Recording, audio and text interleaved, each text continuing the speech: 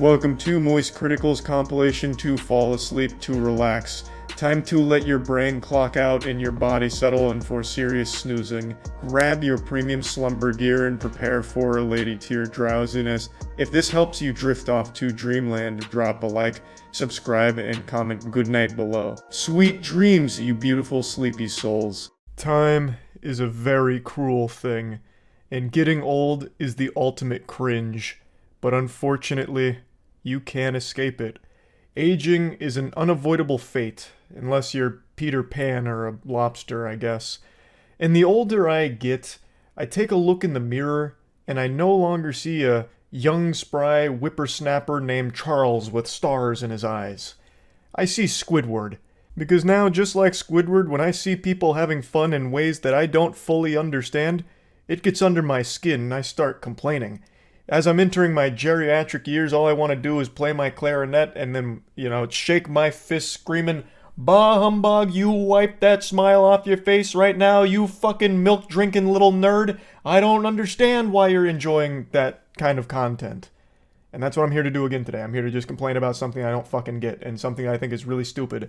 It's the entire Baby Gronk stuff going on right now. This shit has been contaminating my Twitter timeline for the last 3 days.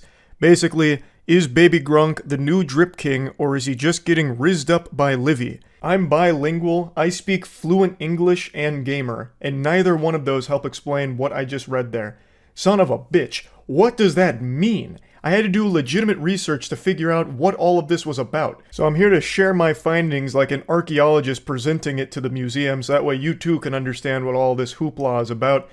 And I'll just boil it down to the basics. Baby Gronk is like a 9-year-old kid who's, I guess, like a football prodigy, but it's his dad that's kind of the puppet master behind this whole operation of viral fame, where the dad keeps pathetically messaging every outlet ever to keep reporting on his son to keep the memes alive, so that way his son can have a bigger online presence like on Instagram, TikTok, and all of that. So it's his dad trying to pump up these online numbers. And through the interviews I've watched with Baby Gronk and his dad, it's super clear that the dad is just living vicariously through his child here and trying to make money off of his viral fame. So I actually think it's really fucking sad, honestly. But let's go through this whole thing top to bottom. It all started with this video. Hey, are you that kid from the internet? Yeah, I'm Baby Gronk. I'm Liv. Nice to meet Hi, you. Baby. What are you doing at LSU? I'm a player.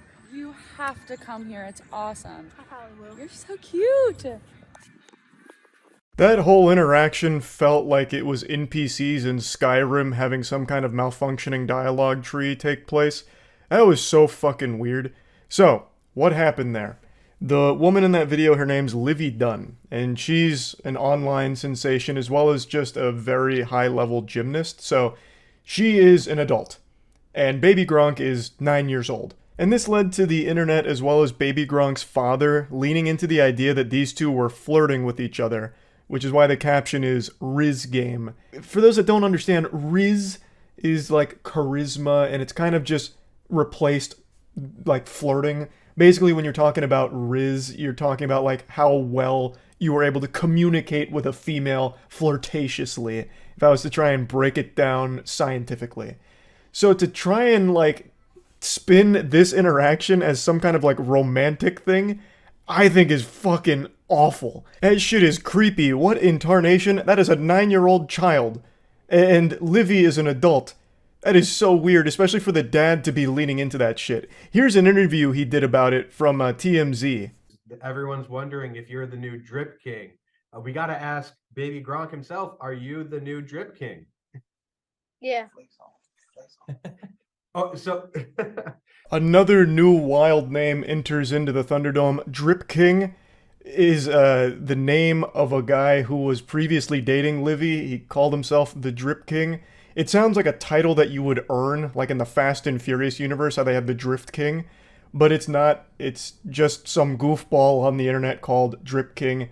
And now, since the Livy and Baby Gronk had that meetup and people spun it as like a romantic thing, people are saying Baby Gronk's the new Drip King. And if you pay attention in this interview here, the dad walks away and you can literally hear him tell Baby Gronk to flex on them. I'll play it again just in case you missed it. Yeah. To me, it seems pretty clear that this is a father who was unable to achieve anything of note in his own life and is now trying to do everything possible to control his child's life to fulfill his dreams. You see this a lot in the modern landscape of things where parents use their children as props in their videos or as vessels for their own clout hunger. There is no shortage of examples for parents that try and live vicariously through their kids or try and use their kids to make money for themselves. That's something that's been happening for a long time now, and this really seems like another one of those sad cases. So Livy, wasn't just rizzing you up for clout then? No, I told him, if whenever you turn 18 years old, maybe you and Livy can get together and y'all can be the richest couple on the internet. That just sounds so creepy. This is a child. Bro, your kid is a kid. There are Fortnite skins almost as old as your son. Why are you even talking like this? Livy just convinced Baby Gronk to commit to LSU. Baby Gronk is the #1 college football prospect in the country. He averages 300 yards and 5 touchdowns a game. On his visit to LSU, Livy rizzed him up. Livy even hugged Baby Gronk. He might be the new Riz King. Do you think Baby Gronk will lead LSU to a national championship? This is what really made the whole thing go viral. This video got posted everywhere talking about how uncomfortable it made them, saying the video made them feel schizophrenic because the dude in it is so concerningly robotic. He's like an animatronic from fucking Five Nights at Freddy's. It's just a weird video, but it's clearly by design. The guy behind it, I think, is pretty obviously making a joke out of it, like it's supposed to be satirical. But it is still an odd thing to catch on as a meme about a child and an adult like flirting with each other and convincing this kid to go to that college to play sports. Now, the stats that he vomits out there, like the 300 yards and 5 touchdowns a game, I'm pretty sure that's all just made up and baloney, just made to be silly and over the top. But even still, the dad does keep getting these celebrities and college campuses to like meet up with his son or take his son on a tour of the campus, and he makes content around that. So a lot of people really did believe that he was like getting recruited to these colleges and committing to like LSU like off rip. But that just doesn't make any sense. Just because a kid's dominating the Pee Wee football league, if he actually is, that doesn't mean that he's a good college recruit. He's 9 fucking years old. He just graduated from diapers a few years ago. There are so many things that could change on his journey through life. He could stop wanting to play football. He could stop growing. He could just, decide to play with Legos for the rest of his life. Like, that would be a really awful start for recruiting. I highly doubt colleges are legitimately looking at a 9-year-old as a potential prospect. Usually they'd look at like high school, and I guess maybe like middle school if there's some absolute like mutant football playing god there. But that's just not even the case here. He's not even in middle school. So I think it's all just a bunch of, mumbo jumbo in order to increase the virality of the Baby Gronk brand. It's all calculated from the father, and it's all really fucking embarrassing from the dad. Everything I read from him makes me like dislike the dad more and more, such as him talking about how he's always had a plan for his son and it's playing out right now, which really makes it seem like he only had a kid in order to focus on one thing in particular, which was money making. He also talks about and toots his own horn about how great at marketing he is and how he really understands the internet landscape and the balance between reality and the internet world. He tries to spin it in a way where he's like a hero who's just making sure his son is set for life so he can be a millionaire as soon as possible. But it really just comes off as kind of slimy to me. But yeah, there was another follow-up video after that one went viral where it kind of, exacerbated the meme even further and then even brought the Drip King into the equation. Baby Gronk just stole Livy from the Drip King. On his visit to LSU, Baby Gronk rizzed up Livy and they started dating. They are so in love, Baby Gronk got Livy's name tattooed on his arm. Is Baby Gronk the new Drip King, or is Livy just using him for clout? Goodness gracious. Talking about a child and an adult being in love here. For the sake of the meme, I guess? I don't know. I get that it's supposed to be satire. I understand that. But it's still fucking weird, and even weirder that the father of that child is leaning into it for his kid. Talking about, eventually they'll be dating in the richest couple in the world or whatever. And then I guess, writing Livy's name on his son's arm. That shit is weird. It's creepy. What the fuck? I am really surprised that Livy hasn't just shut that shit down herself, been like, yep, this is creepy. Wow. But I just wanted to talk about it a little bit because this is a meme that for some reason, or not even like a meme, like a story, I guess, because so many articles are being written about it every day now, that's just infested my Twitter feed. Like, it is all over Twitter, and I just needed to get to the bottom of what the fuck was going on. And now that I understand it, I dislike it even more. Shit sucks. I feel really bad for the kid. I legitimately do feel bad for Baby Gronk because his dad is a loser, and it feels like he's just trying to exploit his son for money here on the internet through viral fame. So that is always awful when there's a parent that does that. So I wanted to talk about it a little bit, and that's it. So yeah. Yesterday, iDubbbz posted a YouTube video that's become extremely divisive. I haven't seen people this divided on a singular topic since the red and blue dress debate. The video he posted was basically an apology for the content he made in the past, apologizing for it being hurtful or damaging, and a whole myriad of other things that he wanted to come forward with, and talking about how he's changed as a person and thus his content will be changing. He goes over like insecurities of his past, and overall he just invites the audience into the back of the kitchen to see how the sausage is made and meet the chef. And for a lot of people, they didn't want to meet the chef. He's being very open and honest about his feelings on his older self and now his current mentality, how he feels better and healthier and doesn't like what he did in the past and didn't like who he used to be. So it's a whole apology video for all of that. He releases more feelings in this video than Pandora's box, and I kind of want to go over this whole situation because I have a lot of thoughts on the topic, not only as it pertains to iDubbbz in particular, but just in the general creator space. There's a few things that I want to talk about here. For a while, I felt like if I changed my content over time, that people would see that as a reflection of who I am and what I value, but I'm starting to realize that that is a very weak and passive way to, run my channel and live my life. I'm sorry to immediately come in here with the Phoenix Wright objection, but I completely disagree with the sentiment that it's weak or passive to change your content and expect people to see that as a reflection of yourself. That's pretty much the optimal way of handling any kind of situation in which you're not comfortable with either your audience or the content you've been making. By changing the content over time, you're changing the audience over time as well, obviously, right? The people that subscribed for your previous catalog of content might not stick around for the stuff you start creating when it goes in a different direction, and that's a totally fine thing. I don't think there's anything weak about just making different content and growing individually without having to come forward and share that growth with your audience. At the end of the day, your subscribers aren't your friends. You don't know them and they don't know you. That's the brass tacks of it. Sorry to blast the cold water in your face first thing in the morning. You don't owe them an explanation for why you're changing your content. You're welcome to tell them. I think that's totally within your right to do. But I really disagree that it's weak if you don't explain why you're changing your content. You can just make different stuff and go in that direction where you're happier without ever really needing to come forward and like really lecture on why. I think I should have the balls to make an apology video and take accountability for the mistakes I've made. So that's what this video is. I am responsible for creating a lot of hurtful and damaging content on this channel. And I've also created a culture of apathy and I don't know, a lot of like cruelty as well. Like, some of the videos I've made have been very not edgy. I don't think they some of these videos were edgy. I think they were just outright cruel. It sucks to hear that this is how he thinks about his old content and his old self.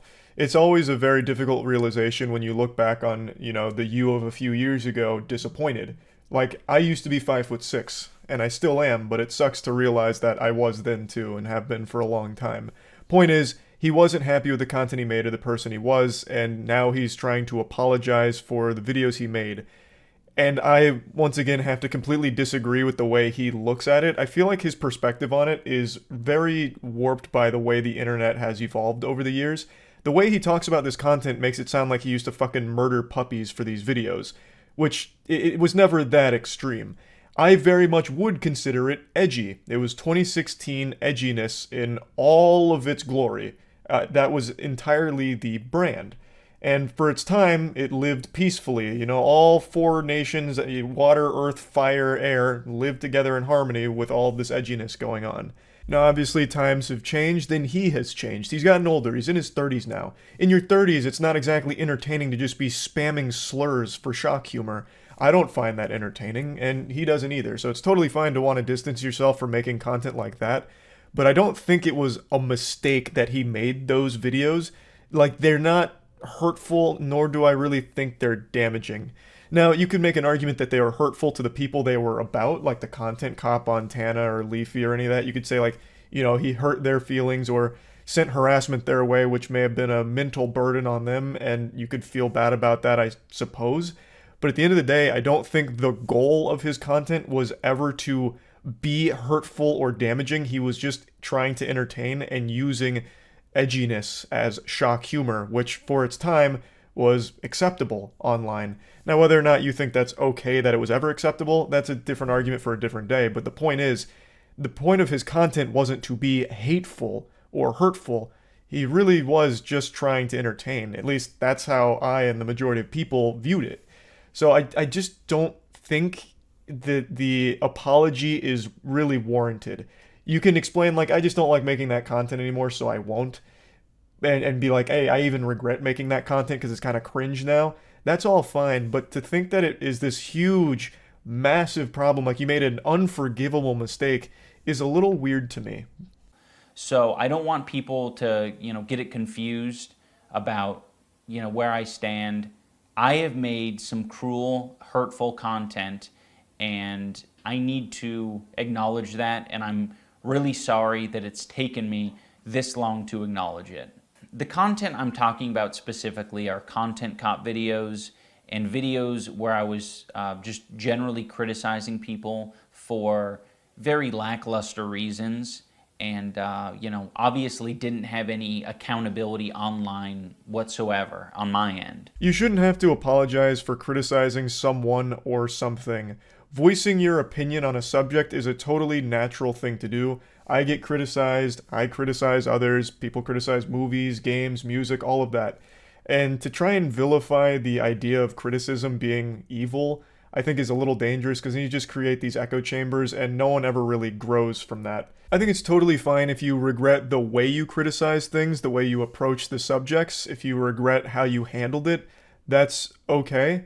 However, I wouldn't necessarily say that you were picking apart people for lackluster things.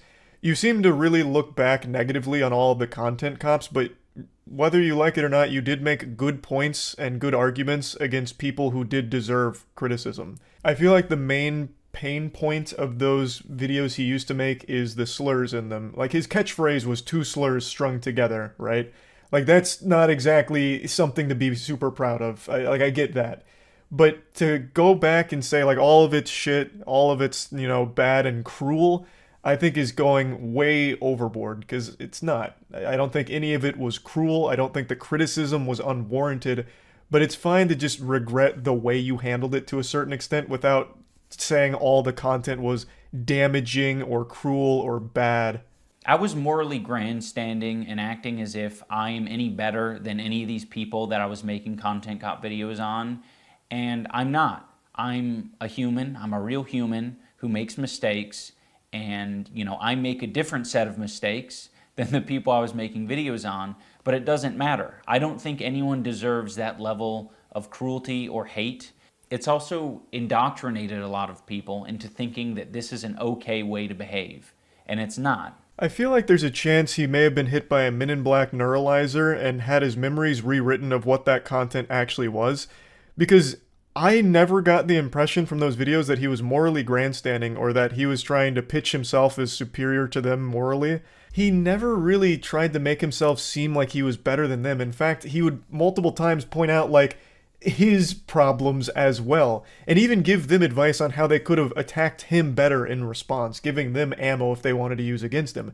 It all seemed very self-aware, not from like a moral grandstanding perspective, but just you were lending criticism in a goofy way to entertain your audience as well as provide legitimate points for why these people are doing bad things or have done bad things. For example, making a content comp on Leafy and bullying him the same way he'd bully the people in his videos, right? Like, that's not exactly the most cruel thing in the world. It's just making a point and making that point entertaining to your audience. I am very insecure about my ability to create interesting content or like entertain. It's gotten better over the years, but it's something that I have struggled with constantly. And it's one of the reasons why I, kept making this hurtful content. You do interpret that as an excuse, but I hope that that is relatable to other creators who maybe struggle with the same thing. Now, this subject right here is something that extends beyond the iDubbbz situation. It's the insecurity, especially with a creator who's found a lot of success with one branch of content, that fearfulness to try other things because you don't know how to be perceived and you're a little worried about your ability to even deliver something that's not the norm that your audience is used to. That's a very honest look into that mentality, and you see it all the time on the platform with people that have found success in one niche and they never leave it. And that's because there's always that fear that if you do, you'll lose your audience or you'll just not be good at it. So most people live in the exact same style of content forever. And that's how I was for like the first 8 or 9 years of this channel, doing nothing but gameplay and commentary videos, spouting the word nipple and titty and cum as much as I possibly could within the first 2 minutes and throughout the rest of the video. But eventually, you do take a risk and you try other things, and I always think that's the most fulfilling thing a creator can do, which is branch out from their niche. At least to try it, dip your toes in the deep end of that pool and give it a whirl.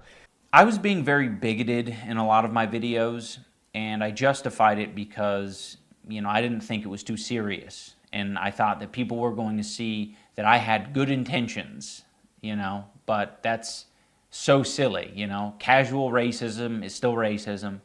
Casual bigotry is still bigotry. And, I said a lot of things that I look back at and I cringe now, and I'm like, that is an awful thing to say. This I completely understand. That is totally normal to look back on that and cringe, right? In your 30s and really any age over 16, you're not exactly going to be getting a hearty ho ho ho belly laugh just hearing a bunch of slurs being spammed. Real life isn't Call of Duty lobbies. I don't think many people in the real world are going to be like laughing and fist pumping hearing you just shout slurs as comedy. So that makes sense to look back on that and cringe. However, none of your videos came from a place of hate. At least I don't think so. I don't think you were ever a racist or a bigot or anything like that. You used those words for shock humor. That was the whole goal, the edgy shock humor of using those words. And you made it pretty clear that that was kind of your drive. And he does mention it in this video with the it's either all okay or none of it's okay mentality. But I really think most people were able to recognize that the things he was saying weren't coming from a place of legitimate hate. Now, you can of course still say that it's unacceptable that he was using slurs for shock humor and punchlines in his videos for the jokes. That's a totally fair perspective to have. But it's still, I think, a little ridiculous to make it seem like it was this big of a deal that it warranted a whole apology video in which he makes it seem like he'll never truly find forgiveness and he'll never forgive himself for it, for saying the slurs in the videos and making the content he did. Because again, like, he's talking about it like he's a fucking reformed racist, like he was actually a racist and now he's not, when I don't think that was the case. He was an edgelord, and that's it. I feel like this whole video could have just been summed up very easily like, hey guys, it was fucking 2016. I was edgy, and now I think it's cringy, so I don't want to do that anymore, and we're closing the book. That we're shutting that chapter down, putting the kibosh on it. Now we're doing some other stuff. And that would have been a totally fine explanation. A lot of people would have still would have been disappointed, of course, in his audience that liked that content. But at the end of the day, you shouldn't feel like a prisoner to your audience. You should make what makes you happiest to create. Like, I don't think you should have felt obligated to make this video. Like, I don't think this situation was so damaging that it warranted this kind of like fucking presidential press conference here over it and apologizing for the content you made back then. You know, I don't think like you ruined lives because you made Content Cop. I don't think you made an entire generation of racists and bigots because you use slurs for shock humor. I think that's a very bastardized perspective of how people digest content online. Now, I have no doubt that his audience did cultivate some weirdo losers that probably were real racists somewhere in there that didn't really care about his message and just liked that he was saying the N-word. I have no doubt that that existed in his community.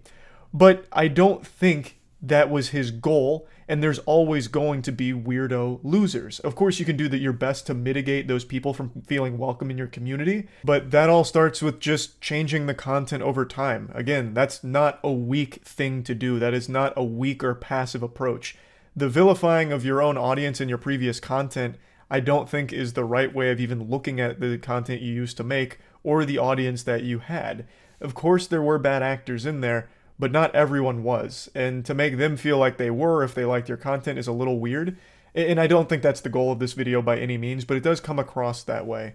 Like, you weren't a bad person if you were laughing at his content cops or anything like that. And I don't think he was a bad person for making those content cops in the first place.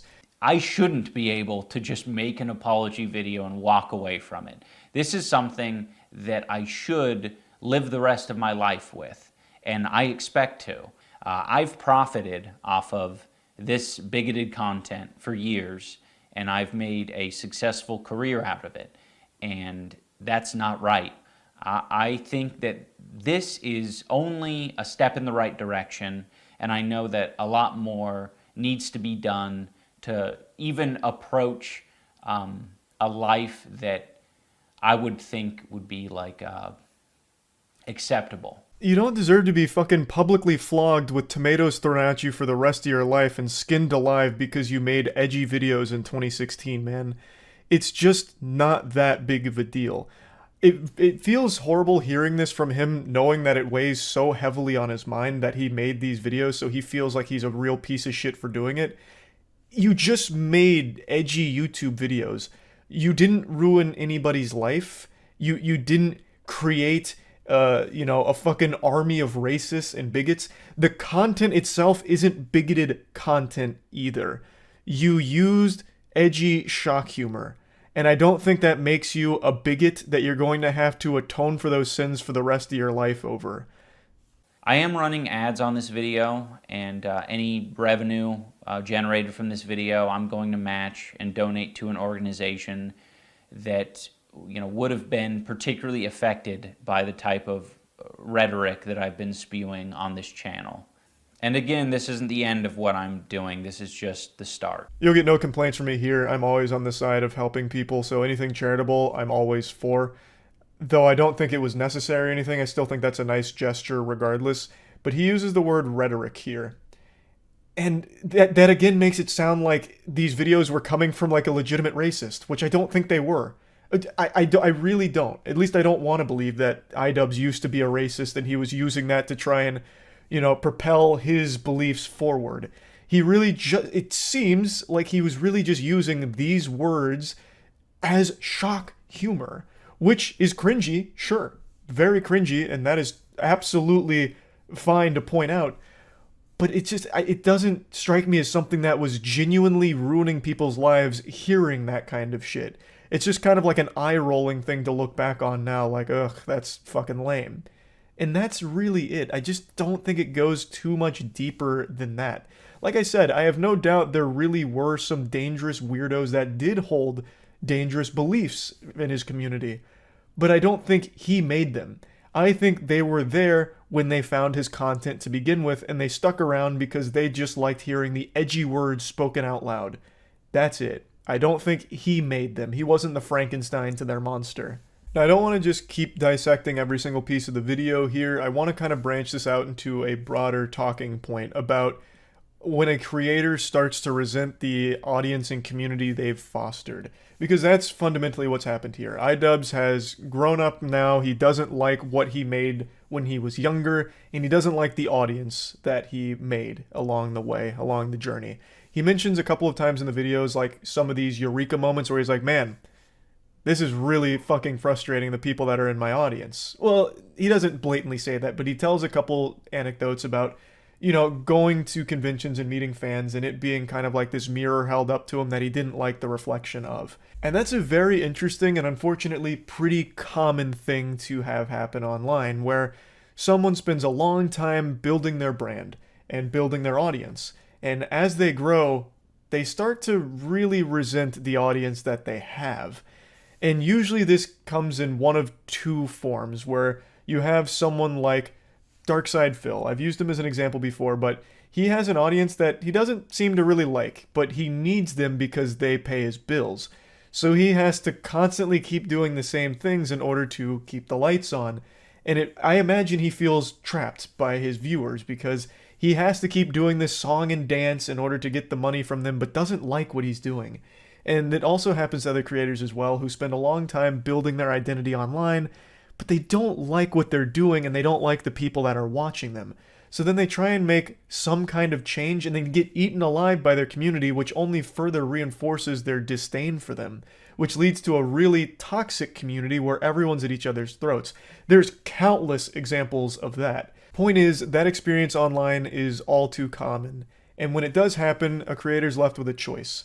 They either just suck it up and keep making the shit that they clap for, even though it doesn't make them happy and they don't like the audience that's clapping for them, or they try and change the content and grow a different kind of audience, which is always the scarier option. That's always the more uncertain one, because maybe no one likes it, and now you've lost that audience you've built up, and now your career's in jeopardy. You might not be able to keep the lights on by doing this career anymore, because now you've alienated them, gone in a different direction, and it hasn't worked out. So the majority of creators in this position just kind of suck it up, rub some dirt in it, and just keep doing the same shit over and over, even if it makes them miserable. And that's why you'll see a lot of creators burn out. So I'll always respect the creators that choose the harder path here of pivoting and changing their content, doing what makes them happier, even if it means taking that huge risk of losing the audience you've built up over time. Even though I disagree with iDubbbz's perspective on his older content being damaging or dangerous or indoctrinating, I still do respect that he didn't like what he was doing, so now he's doing something that he likes more. Even though it is coming at the risk of losing his audience, he'll find happiness in the content that he makes going forward, and maybe he's happier with the new audience that he potentially cultivates through all of it. So, but yeah, anyway, just kind of wanted to talk about this whole situation. That's about it. So yeah. The title's not clickbait. There was a new policy on Twitch that was announced today that will legitimately destroy the platform, with the majority of streamers choosing to go elsewhere if it goes into effect.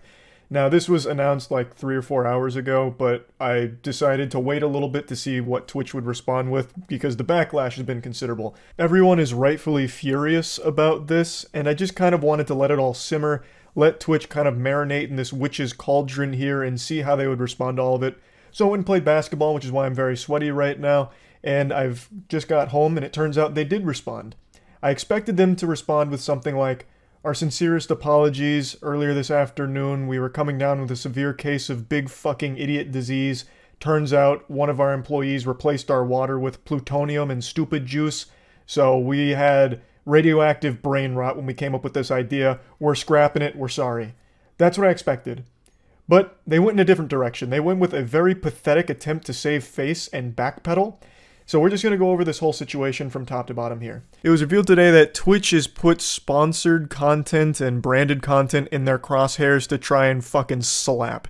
So formats permitted with the new guidelines on branded content on Twitch are logos on stream. So branded overlays are limited to 3% of screen size at most. So any branded overlays can only be 3% of screen size.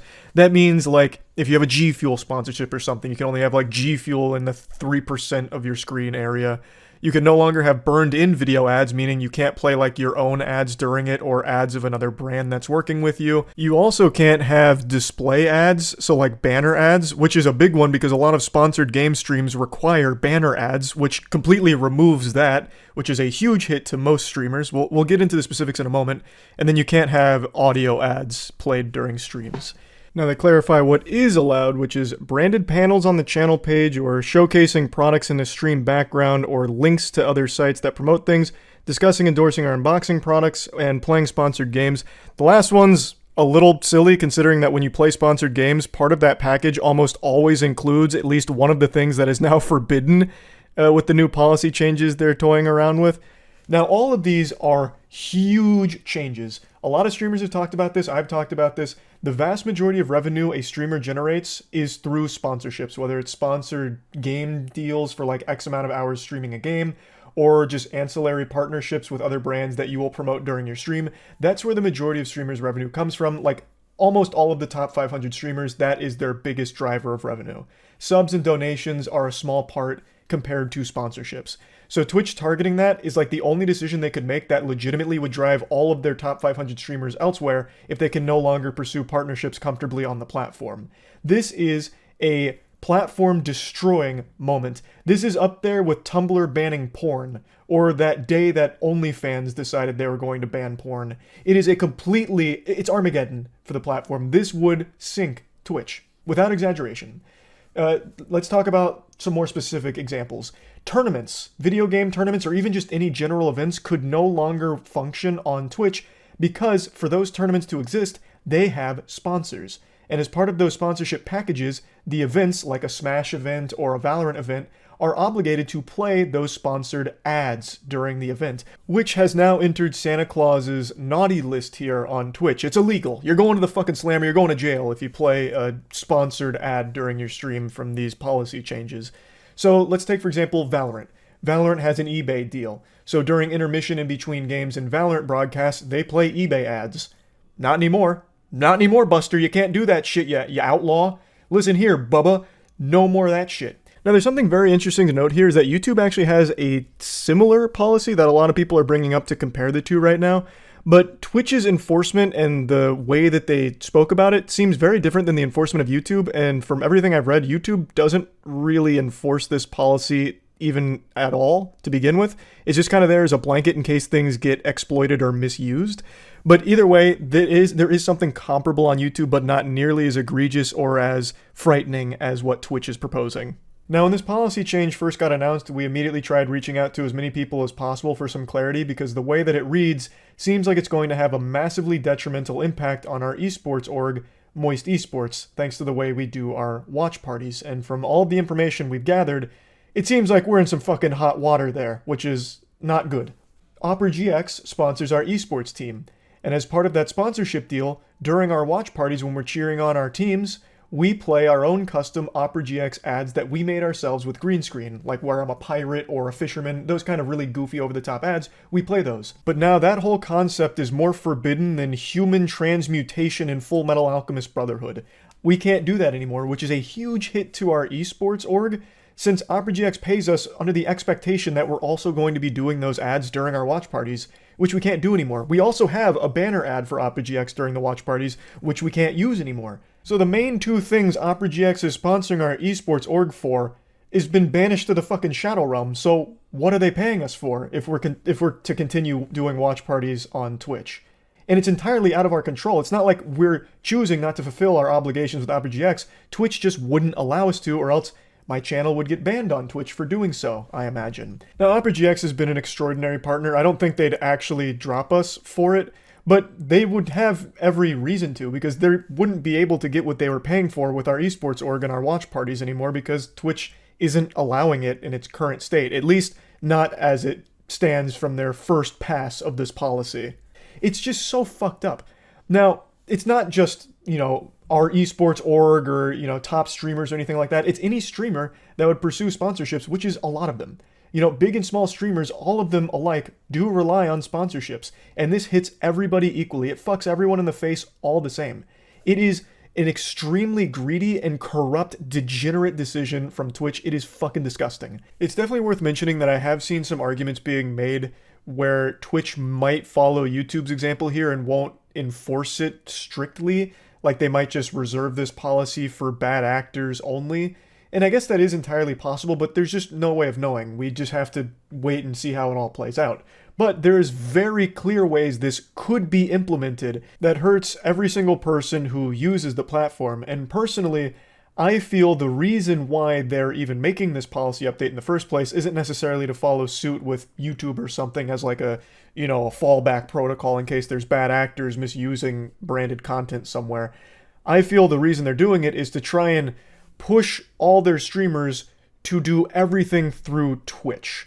Do all of their sponsorships through their sponsorship programs. That way they can get a cut of everything. That's how I interpret all this. That's how I feel the motivation behind it is misguided, it's mismanaged, it's completely lost, it's geriatric, it's run by octogenarians, it's out of touch, and it is desperate. It is desperately trying to get its grubby little fingers, just plant these little piggies in each pie that happens on their platform, and that comes right out of the streamer's income. We've already seen them do that with the sub revenue where they're dropping everyone to 50-50 sub revenue forever, non-negotiable, and now they're doing it for sponsorships because on Twitch, all streamers, a lot of them are doing sponsorships, and when they do, Twitch sees nothing from it. They don't get any portion of sponsorships done by streamers on their platform, and that makes them furious. They got steam coming out of their ears.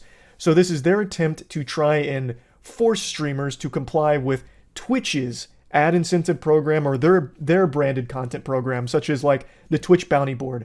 The Twitch Bounty Board works kind of like a sponsorship where companies have approached Twitch to do like sponsored game deals, and streamers can go into their bounty board, click and see what's there, and then choose to take a deal where they're getting paid X amount of dollars for X amount of hours.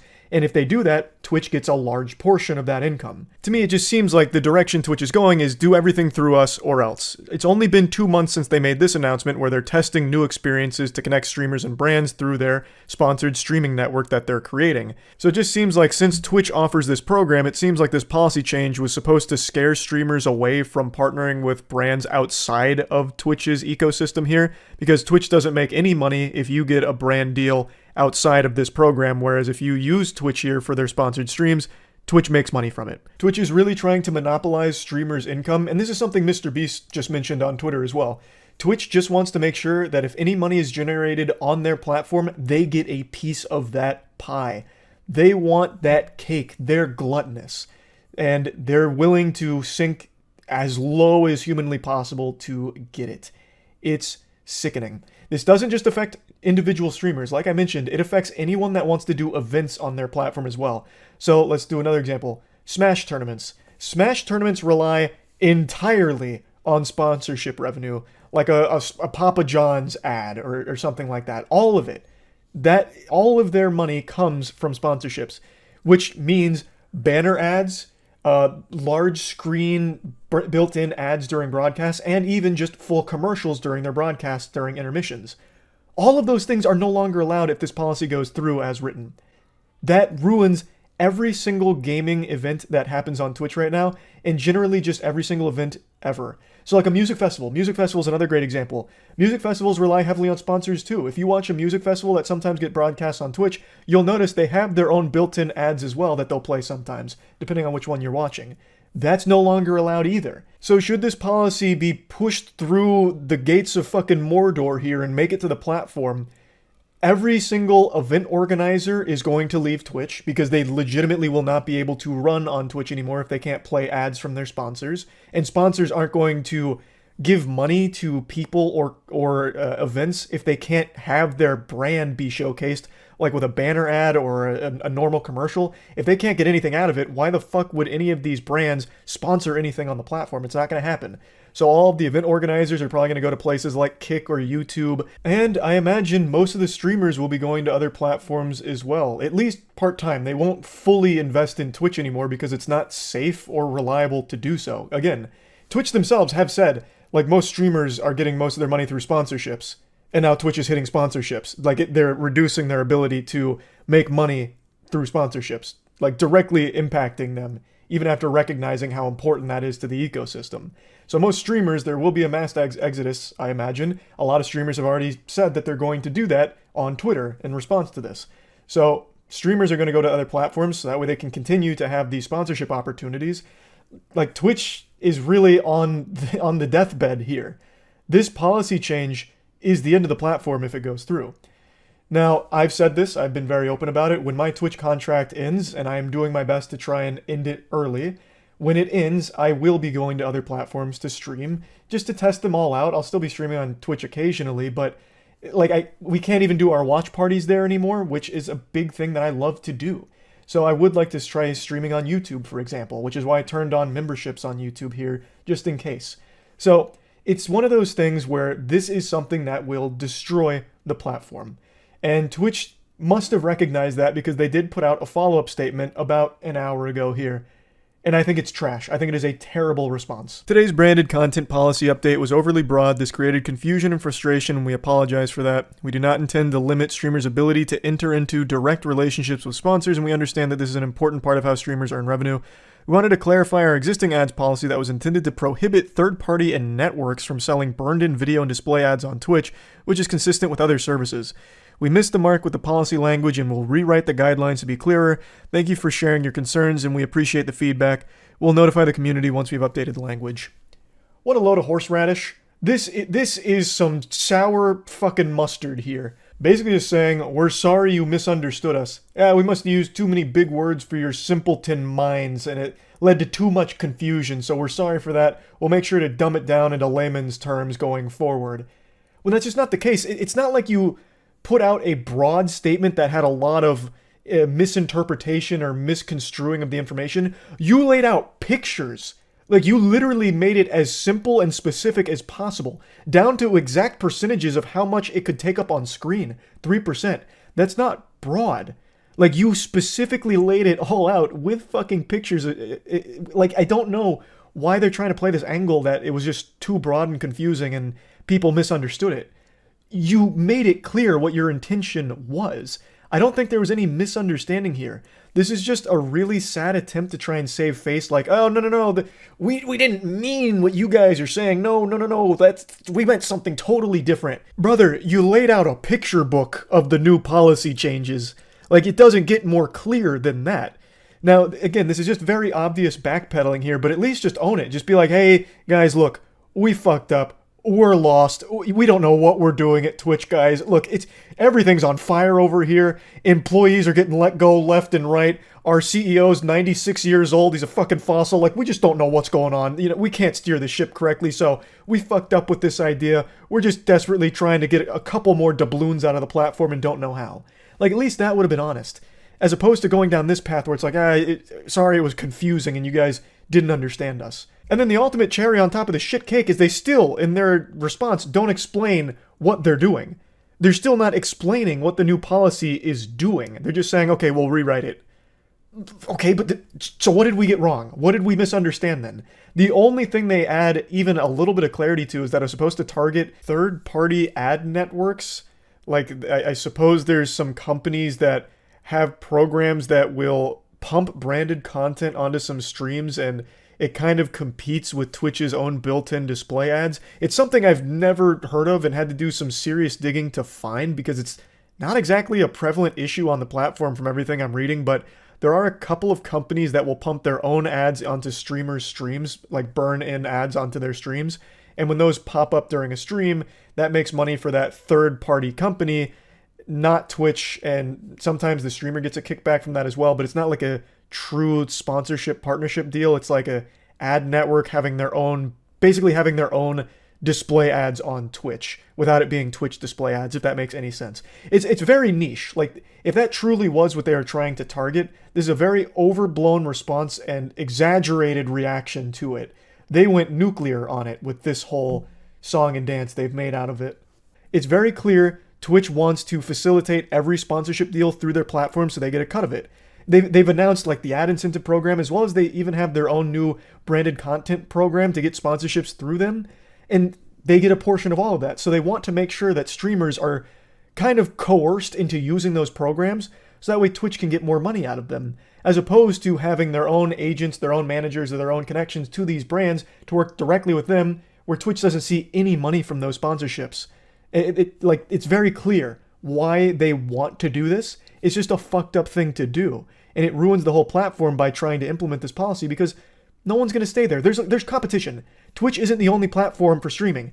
You can go elsewhere, and many streamers will and are actively. Even with a full walk back here, and they completely just eat shit publicly and say look, we're not going down this path anymore. Everything's going to stay the same. You can still do sponsorships, no problem. Even if they do that, the trust is gone. Most streamers are still going to look elsewhere because Twitch has shown their hand. They've shown their whole ass here. Twitch is more than comfortable not only taking money away from streamers' sub revenue, but just taking money away from streamers in general across the board, even on things they have no part in, which is sponsorships. If a creator gets their own sponsorship, they should have full reign, full rights to do whatever they want with it when streaming. Twitch shouldn't be getting a cut of sponsorship deals that you yourself are getting, or your manager or team or whatever is getting. That is outrageous. That is such a fucking overreach, and it's disgusting. The greed has single-handedly destroyed Twitch. I don't know how it bounces back. The reputation is beyond ruined. And like I mentioned, even if a full walk back on everything here takes place, I still see a ton of streamers streaming elsewhere. Maybe not full-time, but they'll dip their toes into plenty of other platforms just to try them out because it's not safe to commit fully to being on Twitch. There's no reason to be exclusive on Twitch anymore. That's just not something most people will want to do going forward, I bet. So yeah, I just want to talk about this a little bit. That's it. So, yep. You're not going to believe me when I tell you this. In fact, I myself am still struggling to come to terms with the words that are about to leave my mouth. They're basically blasphemous. IGN just had a great take. Yeah, I know. Let it sink in. Give yourself a moment to process it. Marinate in those juices for a moment, stew on it. It's the truth. I didn't think this day would ever come again. It's been like a decade since the last time I watched or read something from IGN that wasn't just baffling drivel that had me holding my head in disgust or pointing and laughing at the absurdity of what they were talking about. IGN having a good take is more rare than a total solar eclipse. We're truly witnessing history right now. In 50 years, you'll tell your grandkids about this day.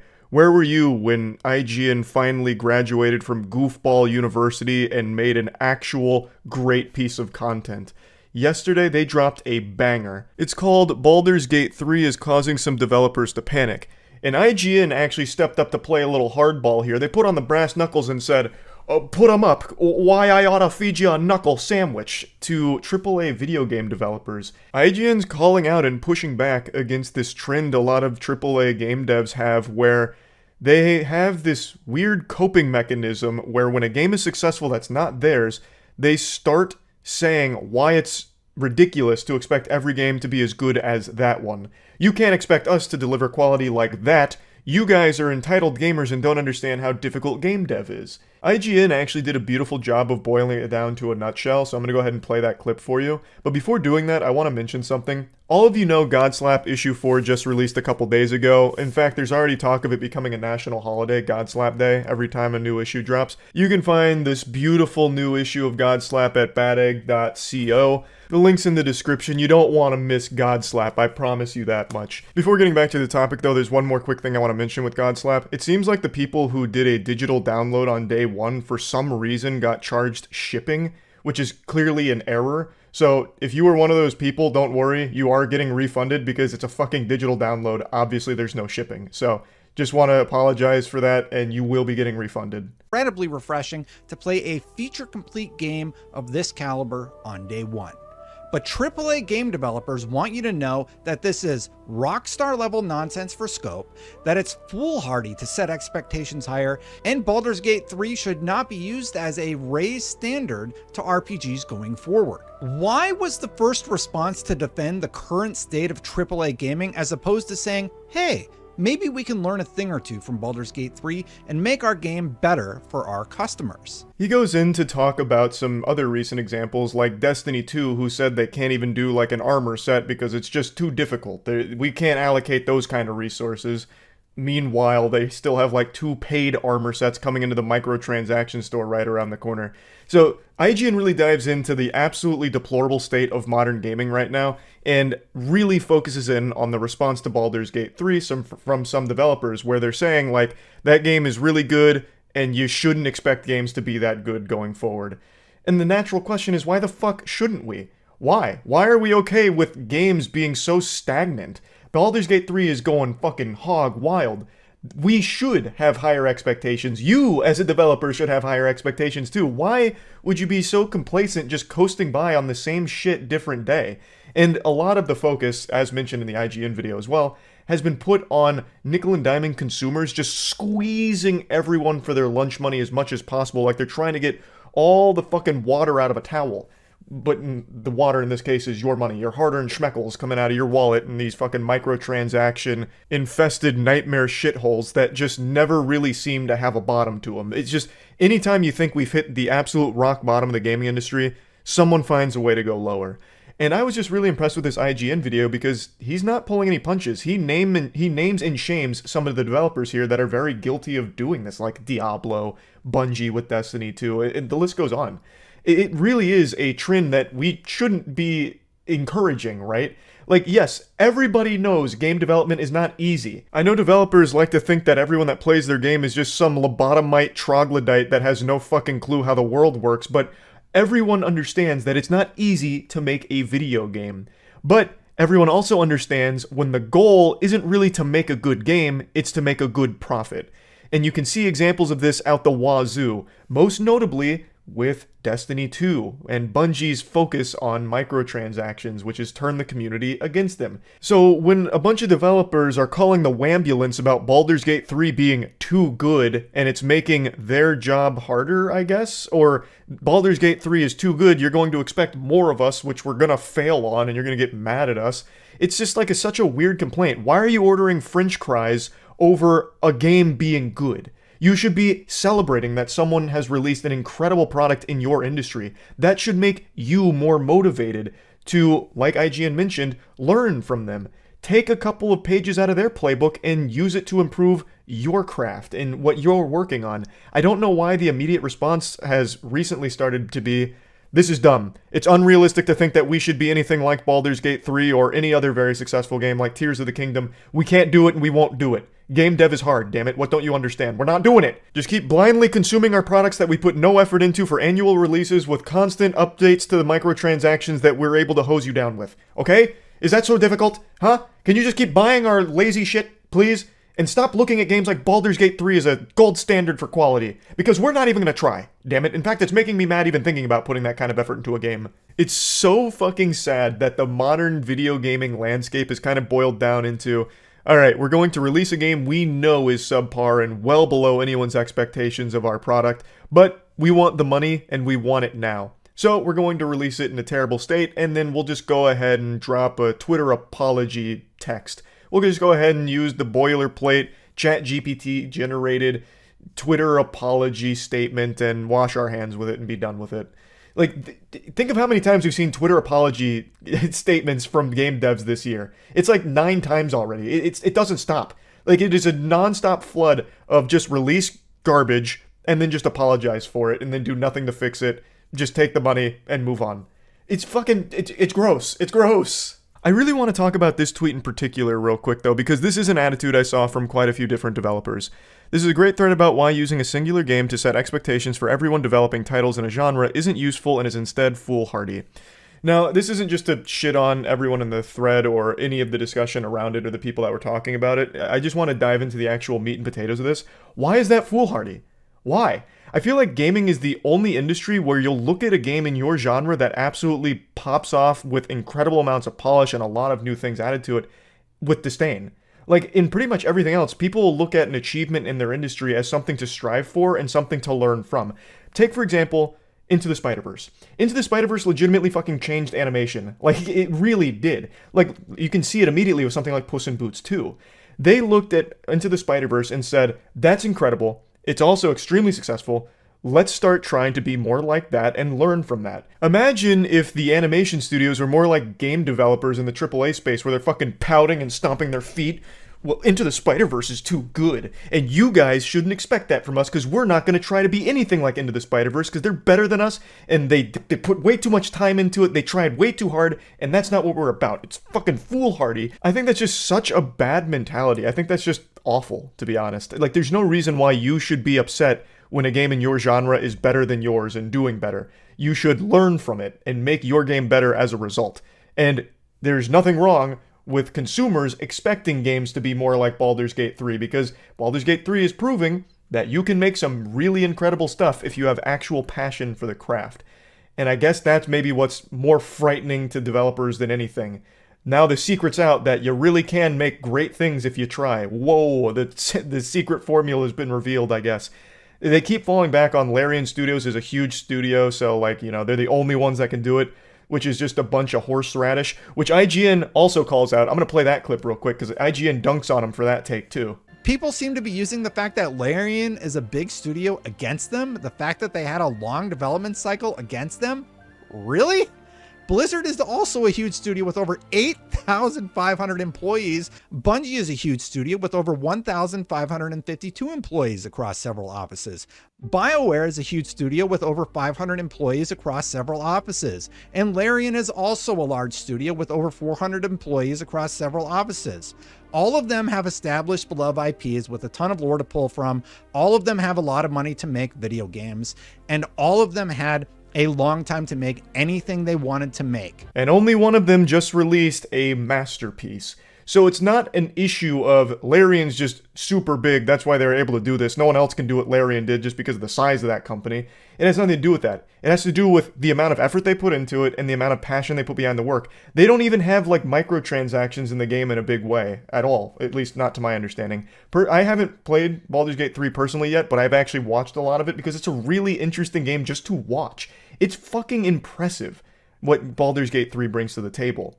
And instead of celebrating that success, a lot of developers are going on the defensive about it and getting upset about it. And it's just such a fucking dumb attitude. It like really is. The first time I saw this happening was with Elden Ring. Elden Ring was a game that blew everyone's ass wide open. Everyone started prolapsing over how great Elden Ring was. And it is a masterpiece. I fucking love Elden Ring. It is one of my favorite games ever made. And a lot of people felt that way. Except other AAA game devs. There were a couple developers that came forward and started like nitpicking to try and bring it down. Like, the UI is a little too messy for my taste. I don't understand how anyone can even like this game when the UI is all pixelated and it's a little counterintuitive. And that was one of those things where I was like, okay, you're coping. That's very embarrassing to do that publicly on all these tweets, to melt down about Elden Ring not being good because the UI isn't up to your liking. Like, it's a fine criticism to have about the UI, sure, but to say that the game is bad solely because of it was ridiculous, especially when it's coming from other AAA game developers in the fucking industry. But that attitude's only continued to fester and grow into this revolting, oozing corpuscle of jealousy and resentment. It's just so weird to see a game like Baldur's Gate 3 go crazy, and then you, as a developer in the industry, be like, don't worry guys, we'll never make anything like that, so don't expect it from us. Like, why would you do that? Why wouldn't you be like, man, we see what Baldur's Gate 3 did, and we are more pumped than ever to deliver our upcoming game now? I don't know, I just don't understand. It's like in the game developer space and the AAA scene, it's like a competition to see who can be laziest. Like, the more work you do, the more you get spit on by other developers in the space, I guess. I don't get it. I don't understand it. And IGN clearly doesn't either, so they actually released a heater. I recommend you watch the whole video because they go more in depth. I'm just here ranting about it because it's a topic I've talked about quite a bit on stream before too. And to see IGN come out of nowhere here with like a great video on it was shocking. So hats off to them for that. And yeah, that's really about it. See ya. Destiny 2 is a game that I have a very interesting relationship with. It's a relationship that I think teeters on being abusive. Like, the Stockholm Syndrome is hitting so deep that I can't help but keep coming back, only to constantly have my ass beaten by the developers, Bungie. I get punished for wanting to dive back into Destiny 2 and sink a ton of time into again and grind it out and enjoy it. I come back once a year to Destiny 2, my old mistress, thinking things have changed, thinking that they've changed, because they have a shiny new piece of content, a brand new raid that puts stars in my eyes, and I can't resist the urge to get back into the grind and go for world first. That is still, to date, I think the funnest activities I ever do in gaming annually, which is go for world first raid completions. We never even come close, of course, and sometimes we've only ever completed the raid on day one a single time. I'll get to that in a moment. But the experience in Destiny 2 of raiding is unlike anything else. With friends, it's some of the most memorable moments in all of gaming for me. I just love it. But the big problem is, that's about all they have. They do one high-effort content push per year, if that, for Destiny 2, and everything else is just filler, tedious chores, or just complete and utter neglect, with a smile on their face and a middle finger to the community. It seems like most of their focus throughout the year is spent on microtransactions from their Eververse store in order to nickel and dime and shake down people for their lunch money with cosmetics, and not fixing things that need fixing, not addressing things that need addressing, not even listening to community feedback or the player base, and just going complete radio silence until here's the new expansion and you guys are gonna buy it. We know you're gonna buy it, so get ready to buy it. I hate that this is kind of what Destiny 2 has become. I want a reason to log in and play and grind. I want fun things to do in the game, but there just really isn't. Now, I have always said Destiny 2 has so much potential, the most potential out of pretty much any product on the market. And not just from the PvE standpoint, but it also does have PvP. And the PvP could be great. It could be so much better. This is Bungie we're talking about. They made Halo 1, 2, 3, and Reach some of the best fucking multiplayer games there are in the FPS genre. They could make Destiny 2's PvP an absolute fucking powerhouse of a shooter. But they don't put even a single iota of effort into it. I'm not the only one who feels this way. I'm not special. A lot of the community is feeling betrayed by Bungie, even more so now than ever, thanks to their most recent post on the state of the game, where it's just such a fucking nothing burger, like a complete empty calorie sandwich that has nothing to do except just say like, hey, this game development shit's not easy, so don't expect too much, and here's our plans for the future, and it's just really underwhelming. I don't know if they're just keeping big stuff close to the chest and they don't want to reveal a lot in their State of the Game post, but it's still just alarming because they don't really do a whole lot for the game throughout these seasons. For those that don't know, Destiny 2 operates on a seasonal model, so it's supposed to be getting like an influx of content at different periods throughout the year, but really the only thing that ever actually has any substance to it is when they release either a dungeon that they finally put effort into, or their new expansion with some big story moments, big story missions, and a raid. A shiny, nice new toy for everyone to play with and everyone to come together and try and tackle the hardest content Destiny offers. At least that's how it used to be. This is a controversial take in the Destiny community, but I'm just gonna say it out loud and scream it from the mountaintops. Their most recent raid in the Lightfall expansion was a joke. Root of Nightmares was a raid that me and my team completed in 5 hours, and we are a team that has literally never completed a raid on day one ever until this one. We are a team of casual players. I have probably the least amount of hours out of my group. I have close to like 1,000. Most of the others are between like 1,500 and 2,000, maybe a little bit more. But we usually never day one complete a raid. And for Root of Nightmares, one that we were so fucking excited for, we did it in 5 hours, and it just felt really deflating. Because we love the challenge. Like, there's a sick joy to banging your head against a wall in a really tough encounter for 16 hours until you finally get it. That euphoric moment when everything clicks and you complete the encounter it's so triumphant. But in Root of Nightmares, it was really, like, underwhelming. It felt really half-baked. Usually in raids, each encounter is a whole different ballgame in what you have to do in order to overcome the challenge. Of course, mechanics are borrowed from previous encounters, but they're expanded. They're given more and more depth. So you'll learn a mechanic in encounter 1 of a raid, and then you'll use that mechanic in encounter 2 in a different way, in a deeper way, in a totally different application of it. In Root of Nightmares, there was really only 2 mechanics the entire raid that never really changed. It was just rinse and repeat. They just kept copy and pasting the same mechanic over and over again. It was super, like, phoned in and lazy. There's only one good encounter in Root of Nightmares, and it's encounter 3 with the planets. That is a fun one. That is what we would have expected the raid to be like, where it has these really interesting encounters that have a lot of depth to them, but it's the only one. It's the exception in Root of Nightmares. Everything else is the exact same shit over and over again. It was just sad. And usually world first races last quite a long time, even for the best teams in the game. But this one was still completed in only a handful of hours. It was so fucking quick. Also, I wasn't exaggerating about the 16 hours on like a single room. When we did Deepstone Crypt Day 1 a couple years ago, we actually spent 16 hours in the second encounter until we finally got through. And it was fun. Like, we still look back on that fondly.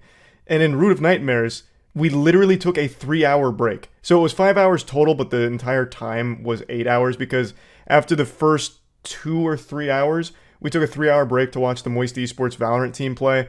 Then we came back and then completed it in like another hour and a half, basically. It was so underwhelming compared to all of the other day one raids that we have done over the years. And let's not even get started on the campaign. The Lightfall campaign was a joke. They forgot that there was supposed to be a story in the Lightfall expansion. They literally forgot the narrative. So, you know, I won't even get too deep into that. Point is, it seems the direction Destiny 2 is going is one that the community is not excited about. And it seems like it's one that's entirely either fueled by greed or laziness or a combination of the two. Because most of their effort is spent on cosmetics, it feels like. It seems like that's where most of their resources and team is allocated to, is anything like microtransaction related. At least that's how I and many others feel. And less on like actually improving the game or adding meaningful content or meaningful updates to it. It's fucking sad because this game has like the highest potential out of any product on the market, in my opinion. Just straight up across the board, this game has the most fucking potential. The gunplay is extremely satisfying, the builds are extremely fun and versatile, except for Warlocks for a while. Pretty much all of us were using Starfire Protocol because, I mean, you could use it for pretty much everything. But for the most part, the builds are extremely versatile. They have their own unique niches that they can fill in raids and tough encounters. And there's just so much variety to the gameplay itself, so much depth. It's just such a beautiful game, too. Everything is so nice in Destiny and feels so fucking good. And when they actually put effort into the lore, like they did with Witch Queen expansion, the story was great, too. Obviously fumbled with Lightfall, but it has all of the building blocks of a fucking masterpiece. The only thing it's missing is a development team that cares about it. Like, it's sad. It's fucking sad. And instead of, like, putting people's mind at ease with this state of the game where it's like, look, guys, we know you've been dropping the ball, but here's what we're going to do. We're really going to put our foot on the gas pedal and go hog wild and deliver the Destiny 2 experience that you guys really want. Instead of doing that, they instead release, like, the worst fucking summer book report of nothing about the direction they're going with the game and what they're adding to it and what they're doing. It's just, like, it's so flat. It's so flat, which made everyone pretty upset. I went over it on stream, so I'm just going to play the stream clips for you. But I know most of you have probably been mesmerized by what I'm wearing here. This is the newest Moist Global anime hoppy coat. You can find it at moistglobal.com, as well as many other items in this anime-inspired line, so definitely go to moistglobal.com to check these bad boys out. Did you see that the Destiny community is pissed at Bungie for their State of the Game article, where Bungie basically went, yeah, game development is hard, so we have to do the bare minimum. Please buy the final shape. No, look it up, though. That sounds very on-brand for modern Bungie, unfortunately. Destiny is a game with the most fucking potential that is never realized because Bungie's too lazy. That's so fucking frustrating. My name is Joe, I'm the game director for Destiny 2. Right now the team and I are heads down on making sure the final shape and the seasons leading up to it are incredible, so for the rest of this update you'll be hearing from a bunch of different voices that all contributed to this mid-year state of the game. Wanted to start with a quick thanks to all of you who have been playing Destiny for so many years. The way you play and feedback you give us is a huge part of how we shape our plans, and it's an honor to log in each day and play in this universe alongside all of you. Is this the major complaint? The most frequent feedback we see is that there's just not enough new PvP content, specifically new maps. Was the maps the big issue? Because I remember when I was grinding for fucking Recluse, the big thing I hated about it is the PvP is so half-baked. So dreadfully half-baked. There is so much they could do with PvP in that game if they just gave the slightest fuck about it. That is a major complaint, but not the biggest issue in the game. Oh, no, not in the game. I just meant in terms of PvP. Yeah, they've made no maps in the past 3 years. We have a Vex network-themed map debuting alongside the new Relic 6v6 game mode, the gunplay-focused checkmate modifier for multiple modes, a new competitive Ascendant Division emblem, and more. Cool emblem, I guess. So 1 new map in 3 years, W. Solid and efficient pipeline. Someone with 4K hours in the game, the community is pissed at the state of the game because they basically say that 2/3 of the game is irrelevant because of manning issues. Basically told the community that we are lazy, so we're not going to make new stuff that much. Oh my god, wait, they have Gambit in here? Ew. The update better just be, we're removing Gambit. We know this is long overdue, we forgot it was in the game, we're getting rid of it. Oh, fuck. As many of you have noticed, we've been quiet on Gambit since last year's overhaul that launched alongside the Witch Queen. In that revamp, the team made significant changes across 5 categories in Gambit. Core activity fundamentals, primeval tuning, invasions, ammo economy, and rewards. Unfortunately, these updates didn't move the needle for player engagement, although we know our Gambit fans... Stop lying. No such thing. Although we know our Gambit fans mostly care about new or returning maps, this is an area of the game with lower engagement that would take resources away from more popular parts of the game to shore up. While we don't have plans to dedicate more resources to significantly transform Gambit, we do have a few... Man, I thought they were about to say we're getting rid of it. We do have a few updates planned for the year of the final shape. These include porting the Cathedral of Scars map and its beautiful dreaming city. Who cares? Gambit's still here. Jesus Christ. Just get rid of it. Even you can't help but admit this is an area of the game with lower engagement that takes resources away from other parts. Just get rid of it. Put it down. Just fucking put it down. Oh my god. You don't update it, you don't touch it, it's fucking boring. Just get rid of it. That'll free up like 40 gigabytes off of the 200 gig download or whatever. Okay, so in summary, PvP got no real update, and that new map comment didn't go over well. Gambit is getting one ported map from 2018, and that's it. Then there's some quality of life changes, which are good, but that's about it. No major impactful changes. Fucking huge. So what's the statement they made about why they're so inefficient at releasing anything of value into the game? The game development hard sentiment. Do you agree that Destiny 2 is the best gunplay art style of any FPS and that's why it's still relevant? Not only that, it's the raids. Their raids, and even some of their other content like dungeons, are so incredibly creative, fun, and fulfilling.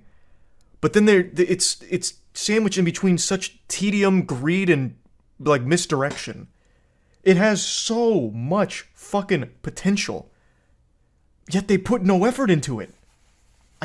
This is something my friends and I talk about a lot. A lot. Like, a great example is Root of Nightmares. We were so fucking hyped for Root of Nightmares, and we completed it in 5 hours day one, which we've never been able to do before. Ever. We have never day one to raid, and we did that one in 5 hours. They're not putting effort into it. To set expectations, our studio structure is built to support more overarching updates to PvP like the ones above, rather than focusing exclusively on maps. When we do focus our resources on building new Crucible maps, it comes with a trade-off of multiple teams' bandwidths on work that contributes to a variety of experiences that players also hold dear, such as a new story or exotic mission content, core activities that make up the foundation for each season, or new destinations. Similarly, bringing back reprise maps also involves extensive porting to the latest version of Destiny 2, which requires additional resources to ensure the maps work correctly for multiple game modes and playstyles for years to come. So that's where they're basically saying, like, game development's hard and we don't have real bandwidth because we don't know how to manage our teams. It will get better, they just need AI. Yeah, they're just holding out for AI. Why actually work on managing a team of people when they can just have AI do it for them? They said in a press conference a while ago they were quantity over quality, and we don't good because the players will expect. What riddle did I just read there? Did you get the statement? Did they want quality over quantity? Because they've done neither. Regardless, like, I don't even know what the statement was with that comment, but regardless of quantity over quality or quality over content, they have literally done neither. They also said the final shape and its raid will provide a climactic conclusion to the Light and Darkness saga, probably due to the Lightfall backlash. Well, they forgot to put the story in there. They literally forgot to put the narrative in the goddamn expansion. So yeah, hopefully this will provide something. Some kind of plot. How haven't you given up on the game yet? Again, this is a game with so much fucking potential that is just constantly unrealized. It's criminal. Do you think Destiny would be in a significantly better spot with Activision still being a part of it? It seems the game went downhill once they split with Activision, and Bungie has fooled us into thinking it was Activision's fault. That's something Jackson and I speculated on back and forth. The short answer is I have no idea on how things work behind closed doors. I really don't know. But you're right. The game has definitely gotten worse since they've been apart from Activision, which is unfortunate. But I don't know how much Activision did to help them. I think they just lost direction, most likely. Like, I don't see Activision being the thing that was making Destiny 2 good. Activision provided High Moon and Vicarious Vision to do major expansion. So were they actually like hands-on with providing like direct support to Bungie for those things? Maybe they were really helpful then.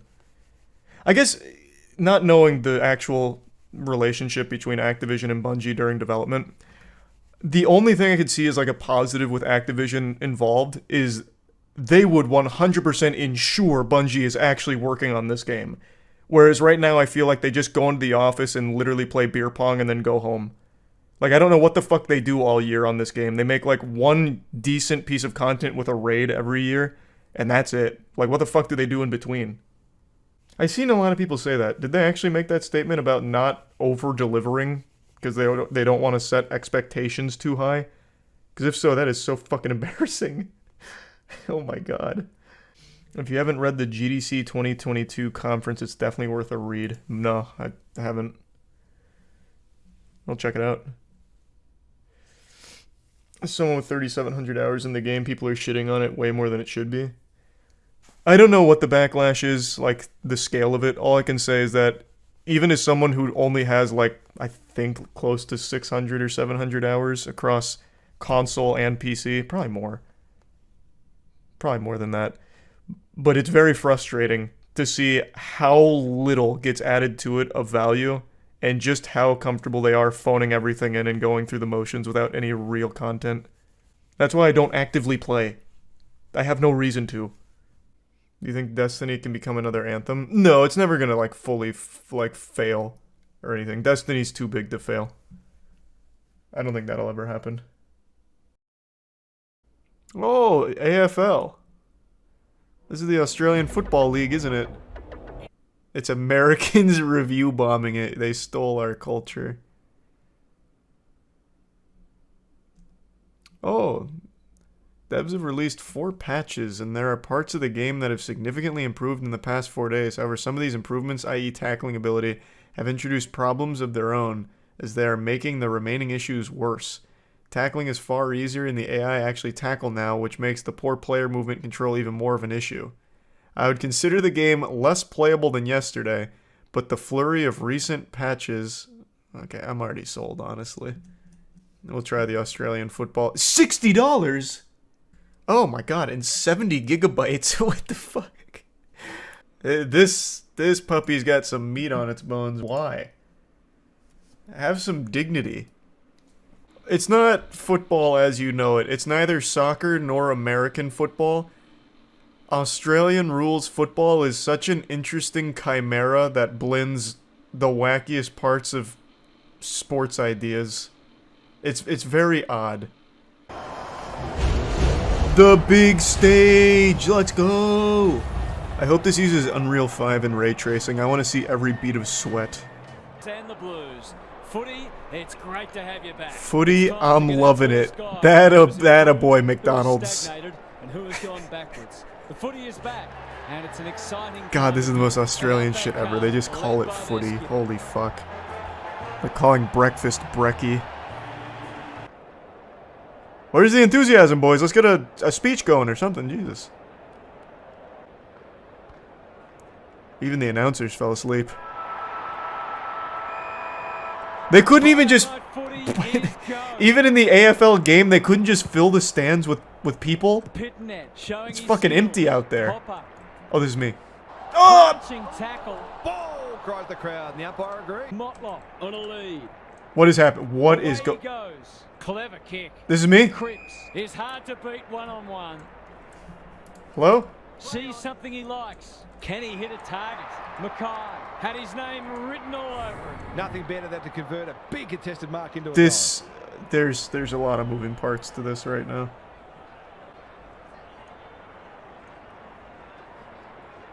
He doesn't miss many of these, and he hasn't missed that one.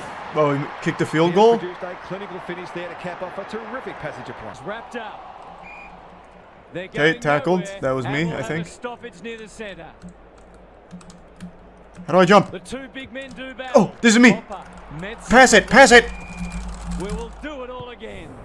Pitnet looking for It's me. Prestia absorbs the pressure. All right, I'm caught in like a Dormammu time loop here. It's just the same thing every time. Gary Lyon is with us. What do you make of this one, Gaz? Well, it's a real scrap out there at the moment. Both sides looking. Oh, good ball movement, but you fucked up. Go, go, go, go. Structurally sound. He'll feel that one. Not sure there was much I was breaking the tackle. What? Why'd they stop it? Run, and that's a great Kurno. Strong grab. How? Why do they get these little like brief respites here? Motlop at half forward. What the fuck? What? Why do they get to stop everything? What's he got on offer? They didn't want to be mean, so the lowest they go is 87. We'll do the West Coast Eagles. I mean, just look at the difference already in the 2 stars here. This guy's fucking like 8 feet tall, lumberjack beard. This guy's a Boy Scout. The first tap, Yo, on the same page. Holy shit, that ball movement. He's suddenly a popular man. There we go. There we go. Now I'm kicking. And good execution too. Brayshaw. It's a little. Oh, I put a little too much grease on. Oh, never mind. I'm nuts. Okay, can I put this between the upright? How does this work here? He's off. Oh, fuck. That's great. Give me the mark. Give me the mark. Can I take it? Can I take it from here? I want to go for the field goal. Okay, fuck it. I guess we don't need it. To you. Can he hit a target? Manages to find a teammate. Man, I'm good. This ball movement's fucking crisp. Poor decision making. What? What? What? What was that? Waterman couldn't quite. Closed him down. Got to get it out of there. That'll be play on. Oh God, Jesus Christ. That's me, baby. Calling after that blue. What? How is he taking this kick? Surely he can't from there. Don't tell me. He's kicked a miraculous goal. That doesn't look hard. It's always good to get an early one on the board. What the fuck? The Eagles are up for this. It's a great start. How do I do? Okay, hold on. I need to check the controls. How is that a miraculous kick? We can't play any defense on it. It's a wide open fucking kick. Can he get it out? Real I'm going from here. I'm going from here. He looked in trouble. What the fuck? But managed to slip the net. Squeezes Okay, the whatever. kick. Brown. He's set upon. Took too long there and coughs up what could have been a shot on goal. Wait, so you're not? Wait, what? You can't break tackles in this sport? If someone puts their hands on you, what? You have to blow the rape whistle and that's it? Ball's dead? I feel like I could have overpowered that guy. Losing to the West Coast Gold Eagles, my ass. What a bunch of baloney. What a bunch of baloney. The Eagles have got out of the blocks. Even my... Confidence will be high. What, is that my goalie? Because what is he even defending if you can't, like, try and impede on their shots? What does he do? Just sit there looking like a fucking idiot? Like a toilet plunger? They can combine both elements. He's besieged. Viney. Pass it! Great pressure there. And Oh my God. Well done. Hunt farms it out. Kelly, Hewitt in some space now. Look at the distance on that hand pass. Waterman. That's me! Pass it! Oops, fuck, what are you... Jackson, how does this sport work? So he's over there just fucking caressing my cheeks, right? I have... Like, I can easily, like, run forward if I wanted to, or pass it. Am I not allowed to? How does this sport work? Like, if you get hugged, is it over? I was trying to handball it. I was pressing square like a motherfucker. Okay. Umpire agrees. Wait, is this me? Have some authority on this match. No, this is not me. Why is he kicking at his own goal? It's a lovely looking kick. Oh, we swap sides. Building on their impressive first quarter, they've got their tails right. I see. So how many quarters are there? I assumed it was 4 quarters and you swap at halftime. That is not the case. The winner there. I have now learned. Mine. Handball it. Well, okay. He's alright. He's groping me. I've hit every goddamn button on this controller during these things and nothing has changed. Handball! Handball! Handball! That's a dreadful hand pass, truth told. Pass it! Free kick. Was that a legitimate attempt to get it out? The ump gives him the benefit of the doubt. Natanui with a deft tap. Handball. He's wriggled clear. Petrarca under. There we go. All right, we've got some space. We got some space. Take it. Take it. Run too far. So you have a certain amount of steps you can take? I ran too far? You have to bounce the ball on the ground every 8 steps. What? I have to bounce the footy ball every 8 steps off the ground? How could you not know this? True, I should have known. It blends every sport ever. Then I have to throw darts at a dartboard or something. Then bowl a strike with the footy. Kelly, he's everywhere at the moment. Good D, good D, good D. Oh, fuck. Get to the dangerous spot. Petrarca tries to force his way through. Hunt, what can he do with it? Jesus. Their ball movement has been impressive. So now this is just a guaranteed goal because there's actually... Like, what do you do here? There's nothing you can do. It's just wide open every time. Needs it to bend back, but it's not going to. That passage of play deserved a better finish. Pass over here. Oh, jeez. Jeepers, creepers, what the fuck was that? And out on the full, kicking at his first. Drop punt looks good. He's got it. They're going on their merry way here. This could be over by half-time. Why not just kick this ball from fucking half field if it's wide open? What stops us from doing that? Is that like against the rules? There's like a certain zone that you can kick from? Because it is wide open every time. You can just fucking blast this bitch. The Demons need more from their key player without it. The kick was ill-directed. Oh, God, why? Gathers. Shuey. Sheed. The Eagles continue to do as they... Where's my stupid goalkeeper with his goofy helmet? What does he do for me? Can we give him like a jetpack or something to try and block this? Like, what is the point? The Demons. There's no goalie in this game. Well, who's the goofball that wears the stupid hat on my squad? What's his role? Oh, shit. Oh my god, can you please just... I'm trying my best to hold down these buttons here, but they immediately just blast it. Can he impose himself on the match? Margin might get. Oliver has some attention to deal with. Good tackle. Fucking hand pass it! Why? A bit of friendly fire. What do I have to do to make him hand pass when he's getting hugged? Gath. What a game forward. Now they'll have to defend. Yes, yes, yes, yes! Go, go, go, go! That's an oh, ugly what? kick. It'll be lucky to score. Seemed like the defenders got a bit lost there. Hey, we're on the board though. Give up a goal.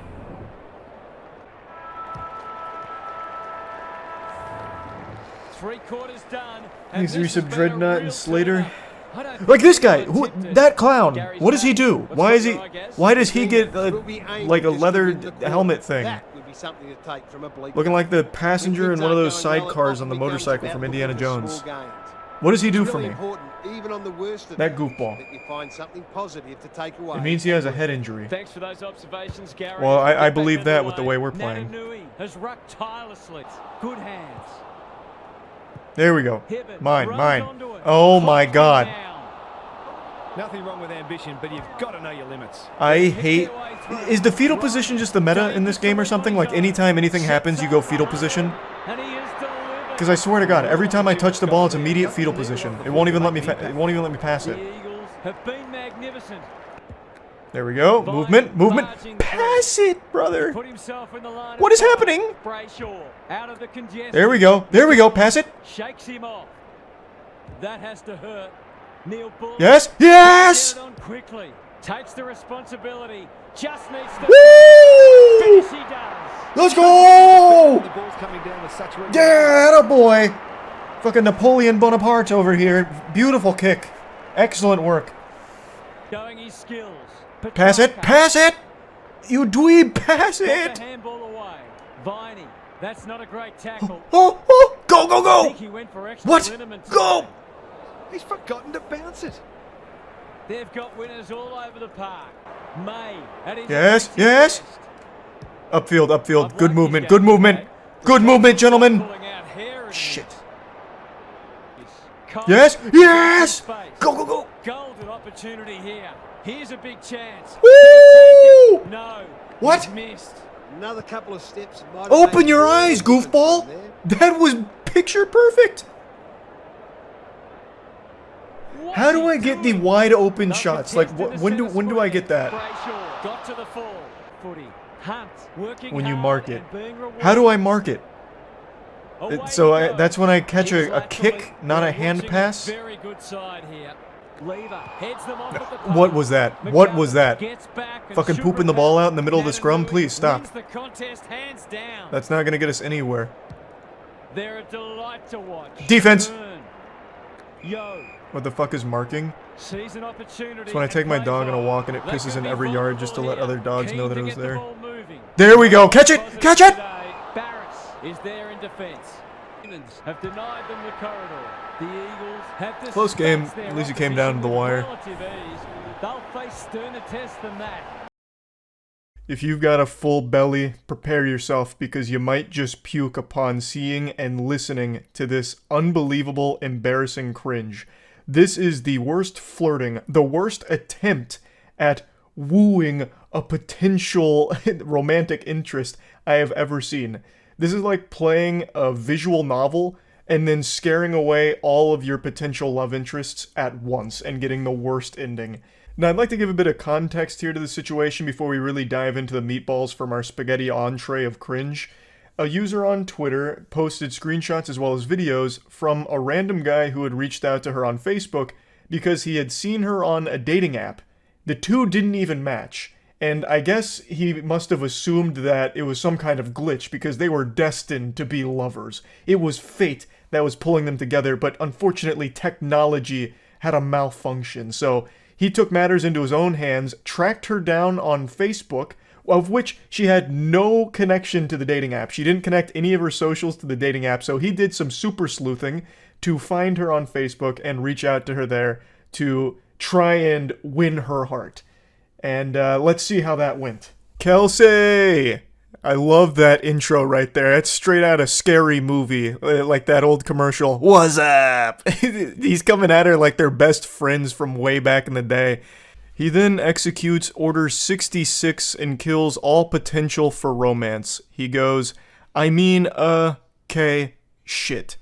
Mayhaps that was a tad overly enthusiastic for a stranger danger message on a sunny Friday morning. There is so much quirk to the way that he texts that I'm getting uncomfortable. I can say with a high level of confidence that he is definitely in some kind of theater troupe because he is typing like he's acting out some kind of skit for a play. It's a little much here. My bad. Let's go with, I can explain. Fuck yeah, that works. Then drops a couple of emojis and then one of these bad boys.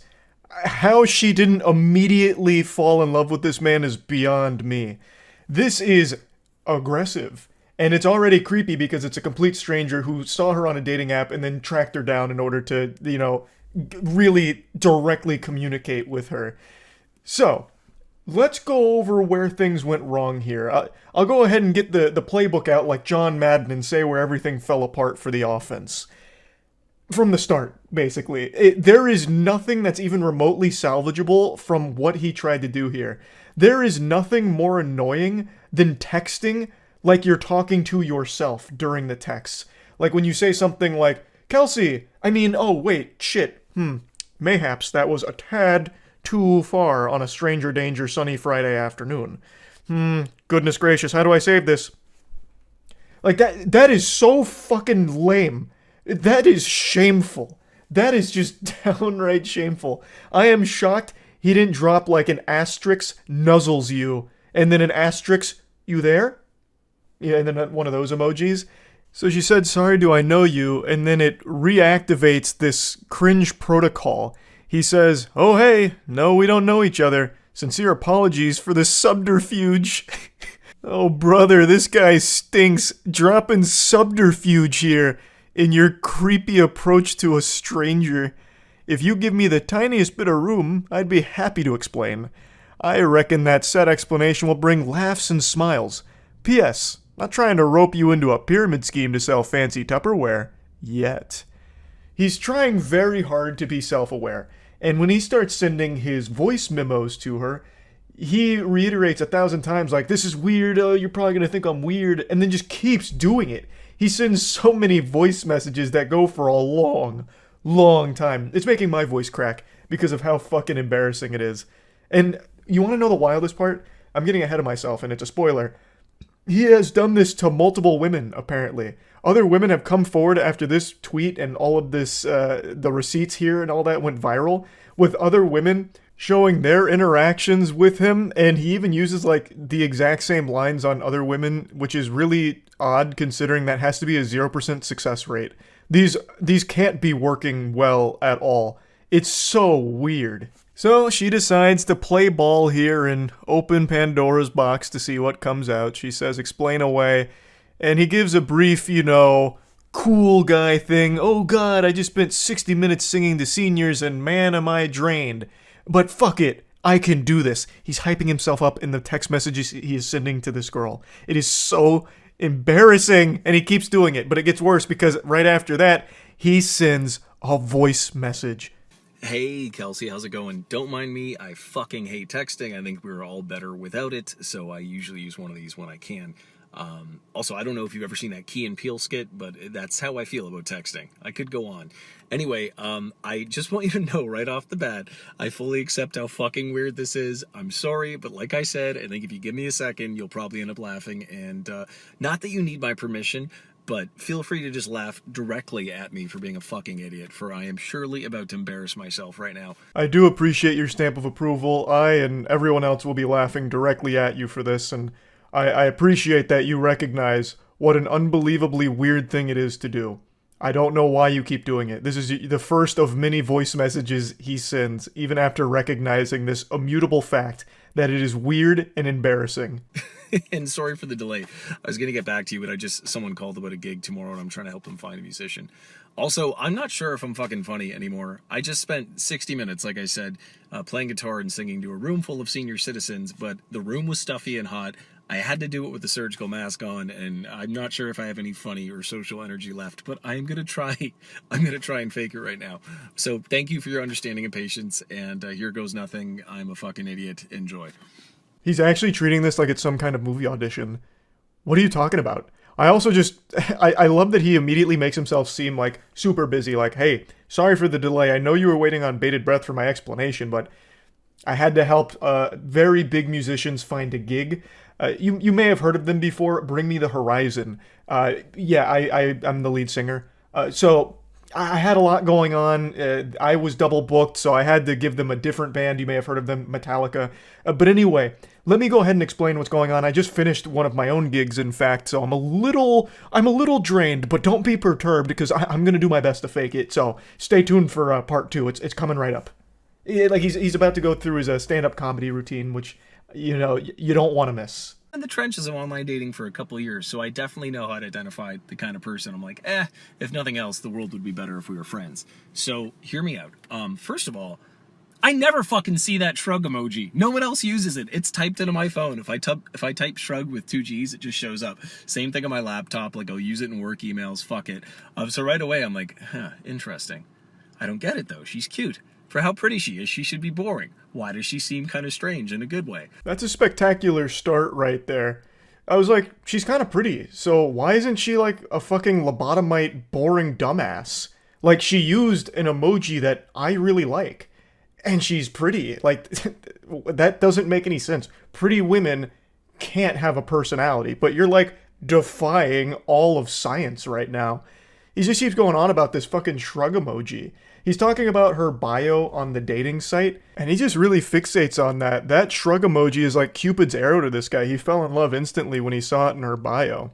I don't know why he thought it was a compliment to say that she's like strange and different in a good way because pretty women are like boring or whatever, insinuates that a pretty girl can't have a personality. I don't know what the thought process was with that approach, but it's definitely a bold play. I think you said something about live music. My job is actually live music. I play guitar and sing. I do about 25 shows a month. I know it sounds made up. I feel like I invented the job. It's redonkulous, but I live very comfortably. Life is good. I do play at a lot of retirement homes, and it's great for my self-esteem, Kels, as I am a big hit with women over 80. Time out. Technical foul here. He just dropped a redonkulous. He just said redonkulous. And then not only that, in his only second voice message here, he's already just calling her Kels. They're not even on like a first name basis. They're not acquaintances. These are two complete strangers, and he's already giving her like a nickname. What the fuck? Oh yeah, and just the night before, I'd been talking to one of my best friends in the world, Roxy. Just people that like match you and they just write hey. So if someone writes hey, I just write hi. And if someone writes sup, I go nothing much, you. And like people that match me and clearly haven't read my fucking bio, folks will match and be like, so what do you do for a living? I'm like, come on, Chelsea. Like, yeah, you're kind of cute, but I'm pretty damn sweet. Try harder. Why are you even talking about this? You're like trauma dumping on this complete stranger right now that you've tracked down from a dating app to try and communicate directly with because you didn't match with her. What the fuck is this? Now you're just going on about like, oh, dating apps are so weird. People just say like, hey. So then I'm like, hi. You don't know how to have a conversation. You didn't read the bio that I painstakingly typed up. I spent a long time on that bio and now I'm offended. Ridiculous. Redonkulous. I don't know. It's just to see someone mention that in a bio, I'm like, thank you. I can see that you feel the same as me. Yeah, if people, I always think that effort should match interest in dating. So if you're curious if someone's interested or not, remember that scene with Justin Long and What's-Her-Face in that movie about dating? Is it he's just not that into you? And he's like, if the guy's interested, he will call. And it's true. So I found a line a couple years ago and it's like, effort will always match interest. It will show you how interested someone is. And like, I'm pretty goddamn sweet and I am not that lonely, bored, or horny. I'm not going to take breadcrumbs from someone if I want a sandwich. So if someone hits me with a hey or hi, you can go fuck yourself. He's just sounding like a complete unhinged asshole here. It's not that deep. What do you mean they can just go fuck themselves? No one's even, like, what does this have to do with anything in this situation? This isn't even flirting. This is just blurting. He's just blurting out all of the most nonsensical shit in his head right now to a complete stranger. And not only that, this is probably not even his first take. I bet he recorded this like 10 times until he had one that was like, this is the one. This was smooth. And that's what we got here. We got the final product. This isn't even like the first draft, I doubt. That's mind-blowing. I'm worth more. Damn it. This is where the Kelly Clarkson song comes in. Yeah, no, your bio is just, there was so much intentional effort put in, and honestly, the more I scroll down in the pics, I'm like, this does not match up. I don't want to sound like an asshole. Like, attractive people can also be interesting and funny, but it's just incredibly rare. I speak for myself, because I'd like to consider myself one of those. That's the end of chapter 2 from the voice memos, but don't worry, there's still a finale, and it's the extended director's cut. The next one's over 5 minutes long. Also, he doubles down on this whole, like, yeah, you're, like, pretty, but you have a personality, which that just does not happen. I don't know why he thinks that that's some kind of, like, grand compliment. It's very odd. Now, before playing the 5-minute, 30-second monologue here, he must have seen that she listened to it. He's like, gotcha! Yeah, I gotcha! Red-handed, you listen to it. Curiosity got the better of you. And then she says, dude, so you saw me on Bumble and found me on Facebook? How? Clearly very creeped out by it, understandably. And then he goes, oh, I honestly just typed in Kelsey and I guess I got lucky. I figured because you put live music we might have some friends in common or something. I blame Zuckerberg, and then laughing emoji. Which contradicts everything that he's said here because he's constantly talking and referencing her bio, which I think is referring to her dating profile bio. Especially because he does mention, like, online dating with hays and highs and shit. So I don't even know why he thought that would somehow save the situation. Like, she'd be fooled by it. For the love of fuck, I was like 2 minutes into one, and it was awesome and funny, and I was so proud of it, and then someone called me again about a gig this evening, and it's like, you know that thing where your friends know you're busy or you're on a date or something, and then that's when they decide to call? Jesus Christ. Excellent. Chef's kiss. This is how you start a romantic message. Ah, for the love of fuck. I was in the middle of something spectacular. You were gonna love it, Kels. You were gonna love it. trust me. But then one of my fucking asshole friends called me about a gig because I'm so busy being a successful live musician. Can you believe that, Kels? Can you believe that? It's like those things, you know, where like we both go on dates, right? I go on dates. Clearly, you go on dates, and sometimes when you're just busy, people call. It's Jesus Christ. But yeah, no, your bio was just the fucking bee's knees. I mean, listen, top 3 in like the hundreds or thousands I've seen. It was just, I don't know. I'm a very good judge of character, and you just seem like my kind of person. And I'm not saying we're star-crossed lovers. I don't know you, and you don't know me. That's 100% correct. You don't know each other. So why are you doing this? This is not how you get to know someone. This is concerning. Also, you should never admit to seeing hundreds or thousands of dating profile bios. That makes you sound very desperate, that you spend all of your time on these dating apps, perusing it, cruising around, and if you don't match with someone you found attractive or interesting based on their bio, you go out of your way to find them elsewhere to try and talk to them, which is very scary behavior. I fully accept how strange and unconventional this is. I got a vibe and I figured I got to go with it. I was like in a really good mood that day. I don't know. I'm totally winging it. But yeah, a lot of my close friends are women, and everyone unfortunately has a couple stories of having to block someone's number, or an ex just won't leave them alone, or going to the cops. Fuck, dude, I've had to block a few numbers of crazy people that didn't know they were crazy. So I really, really apologize sincerely if this in any way like triggered that, or it was weird or whatever. Kelsey, that's the furthest thing from my intention. I just wanted to say howdy, and I figured if I talk like an idiot, you'd probably feel like I did after I looked at your bio. It's so close. He's teetering on the edge of self-awareness. Him saying all of this out loud should have led to this eureka moment where he was overcome with immense shame, and he just presses the eject button and deletes the voice memo and doesn't continue this conversation.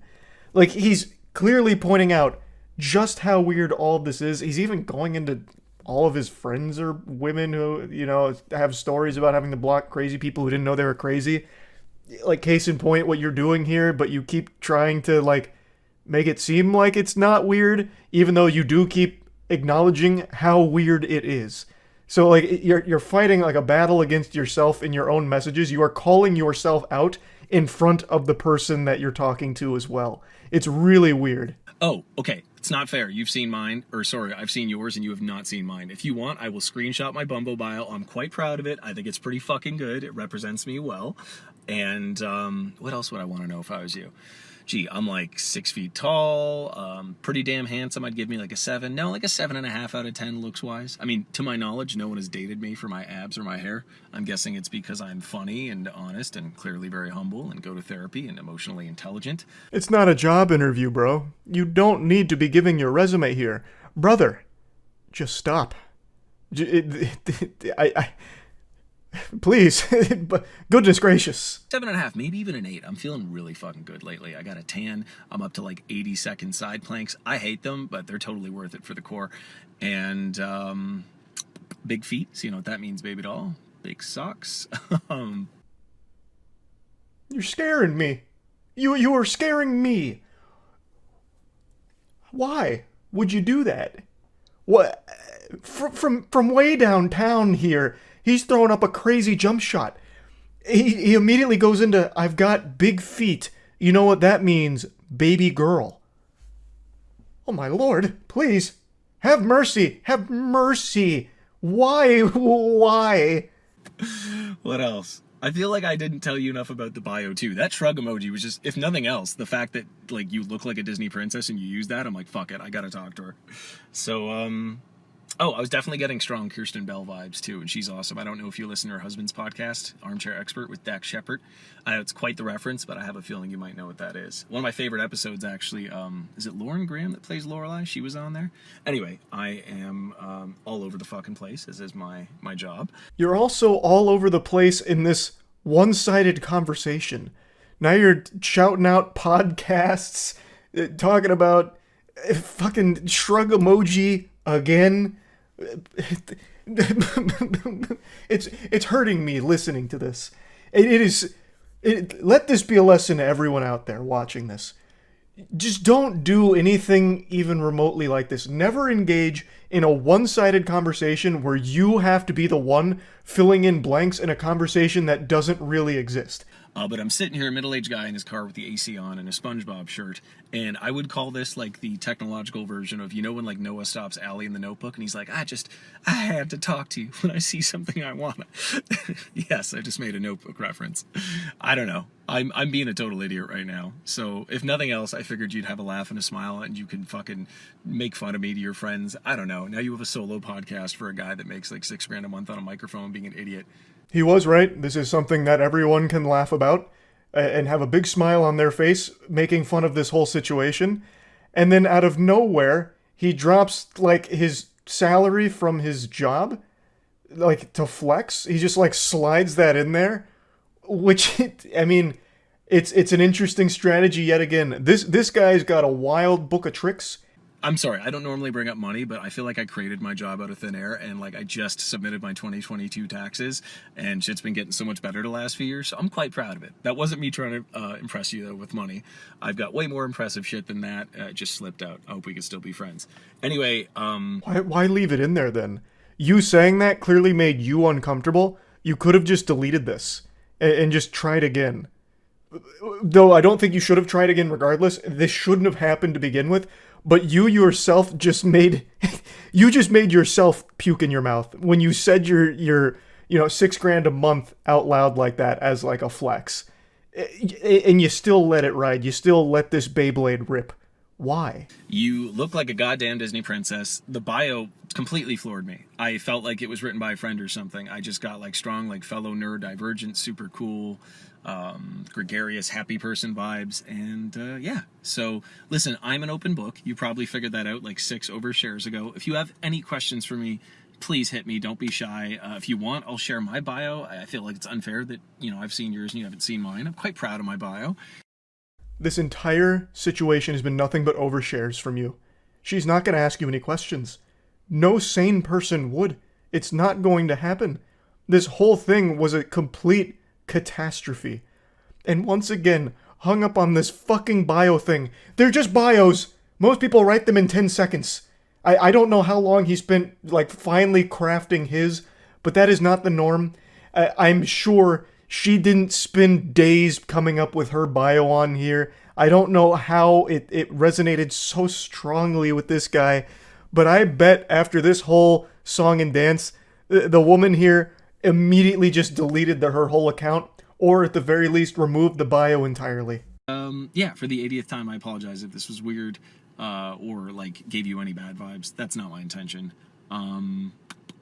Yeah, I gotta drive home now because I gotta go sing at a bar in Mississauga, and I have 4 more gigs this weekend, and it hurts to talk.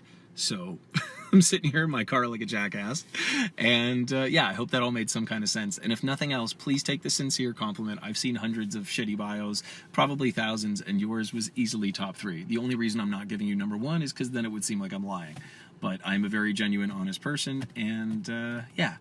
Actually, on my way home, I'm going to go to the park and feed the ducks. My favorite swan couple, Mr. Plump and Mrs. Plumfette, they just had babies a couple weeks ago. So, like, I'll run up and they recognize me and the babies are squeaking.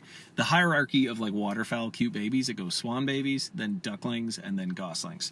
But, yes, I may or may not do that 4 to 7 times a week. I'm a huge animal lover. Dogs are better than cats. Cats suck. Sorry if you have cats, but I'm sure your cat is cool. That was one of the most peculiar lies I've ever heard. You're going to stop at the park on the way home so you can visit your favorite swan couple, Mr. Plumph and Mrs. Plumfette, because they just had babies a couple weeks ago, and they recognize you and get excited and start squeaking when you come by, like you're part of the family, part of the crew, part of the ship. What universe? What the fuck? That's not even something Dr. Seuss would write as like a little goofy side plot in a story. That is the biggest lie I've ever heard, for no reason, for no reason. The quirkiness is overloading. Like the cup runneth over on quirk. Wow. And yeah, take the compliment. Anyway, apologies if this totally like intruded on your day, opposite of my intention. And yeah, your bio was fucking awesome. I mean, there's a couple other assets I noticed too, but I cannot mention them without sounding like a fuckboy, so I'm just going to leave it alone. I'm sure you've worked very hard to be in the shape you're in, but goddamn, lady. God damn, I would not kick you out of bed for eating crackers. So I figured if you are half as funny as you seem to be and half as cool as I got from that bio, I would say howdy. Yeah, all right. Hope this made you laugh and smile, and you have a fantastical day, Kelsey. Cheers. And that's the grand finale of this whole situation, and what a journey it was. I find this to be probably the best example of the worst approach to romance imaginable. And like I said, this was not an isolated incident. He's done this before. And he's even used the same lines before. Which is it's so wild. It's so wild. I had to talk about it. I had to. So yeah, that's really about it. So yeah. There's an expression, don't put all your eggs in one basket, and it's meant to impart some wisdom upon you where if you just put everything into one area and it doesn't work out, your goose is cooked. So it's better not to just go all in on one thing, but instead have it spread out a little bit just for the sake of safety. But I want to tell you the story about what happens when you do put all of your eggs into one basket and you win. You catch a huge W, and this basket's name is Claude. About a month ago, I made a video covering one of the most desperate marketing plays I've ever seen from a major studio. Pixar released a desperate Hail Mary to try and drum up public interest in seeing their new film, Elemental. Elemental had a really rough opening box office performance. It was kind of a disastrous first quarter here for the movie. It was looking like it was going to be a colossal flop because there was just really no hype and no one was really getting excited enough to go actually see the film. So it was looking rough. It was looking like me in a tall person contest. It was bad. It was hard to look at. And in their moment of weakness, they turned to the dark side. TikTok turbo cringe. To try and appeal to the Zoomers, they hatched a nefarious scheme. Yo, yo, yo!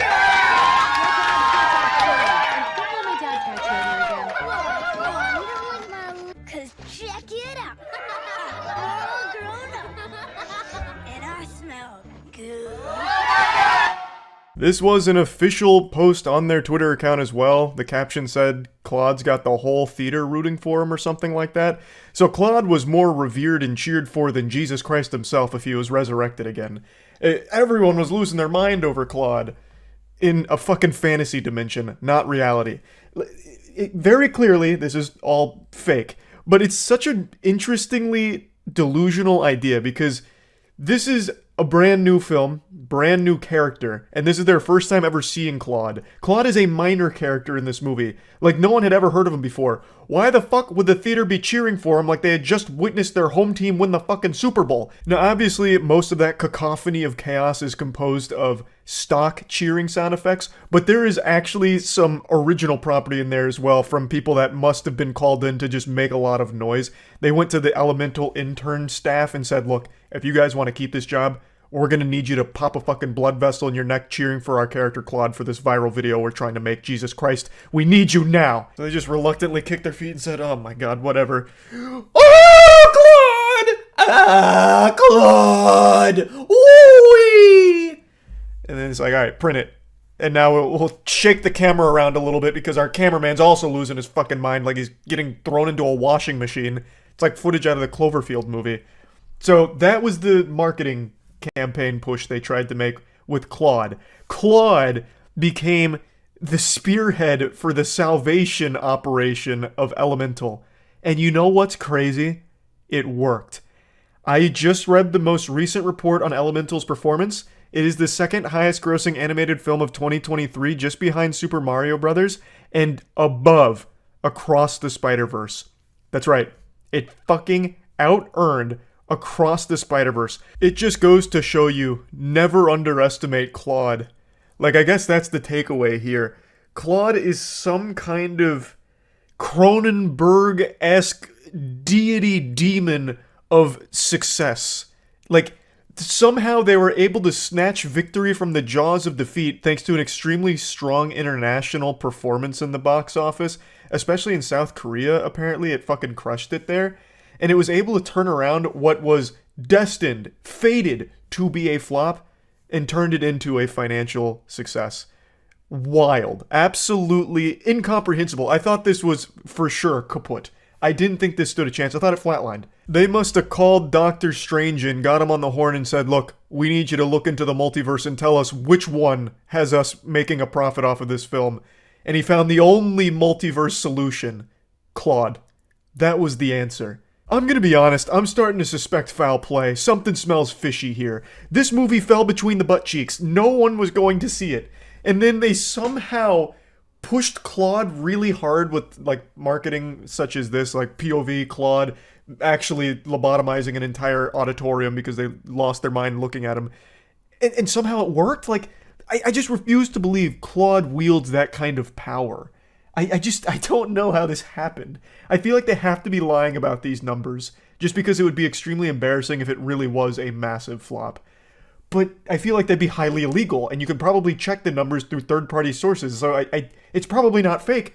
It's just, I don't know, it's just so shocking that it somehow turned this around. It's making me believe in miracles. Like, who knows, maybe they'll re-release Morbius for the third time, and this time, Claude will endorse it, and then all of a sudden that shit fucking explodes straight to the moon. It's just, how? It out-earned Across the Spider-Verse, which is one of the best animated films ever made. This is an example of someone that was drowning, but then drank all of the water they were drowning in, so that way they were no longer drowning, and now their belly's nice and full. Elemental squeaked it out. And I want to be clear, this is not another example of me being wrong about a prediction. In my initial video I made, laughing at the goofy marketing material, I did say, you can never count out Claude.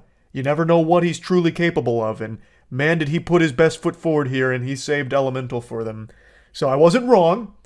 I was doubtful, of course, but I never outright said this movie is, 6 feet under, doomed to fail. I don't think. Maybe I did. Actually, there's a really good chance I did. But I also did say there is a chance Claude could save it, and he did.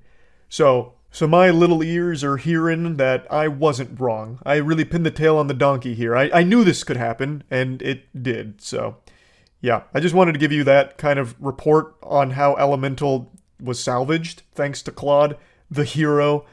And since I'm keeping you all updated on that, I might as well update you on a couple other things. I'm doing my first ever live event on September 8th. It'll be the 8th, 9th, and 10th. It's going to be a giant party as well as like a meet and greet so you can meet myself and the team. And we're going to be watching and going crazy for our Moist Esports Apex team as they hopefully take home the World Championship. It'll be about 5 hours per day. Tickets are still for sale at strascenter.org. It's $25 per day, or if you want to do all 3 days, it'll be $60. So, just wanted to give you an update on that. There's about half of the tickets left, so just keeping everyone in the know there. And another thing I also want to update people on is Plague Seeker. The limited edition variant covers are also almost gone, so I just wanted to give you all an update there in case you wanted to check out Plague Seeker Issue 0. It's a comic book series I wrote myself this time around with Jackson, and I think it is an absolute fucking banger. So, in case you missed the animation we dropped to celebrate Issue 0, I'll just go ahead and play the whole fucking thing here as well. The tickets to both Plague Seeker as well as the tickets to the live event are going to be in the description of the video as well.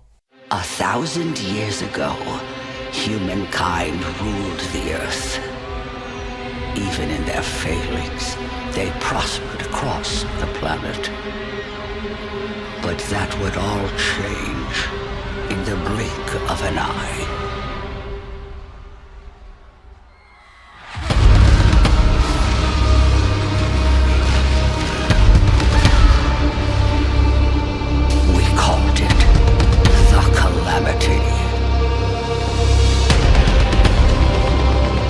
Those who persevered beyond the impact never truly survived. The mutations made them something more than human. It drove them mad. Those closest to the calamity were transformed completely. Known as plagues, their overwhelming power leaves all helpless as they seek to dominate our world. The worst of them were born where nothing had the right to survive. Terrifying beings known to us as the Great Plagues. 8 in total spread themselves across the planet, each ruling their own territory. Without mercy, they shaped our world.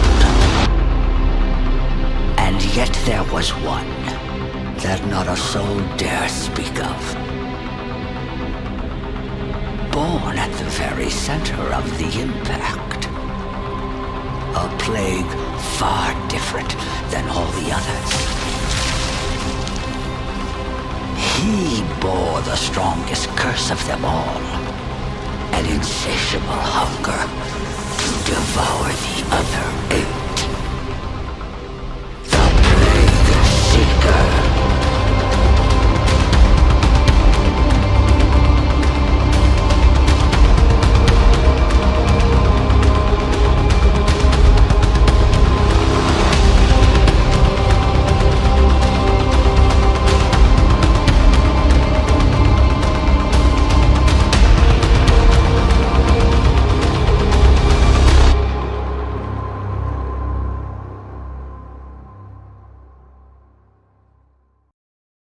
I was feeling nostalgic today, so I decided to check in on America's first super soldier, Nick Bolton. Nick Bolton is a man who needs no introduction. He's like a real-world Captain America. He is Steve Rogers. He was injected with a serum that gave him the power of freedom and the power of marketing. He's the spokesperson for Bell & Howell for their tactical line of products. I'm sure you've seen their commercials over the last 5 or so years for their tactical products that air on TV. It's very much like the cliche as seen on TV infomercials. Nick Bolton is basically Billy Mays if Billy Mays was capable of eating a smoothie of nails and grease while also simultaneously snapping the necks of over 5,000 terrorists with one arm tied behind his back. Nick Bolton is a G.I. Joe patriot and also a big fan of tactical as seen on TV products. I'm Nick Bolton, and these days... Hey there. Hey there. It seems everybody has a pair of tactical sunglasses. Good morning. Morning. But what if you already wear glasses? Then you need these. I'm extremely thankful we're finally living in a utopia where all of us are sporting our tac glasses. I fear without them, our species would have been lost long ago. But I do want to say that I feel pretty bad for Nick Bolton here at the beginning of this infomercial. He just can't even be out in the middle of the desert without women coming up to him trying to small talk and flirt with him, or dudes walking their dogs coming up being thankful saying, I appreciate you fucking my wife the other night. He just doesn't have any time to himself because the tac glasses are like a sodden panty magnet. And then of course you have that one guy who's not wearing his tac glasses who was wandering the desert, damn near perished, because you don't want to be caught outside without tac glasses, but luckily Nick Bolton was nearby to save his life with those. Flip up tac glasses. These new glasses fit right over your existing eyewear to give you all the benefits of our tac glasses while you comfortably wear your regular glasses. And watch this. When you don't need them, the lenses flip up and out of the way. Then snap right back into place when it gets bright again. Absolutely genius engineering. I have no doubt Jimmy Neutron whipped these puppies up himself. That is revolutionary. That is what it means to innovate in the sunglasses game. Tac glasses has already completely redefined what it means to protect your eyes from harmful light and, UV beams and, of course, the luminous flux being all out of whack and cattywampus. Tac glasses are an integral part of your eye safety. And now they've gone back and they've reinvented the wheel again by flipping those bitches up. So you can wear your normal glasses and then put the tac glasses on top of them and just flip them up when you don't need them. But trust me, there's going to be so many tactical situations that are going to arise in your day-to-day life. You're not going to want to flip those up. You're going to want to stay in sport mode with those tac glasses down, just in case you encounter a tactical situation. Plus, like all tac glasses, flip-up tac glasses feature Bell & Howell light filtering technology that makes invisible objects suddenly become visible. Now, I've made a couple videos on Nick Bolton and tac glasses before, but this is a new evolution of the technology. Yes, you do still get the light filtering technology, which does more than just filter out light. It also filters out 5G radiation as well as terrorism. But now that you can flip them up and down, you have so much more versatility for your tactical situations. Now, they gave you a little sneak preview of some of the magic that it's capable of with the invisible trucks that were going by. They had the active camouflage cloaking technology engaged. Well, no more will you be a victim of this kind of, sorcery. With the tac glasses, once they're down, you can see everything. You can fucking see into the future. But don't take my word for it. Check out what these people had to say. Take a look at the screen and tell me what you see. Nothing, just blank. Nothing. There's nothing there. Absolutely nothing. Flip down those tack glasses and look again. Oh, wow. Oh my gosh, that's amazing. There was nothing, and then it just appears an American eagle. It's absolutely insane. Can you read that fine print on the bottom right there?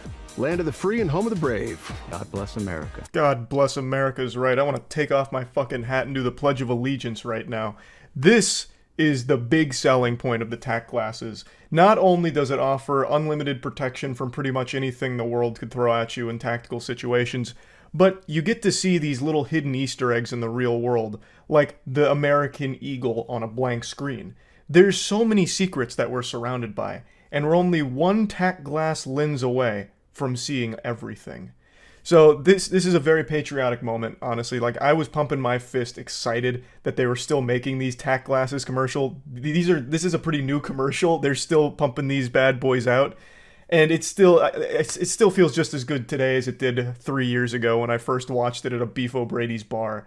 It's so nice to see that shit where they just look at the screen and it's like, oh wow, it's an American eagle jump scare here, holy shit. And I love their reaction to reading the land of the free and home of the brave. God bless America. Brother, I couldn't have said it better myself. Partner, these tack glass flip-ups are the real deal.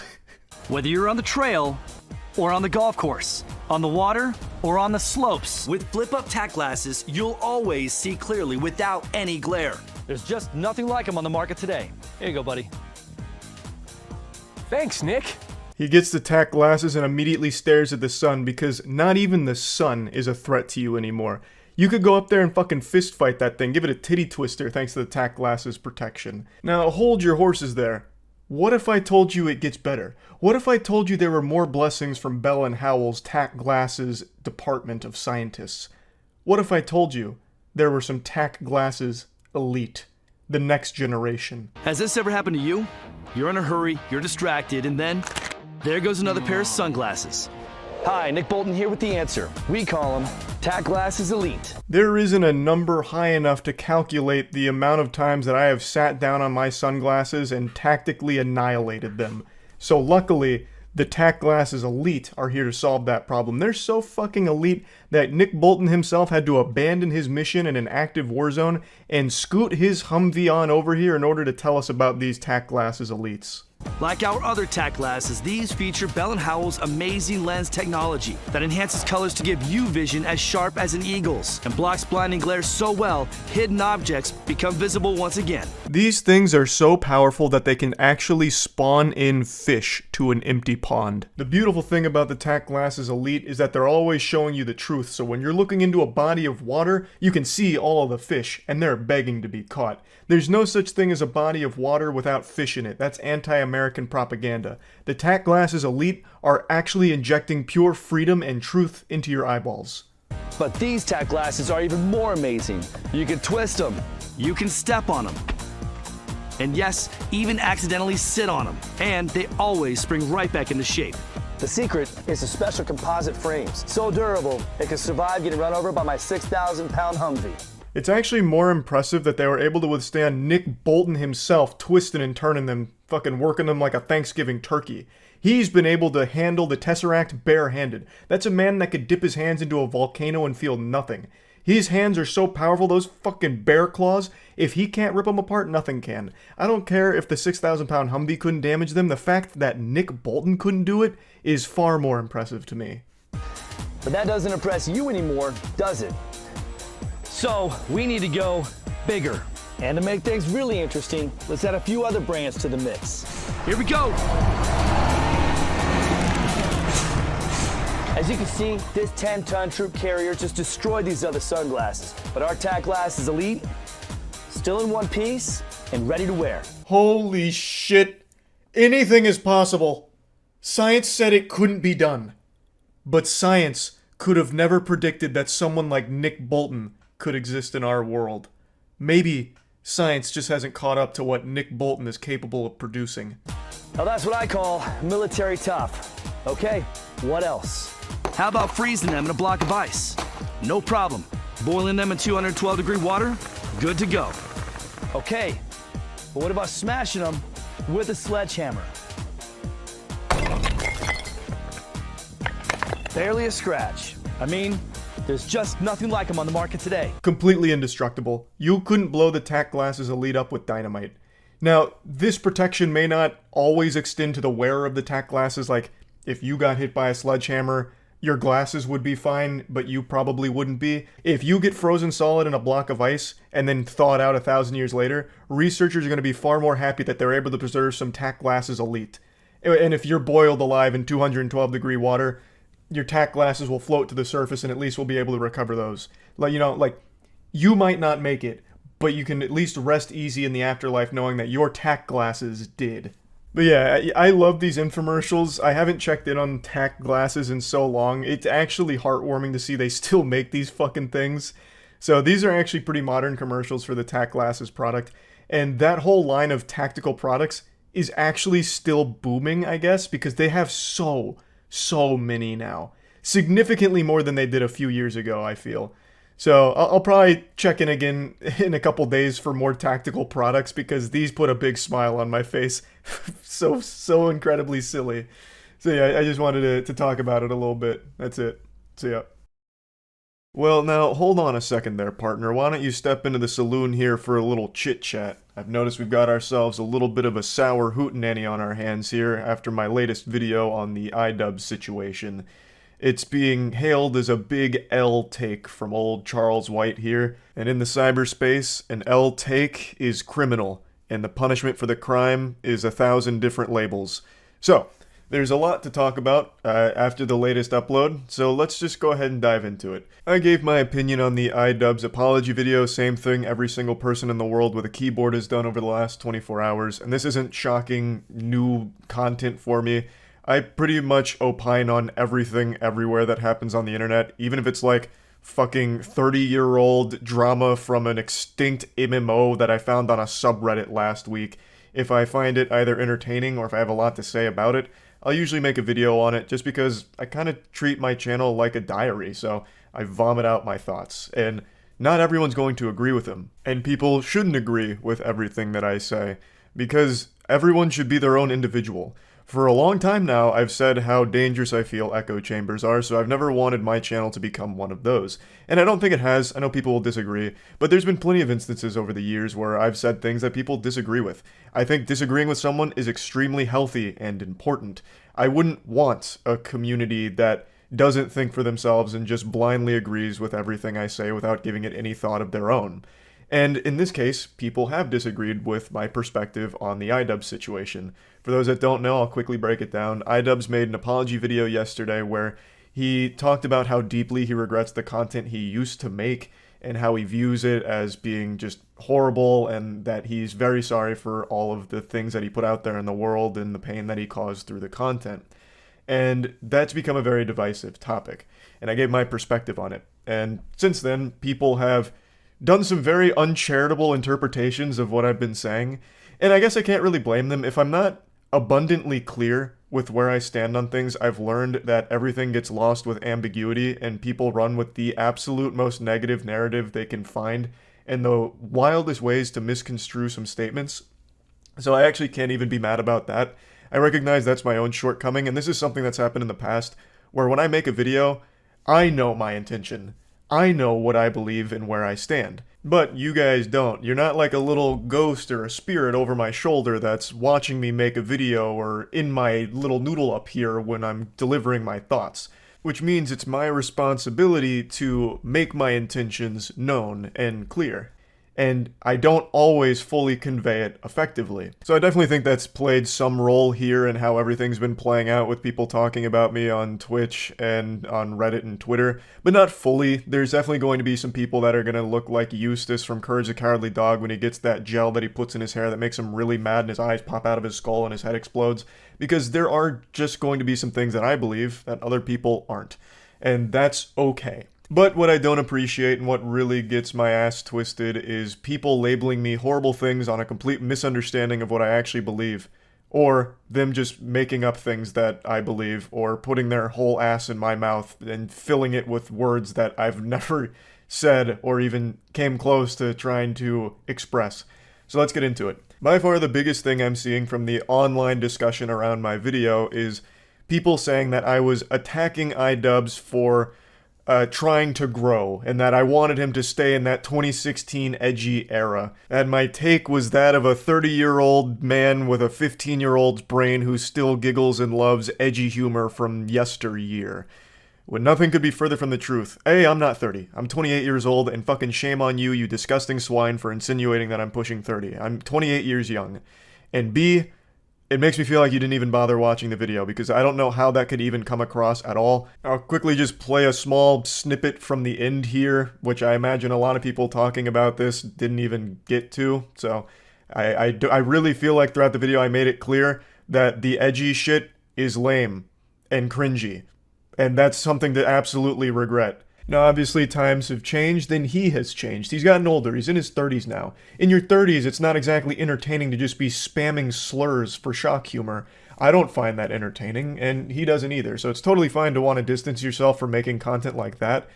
And that I was also supportive of him wanting to change and grow his content in a different direction. I still do respect that he didn't like what he was doing, so now he's doing something that he likes more. Even though it is coming at the risk of losing his audience, he'll find happiness in the content that he makes going forward, and maybe he's happier with the new audience that he potentially cultivates through all of it. So I had a whole section in the video about how important I find it that content creators branch out, instead of just living in a niche and staying locked down by their audience and their expectations. How they shouldn't just keep doing a song and dance that doesn't make them happy. They should be trying to grow and change as a person and as a content creator, and changing their content. I had a whole fucking section about that, talking about it outside of even just the iDubbbz perspective here. So I don't really know how that one got so fucked up here with this whole discussion around my video. The point of my video was never to attack the idea that someone growing and regretting things they've done in their past is a bad thing.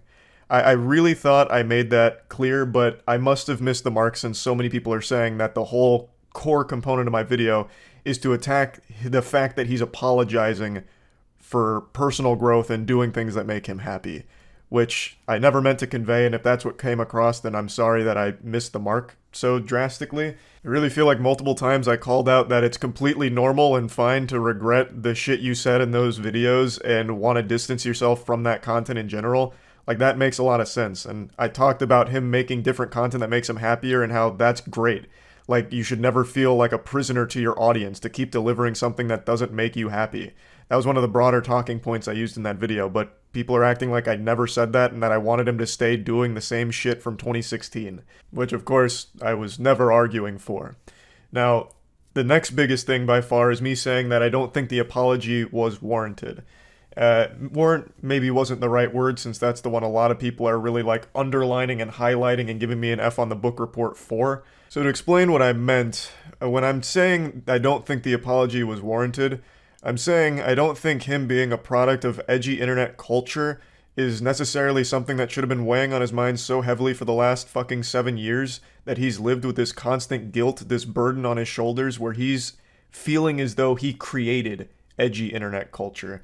The way he talked about in this video really made me feel very bad for him, that he's had this kind of looming disgust at the man he used to be because he partook in edgy internet culture, which wasn't just him. His channel wasn't the genesis of edginess. He didn't create it, he was molded by it, like fucking Bane from Batman. And I feel as though the content he used to make did have a message. He wasn't coming from a place of genuine hatefulness. I don't think he was ever like a real racist or an actual bigot. So when I said I don't think the apology's warranted, what I mean is I don't think what he did was so damaging and scarring to the online space or individuals that for 7 years he's needed to carry this guilt where he felt obligated to finally apologize for it. If people really thought he held these racist, bigoted beliefs, I don't think many people would have been signing up for Creator Clash 1 and 2, right? Like, this is the first time he's publicly acknowledged it and fully apologized for it. He's, of course, talked about distancing himself from it on podcasts, but this is the first time he's really owned up to it publicly. But I think most people knew he wasn't, like, this evil, racist person. So what I was saying is I just don't think what he did gave a ton of people the impression that he really was a horrible, racist, bigoted person. Now, I used the word obligated to apologize just a moment ago. And that's what I went into the video thinking the motivation was. Like, you know, after all this time, people pointing out, like, the use of slurs in those videos have made them age fucking horribly. You know, this isn't acceptable. You know, it's time you own up to your past sins. That's what I thought it was. But after listening to what people have said since I posted my video and diving a bit more into, like, the actual discussion in general online, I failed to really understand that maybe iDubbbz also treated this video like a diary where he just wanted to get everything off his chest with how he feels about it. So I completely misunderstood what the motivation could have been for this video, and for that I'm sorry. The goal wasn't to attack the whole idea of an apology for content you regret. That was never my intention. So if this is truly like a very personal thing where he wants to just finally move on from this, and in order to do that, he wanted to make this video publicly addressing how he feels about all of it, then that's totally understandable. That's absolutely understandable. And I may have had, like, the wrong lens of viewing the video in the first place, since I may have got the wrong idea about what was even driving the video to begin with. But now I do want to explain, I still do believe that iDubbbz was never a bad person for the content cops he made. That edgy shock humor was very much a 2016 trend. That whole era with slurs being used willy-nilly for cheap shock humor was not uncommon on the internet. And I don't know why people think that I'm trying to harken back to the glory days of being able to use a bunch of slurs all over the place. I've never fucking said that. I think in the last video, what gave people that idea is I said 2016 era shock humor in all its glory. So they thought that I was trying to celebrate the golden days or something. But I've never ever spoken support for that kind of edgy shit. I've always openly made fun of that whole idea. Even back in the era, I always found it pretty lame for the most part. So that might have just been a misunderstanding of my sarcasm when saying in all its glory in the last video, but I want to make that clear. But anyway, him using these slurs for cheap shock humor in the content cops is embarrassing and something to genuinely regret and look back on like, damn, I fucked that up. Absolutely. And I said that in the last video too. They were videos that were meant to criticize people that did deserve criticism. One thing iDubbbz said in his video that I still very much disagree with is that he made videos criticizing people based on lackluster reasons. I very much vehemently disagree with that. The people he did make content on were worthy of being criticized and called out for bad actions and being highlighted for horrible things they've done. And in doing so, iDubbbz attempted to entertain his audience, and one of the ways he tried to entertain them was through this shock humor with his slurs. Like I said, his catchphrase being two slurs strung together is nothing to be proud of. So looking back on that component of content cops negatively and regretting that is a completely understandable and normal thing to do. Now, he did mention something that I also disagreed with initially, but after reading more, maybe I'm just too naive to really have a full grasp on it. I said that I don't think that content is indoctrinating, meaning I don't think him making those videos with the shock humor would lead to people thinking that all of a sudden it's okay to start using a ton of slurs, you know, in the real world or around people or in general, right? I didn't think that, but I also failed to recognize that in 2016, I was still in my fucking 20s. Which is sad to think that I'm basically a fossil now. I wasn't a child during this period, so I don't know what effect this might have had on younger viewers of his. Maybe I'm very wrong in that it did serve as like a fucking gateway drug into racism or something. That is possible. I don't know. And that's what a lot of people did point out that I think is a great point. I was already old enough to recognize that he was never advocating for legitimate racism or bigotry or anything like that. That was never his message. But younger people may not have picked up on that. So I do believe it is possible that he did have a very negative effect on how a lot of the youth perceived slurs and maybe the willingness to use them. That is possible, and I'm sorry that I didn't consider that angle. I failed to realize that I was still pretty fucking old when the content cops were, you know, hitting the cyberspace. So obviously, if you inadvertently became a lightning rod for real racists, that's fucking horrible. Now, I do still believe that his Content Cop series was not a cruel series. Like I said, The whole message behind it was pointing out some horrible things that people have done, and you delivered a message of here's why that shit's bad, and you coded your message with things meant to entertain, but in doing so, you delivered some bad shit along the way with the edgy shock slurs that were thrown in so loosey-goosey throughout the content. But I don't think that changes the actual message of what the video meant to convey.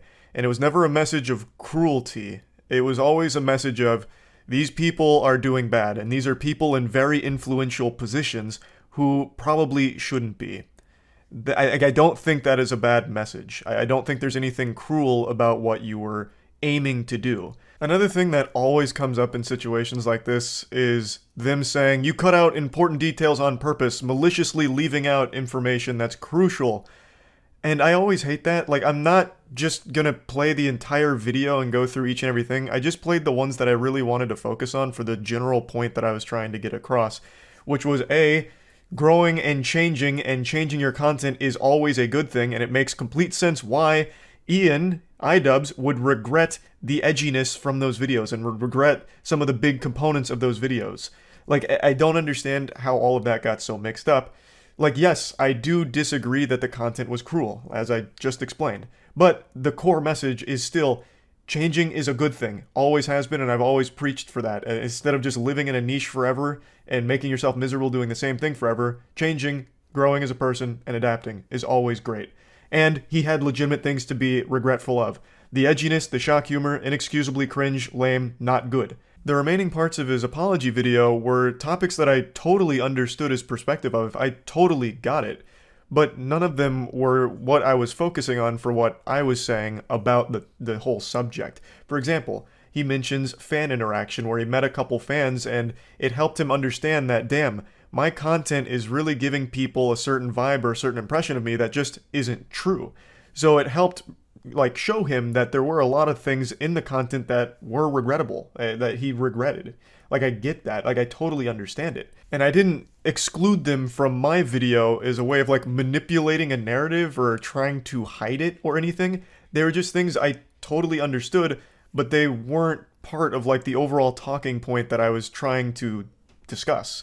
In the last video, I mentioned that I didn't feel his content created the weirdo losers that disregard the message of the content and instead focused on just the slurs, right?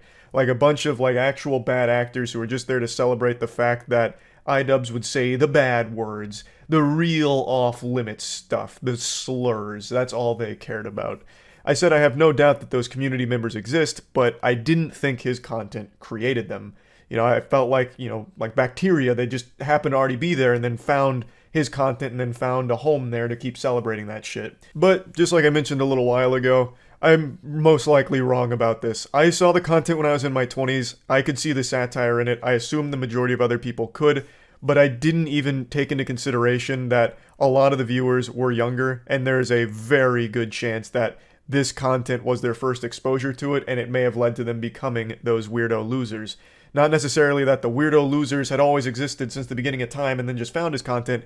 There is a very high likelihood that it also just created that atmosphere with those kind of audience members as well, which is something iDubbbz would obviously want to distance himself from. I think that was most of the things people were talking about in relation to my video on the subject, so hopefully I cleared up any misconceptions about where I stand or what I believe. And I'm sorry if things got real lost somehow. I want to make it clear once again, I was never attacking iDubbbz for apologizing for regretting his content or for wanting to change and grow and do different things. I really thought I voiced support for those things, but I must not have done it effectively. So that's on me, and hopefully this gave all of my perspectives on it much more clarity. That's about it. See ya. I'm sure you're all aware of this, but you only have one chance to make a good first impression, and if you fumble it, a bad first impression can haunt you for life. And, golly, I'm ashamed to say it, sports fans, but I just blew it when it comes to a very important first impression. Yesterday I posted this video announcing that I'm no longer exclusively streaming on Twitch, which is a bigger change than the time IHOP announced they'd be rebranding to IHOB, the International House of Burgers, instead of pancakes. This was a jaw-dropping change that shook the very foundation of our society as we know it. I announced in that video that I'd be trying YouTube streaming. I wanted to give that a whirl, take it for a trip around the block to see how it feels. And I even announced in that video that I'd be streaming that evening, about an hour after the video went live, just to dip my toes in the water and get my land legs about me to figure out how YouTube streaming works, because it's been so long, you know? It's not like riding a bike. You don't always remember. In fact, I totally fucking forgot how complicated running a YouTube live stream is, because it's very suboptimal in its design right now. Complicated, I don't think is the right word to describe it, because it's not like I had to go in here and code this son of a bitch myself or anything. I wasn't furiously banging away on my keyboard like an angry Neanderthal trying to get it to start. It's just the actual streaming dashboard I think is kind of messy, and a lot of the features that I know it has were pretty hard to locate. I had to go on like a goddamn treasure hunt to find it, like I was tracking down the One Piece. And for some reason, I got locked in like an actual war with the platform itself for a moment, where I would make changes to settings and then they'd immediately get flipped back to what they were previously. I had to change my stream title like 5 times, because every time I changed it, I would save and then it'd instantly go back to what my last stream was called 6 years ago. It's like, no, the title you had 6 years ago is so much better than this one, so we're keeping it and we don't care what you say. So I was stuck in a game of slap ass with YouTube streaming for a moment, just trying to get everything in working order to go live. And when I finally did, I ended up both forgetting a lot of things and messing a lot of things up, which led to a pretty sour first impression for people that have never tuned into one of my streams. So I just kind of want to do like a full debriefing here on everything that went wrong with my first YouTube live stream in 6 years. And rest assured, I have evolved. I've learned from this experience, so the next YouTube live streams will be fucking perfect. Absolute bangers with no flaws whatsoever. To prove it, tomorrow I'm going live Wednesday at 9 p.m. EST, and it's going to be the best goddamn stream this platform's ever seen. I don't know what I'm going to do yet, but I will promise you there won't be any more silly mistakes like the stream I did last night. Right away, it was made immediately clear to anyone that tuned into my stream that something was awry, because the stream was a little odd looking. Yeah, I know a lot of people came in there and probably questioned themselves like, damn, do I need to visit an optometrist to get my eyes checked? Why does this kind of look like asshole? Well, don't worry, I'll put your mind at ease. The reason that it didn't look amazing and pretty pixelated is because, like an absolute goober, I made the biggest rookie mistake possible. I accidentally locked my stream to a 720p max, meaning you couldn't even access high definition. I didn't even have 1080 turned on as an option. I took viewers on a journey through time to what videos used to look like back in fucking 2010, where everything just looked foggy and yucky. Which is, it's such an amateur mistake, I don't even know how I just forgot to turn on 1080.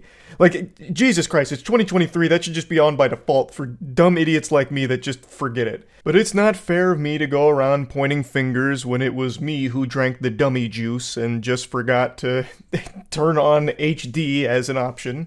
And it's not a change that I can make during the stream. I'd have to restart everything in order to put it to 1080, so at that point I'd already made my bed, so it was time to lie in it, and chat was not super happy with the quality of the video, understandably. So that was immediately the first thing that went wrong right off rip. It's something that I immediately dropped the ball on. But what's crazier is that's not even the first thing that went wrong. In fact, the very idea of the live stream did not go according to plan. So I thought it'd be fun for the first YouTube live stream to do a short speedrun that looked really hype and really fun. And I chose Jedi Survivor because it's a 25-minute speedrun. I fucking love speedrunning. I get super pumped about it. And they're always great streams when I do them, and I've done them on Twitch for many years. So I thought this would be a great target for just some light YouTube stream content in the late evening. So, that was the plan. I thought it would be a pretty low-key stream because, I mean, Jesus Christ, I started at 10:15 p.m. EST on a Monday night. And I'm pretty sure notifications didn't get sent out because you're only allowed a certain amount within a 24-hour time period, and I had already exceeded that. So I really thought it'd just be people trickling in just to check it out, and this whole stream for me was just testing everything, making sure I've got it all under control and handled, get my bearings about it before doing a bigger live stream later in the week. But it ended up being one of my bigger streams I've ever done. I was pleasantly surprised by how many people were excited to come tune in. Oh, and also, I forgot YouTube live streams have thumbnails. That's not something Twitch has. Usually it's just an auto-generated preview on a stream. YouTube allows you to do thumbnails, which I totally forgot about, which means that my thumbnail was a black screen. A lot of people came in and said, awesome thumbnail. It's just a black screen. And then it was a eureka moment where the light bulb flipped in my head and I realized, holy shit, I forgot that there's supposed to be a thumbnail. According to what chat was saying, I guess some people were just getting like the void and others were just getting a picture of Professor Sad. This guy, this goofball character I made in Dark Souls like 8-9 years ago. That's kind of hype if people were getting Professor Sad thumbnails out of nowhere like a jump scare, but apparently not everyone was. There was a lot of people that were just actually getting a black screen because I had forgotten to put a thumbnail. And I guess for some people, YouTube auto-generated a Professor Sad one, which is a little weird, or maybe that's something I had set like 6 years ago, or I don't really know. But regardless, things were out of whack right away. And like I said, I was pleasantly surprised to see so many people tune in to the stream. But then I got extremely embarrassed because that means a lot more people than I anticipated came in and started pointing and laughing at the clown that set the stream to 720p. They could immediately see my incompetence and I was ashamed. I had to try and reassure everyone that this doesn't usually happen. You know, I'm sure you've heard that excuse before, but this never happens. It just doesn't happen. Please, just take my word for it. It was an honest mistake, a very rare one. And what's crazy is we're only just getting started on the cacophony of disasters. The very idea of the stream, like I said, was to speedrun Jedi Survivor, which is a 25-minute speedrun. I anticipated it'd be like a 2.5 to 3 hour stream because I'm good at speedrunning, not to toot my own horn, but I consider myself the intergalactic warlord gaming champion of speedruns. And when a game is usually like a 20 to 25 minute speedrun, it usually means that it'll take me like 2.5 to 3 hours to learn it and complete a run. That was not the case with Jedi Survivor. It ended up being one of the most difficult speedruns I've ever learned in my life. So the stream did not go 2.5 to 3 hours. It went 5 hours and 42 minutes, all the way till the ripe early evening hours, or early morning hours, of 4:15 a.m. It took me 5 hours and 42 minutes to complete a single fucking run of Jedi Survivor. It was brutal. I think the content was great. Like, the speedrun itself was super hype, but I dreadfully underestimated how hard the run was, and dreadfully overestimated how good I am at speedrunning. Now, I hope you've still got your seatbelts fastened here, because hold on tight, the ride's only just beginning. Another thing I had totally forgotten about were chat mods.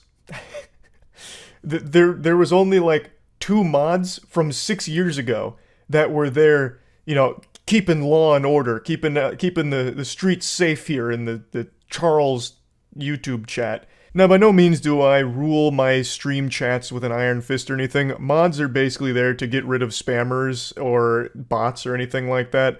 So, unfortunately, I totally forgot that we were on the internet, and there's always going to be edgy weirdo losers that are going to spam some heinous shit, as well as bots doing that. So, needed mods to sweep up the trash there, and didn't have them. Which means the only other solution I could cook up was put the stream chat into slow mode, which would then make it easier to get rid of like bots and shit. And I didn't realize in slow mode you can actually set the time to be under a minute. So slow mode works by making sure users can only send 1 message per however many seconds that you dictate. I thought it was 1 by default without any wiggle room.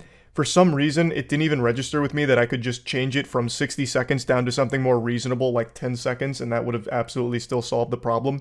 So I ended up keeping, for the entire 5.5 hours, the chat on slow mode, meaning people could only send 1 message every 60 seconds, which is obviously a horrible chatting experience.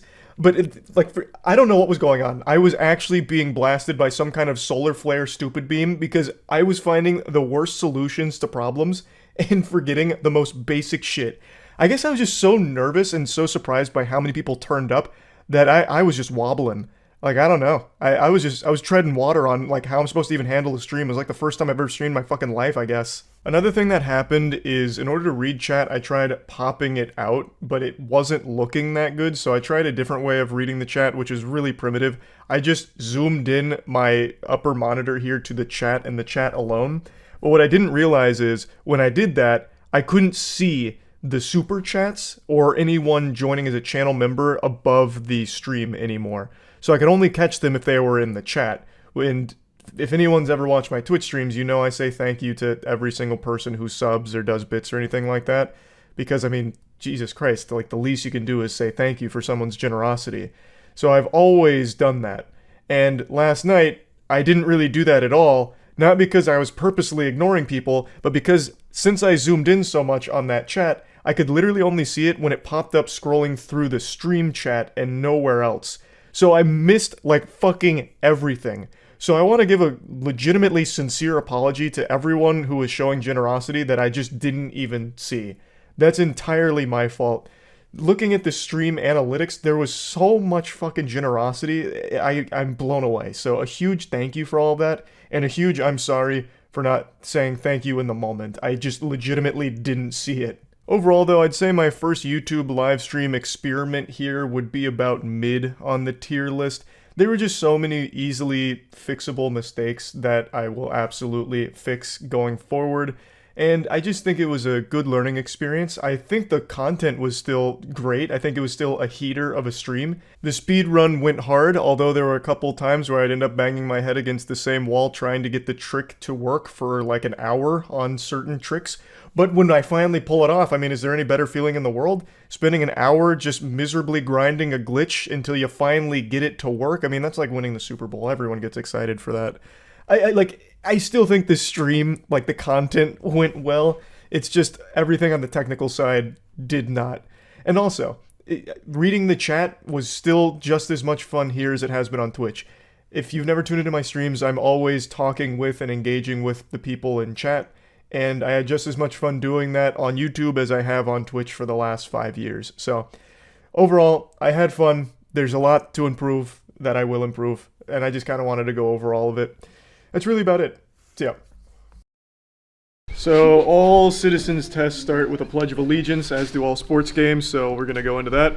So you take right hand over the chest, and then...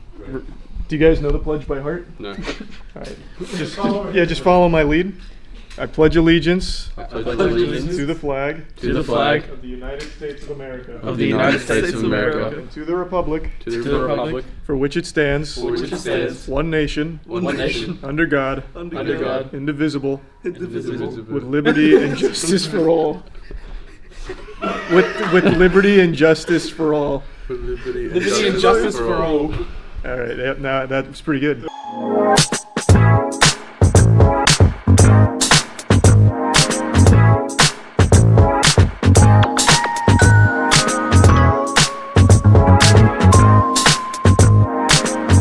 All right, so you want to be an American, do you? Well, then why don't you name one war fought by the United States in the 1900s? Just one war. I'm not even, let's just say World War One. That a boy. Okay. There we go. Okay. All right, not bad. What is the supreme law of the land? Oh. Come on now. This is what we all live our lives by. It's more important than the word of God. Come on. Can I phone a friend? You can phone an American.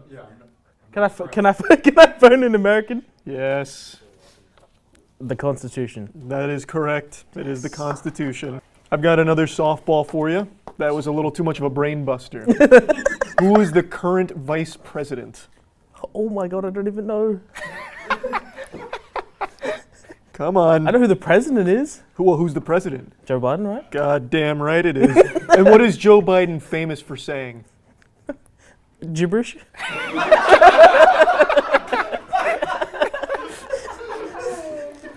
All right. Oh, I'm going off book here. What's Joe Biden's favorite snack? Oh, that's good. That's a good one, yeah. Anything Little Debbie. We can accept that. Ice cream? Okay. We can't okay, 2 out of 3 then. Shit. This should be easy. Who vetoes bills? Oh my God. This is not looking good. What does that even mean? Like, he said, a bill floats on his desk, and he's like, no. Or hers. Or hers. The president? Yes! Yes! What does the judicial branch do? I don't know why I gave you that one. You couldn't even tell me the vice president. The vice president, sure. Yep, there we go. No. What does it do, though? What does the judicial branch do? They Judice? Judice? I don't know if we can accept that. Define Judice. Use it in a sentence. Use Judice, please. Wait, I don't know how to use that in a sentence. I'm taking the L on this All one. right. They review laws, basically. Okay. Some of these I just know are a lost cause. Oh, where is the Statue of Liberty?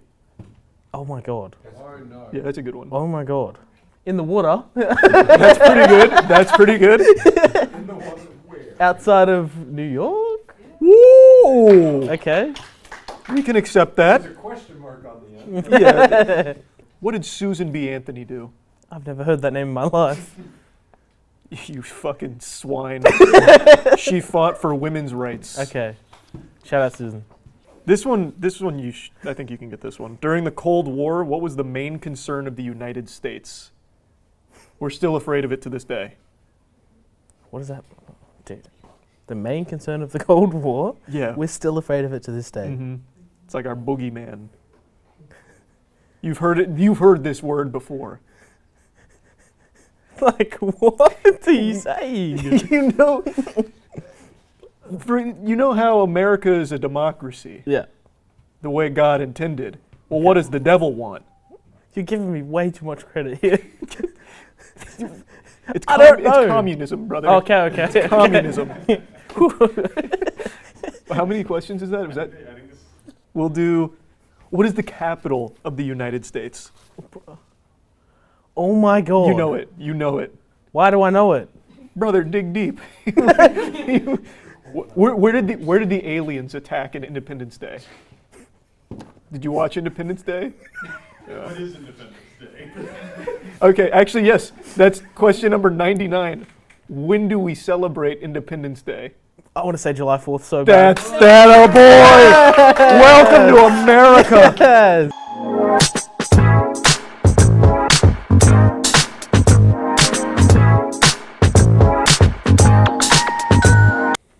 Well, hey, welcome to America. I've got some brain busters for you. I'll start it off pretty easy. What is freedom of religion? That is a very ominous question. What's freedom of religion? The freedom to practice any religion. That is correct. Wow, okay. 100%. Flew through that one. What does the Constitution do? Can I phone an American? Yeah, you can phone an American if you'd like. Yep. The Constitution's really getting you out of your seat. It gives us the supreme law of the land.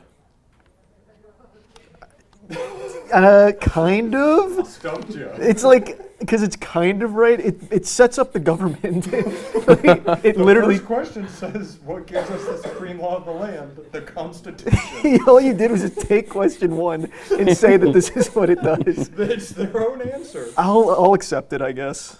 Just because I like you. Just because I like your shirt. Thanks. 2 for 2. Yeah, 2 for 2. Who is the commander-in-chief of the military? No idea. Well, you know who he is. You know him. It's the president. Ah. Yeah, it's the president. Okay. The House of Representatives has how many voting members? 11. 435. I was like, wow, he knew that. Yeah. All right, that was unfair. 2 for 4. I'll stop giving you the AP level exam questions. What do we show loyalty to when we say the Pledge of Allegiance? That beautiful sermon I walked you through. What do we pledge allegiance to? The flag. Yes. That is correct. Who is the vice president? No. Oh. I have no clue. All right, 3 for 6. I'm not giving that answer away. One of you is going to get this eventually, but don't cheat. How old do citizens have to be to vote for president? 18. Yes, yes, yep. 4 for 7, yeah. So we're getting down to the wire here. You're going to need a heater, so I'll give you a good one. Who was the first president? Oh. Yeah, he was in Fairly Odd Parents, too. He had to chop wood. He had to chop wood because he had wood teeth. He is on Currency. There was a viral YouTube video that used his name. You know, I'll even give you his last name. George Washington? Yes! Okay. Oh, you didn't even need the hint. All right, you need one out of the next two here. Name one problem that led to the Civil War. There was a real big problem. I don't know. I really don't know. Just what's something that would really get under your skin? Someone wasn't very nice to me. Yeah. I feel like that's a. Now let's expand lock it that. in. Who, like, what? Let's broaden the scope. On a nationwide scale, people weren't nice, and it was called something. Not one of the problems that led to the Civil War, but like specific. It's slavery, man. It was slavery. I want to make sure you're not racist. What did Martin Luther King do? MLK Jr., baby. He fought for black rights. Yeah. Yeah, there you go. There you go. There you are. Welcome to America, friend. Thank you.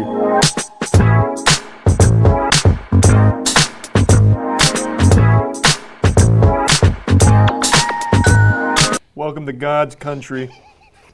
So you want to be an American, huh? Well, why don't you tell me what we call the first 10 amendments of the Constitution? Well, what do you think we call it? Laws. We do call it that. That's like that's pretty good. Is that one for one? No, we can't accept that. It's close, so you get a hint. It has 3 words. Yeah, it's 3 words. Schoolhouse Rock has a whole song about it. I'm just up, yeah, I'm only up, and I'm sitting here on Capitol Hill. It's not making it any easier. It's putting more pressure on me, bro. Just choose a word that rhymes with Hill at this point. It's Bill. Bill of Rights. That'd do it. Yeah. Who is the vice president? Fuck. Someone's got to get this. Can you search it on Google for me real quick? No, we can't cheat. Also, you get one. You can ask Matt. Yeah. One You can phone an American if you want to I use want it. to see if first. Empty can get it though. Nah, I'll pass. All right, 0 for 2 is a rough start.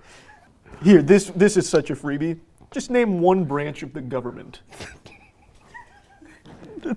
Judicial branch. Yes, yes. 1 for 3. There she goes. Thank God I heard that one before. How many years? Or we elect a president for how many years? 4. Yep. Okay. Easy. Who signs bills to become laws? The president? Yeah, there we go. Who is it? We got the spirit of George Washington in here today. Jesus. God damn. I think that's what 3 for 5 now. That's 3 for 5. Yeah, that's a streak. This is such a stupid question. What does the president's cabinet do? Just what do you think they do? Are they like his assistants or?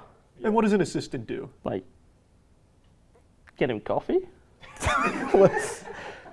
We can accept that. They just advise him. Yeah, they just advise him.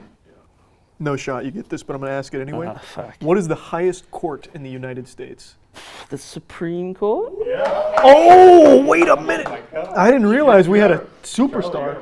Okay. You don't have to. I mean, brother didn't even know vice president or Bill of Rights. I counted him out. He skipped first grade and went straight to college. True. When is the last day you can send in federal income tax forms? You want to phone in America? Oh, Matt, you're so fun. Oh, you can choose your American? This is her job. This is what she does. Imagine Peyton gets it wrong, we have to fire her. April 15th. It is April 15th. That's 6. That's 5, I think. So you got one more. I didn't even consider the American phone a friend curveball. Okay, I'm going to ask you for another specific date if you don't mind, big shot. When was the Constitution written? April 15th. I'll just let that go. Of what year? It starts with a 1. Yes, it does. Then it goes 9. No, you're 8. out. Nope. 7. Yep. 1764. No, it wasn't bad. 1787. This is one if you can't answer this one, this is going to actually be very offensive. What major event happened on September 11th, 2001? 9/11.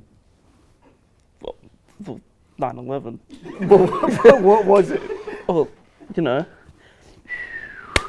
We can accept that. It was, yeah, we can take that, yeah. America! Welcome to the country.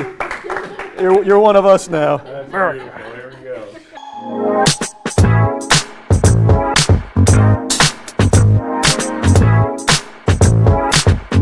I'll find it eventually. Hey, welcome to the country. This is where Jesus was born. So you want to come here, huh? Well, then why don't you tell me the idea of self-government in the first 3 words in the Constitution, huh? What are the 3 words? Have you heard of the Schoolhouse Rock? It goes, blank the blank, in order to form a more perfect union, establish justice, ensure domestic tranquility, provide for the common defense, promote the general welfare ends. So yeah, those first 3. Yeah, first 3 words of that song.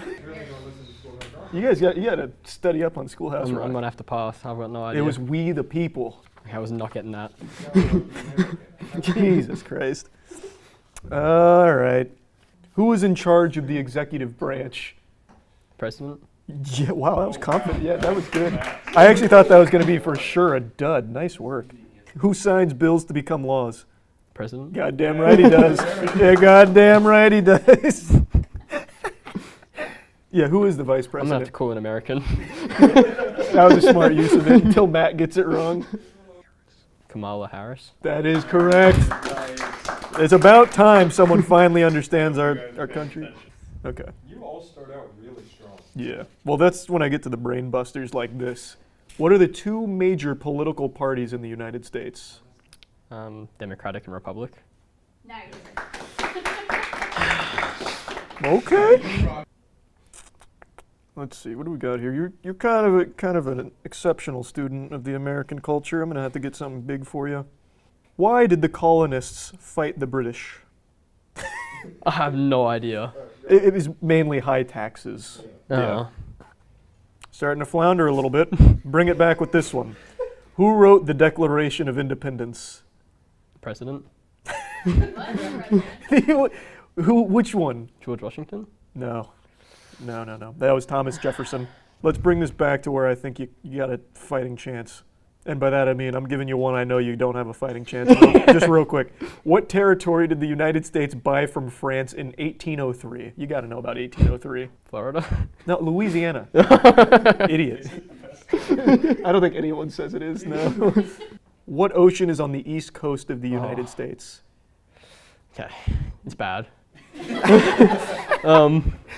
You only got a couple oceans to choose from. All of the oceans? I don't think I can. Can you name the 2 big ones? No. Can you name any of them? I'll put on the spot. I've blanked completely. Just name an ocean. I feel like I'm gonna say one. It's just not gonna be an ocean. Just run it. What's Indiana Ocean? Is that Indian Ocean? Yeah, Indian Ocean. It's not the right one, but it is an ocean. Yeah, no, I've completely blanked. It was the Atlantic for the East Coast. And now that I hear it, yep. Why does the flag have 50 stars? Because for every state. Yes, that is correct. This is the last question. All right. Who is the father of our country? The father. That is actually a question on that. Yep. Who is the father of our country? Yeah, it's question number 69. George Washington? It is George Washington. Welcome to America. Wow. Happy to be here.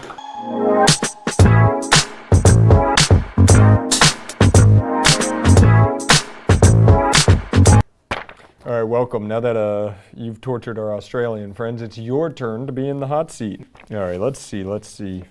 Rights and responsibilities. We're going to start slow, but still tough. Who was the president during World War I? Eisenhower. No. You sure? You want another guess? Give me a second. Yeah, think it through. Oh, it was Roosevelt. Woodrow Wilson.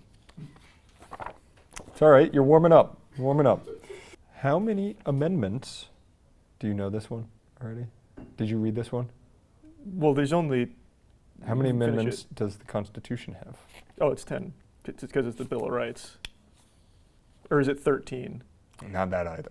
Really? 27. Oh, that was. Oh, I thought it was like the only 10. 27.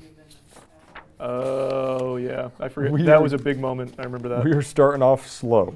These are hard. What stops one branch of government from becoming too powerful? You got this one. Oh, checks and balances. Checks and balances, baby. There we go. Whew. All right. What is the economic system in the United States? I will accept one of two answers. The economic system, huh? Really vague. That It is is so very fucking vague. vague. You should know it. Just really think. I don't know how to. You just mean like really vague. Yeah, like we are a blank economy. Yeah, okay. A capitalist economy. There you go. Oh, that's it. Yeah, that's okay, it. that was very Yeah, that's so broad. Good job. You got it. You got it. You got it. How many U.S. senators are there? I would not get this one right, for sure. I'd like to phone an Australian. Who wants to go? You can phone Australia. Yeah, all three of you can come over. All of you go in between them on the far side. How many U.S. senators? So we're looking at double digits at least. What are you thinking? I'm thinking 11. Is everyone in Australia thinking 11? More than 10. 11. No, it is 100. So close. Close. Hey, great try, guys. you did a good job. Awesome. All right, good golly, Miss Molly, I got one for you. What month do we vote for the president in? November. That a boy. Are you keeping score, Matt? Nope. Are you keeping score, Charlie? Nope. Okay. What is one responsibility that is only for United citizens? You're not a citizen. You don't have this responsibility. One I would say on this is optional, and the other is non-optional. Yeah, like the only thing that's non-optional is taxing, right? Because That would have been one of my guesses. Yeah, because I feel like This is more something you partake in. Oh. I'll agree. It's too ambiguous. Whoever wrote these are like trying to stump people. Something that you like. So you as an American citizen have the right to take in. Yep, a God-fearing American Not only a citizen. right, but responsibility. You have a Yeah. responsibility to do these two things. Civic duty. Yeah. Serve On. in the armed forces. Have you ever been called to the armed forces? Oh, I know the second. Yeah. Okay. Serve on a jury. Oh yeah. Or vote in a federal election. Oh, voting I should have easily gotten. Yeah. I guess. You gotta go 100%. Yeah, I guess I just wasn't even thinking All right. big picture enough. There are 1, 2, 3, 4, 5, 6 answers to this. What is one promise you make when you become a United States citizen? A promise? I'll go pretty loosey-goosey on this and accept what you're throwing out. That you'll pay taxes at some point. Let's see. Let me just make sure. All right. Yeah. Do you want? No. All right. Try again. I'll phone an American. Chelsea, what's a promise you make as an American citizen? I won't lie, steal, cheat, murder. To uphold the Constitution and the That's what I would have said. I know that's what the president Which is like- pledges. I don't know if that's what Yeah, citizens pledge. but I feel like that's I'm also going to give you this because one of the choices is obey the laws of the United States, which is literally- taxes and no murder Yeah. and all of that. The answers are give up loyalty to other countries. Oh, okay, yeah. Keep that in mind, boys. Yeah, you're not Australian anymore. Defend you the can't like it. Constitution, obey the laws, serve in the U.S. military if needed. That was close. Serve the nation if needed, and be loyal to the United States. Interesting, yeah. Oh, wow. Whew. There were 13 original states. 13 original colonies. Name Shout 'em, 3. scout 'em, tell all about 'em. One by one till you're giving us name to every state in the USA. All right, name 3 of the originals. I only speak in nursery rhymes. The creative It is crazy how much we remember in song. Well, one of them's got to be Washington. Are you saying Washington or Washington, D.C.? Well, what do you mean? There's a Washington. I know there's a in the Washington and United Washington, D.C. Let's just all encompass it. Well, it won't be D.C. You're putting them on, but well, yeah. I'm wrong on both? Yeah. What the fuck? What were the... All right, you're getting frazzled. I'll give you a hint. Think of the eastern United States. Yeah, we moved east to west. Yeah, Manifest Destiny. And we think the Rock. Think not like on the Rock, but like the Rock. Plymouth Rock. Yeah, where's Plymouth Rock at? What I state? don't remember where Plymouth Rock is. My brain's going to places that I think are just too far east. Give me some like old-timey places, you know, they may have... Like Virginia. And, you know, they may have put like poop vents in their streets or something like that. No way New York was one of the New original colonies. How is that one of the original colonies? That doesn't make any sense. That means I'm giving you that one. means Mississippi's one of them too? That is incorrect. Damn. Yeah, that didn't make any sense. You fought me on giving you the right answer. Because, I mean, what's next? You're going to tell me Pennsylvania was one of them? Woo! What are you talking about? Would you like to hear the whole list? No. Okay. He wants to stay in the dark. All right. I don't care about them. All right, let's finish off with one I think you'll get. You and Nick Cage love this.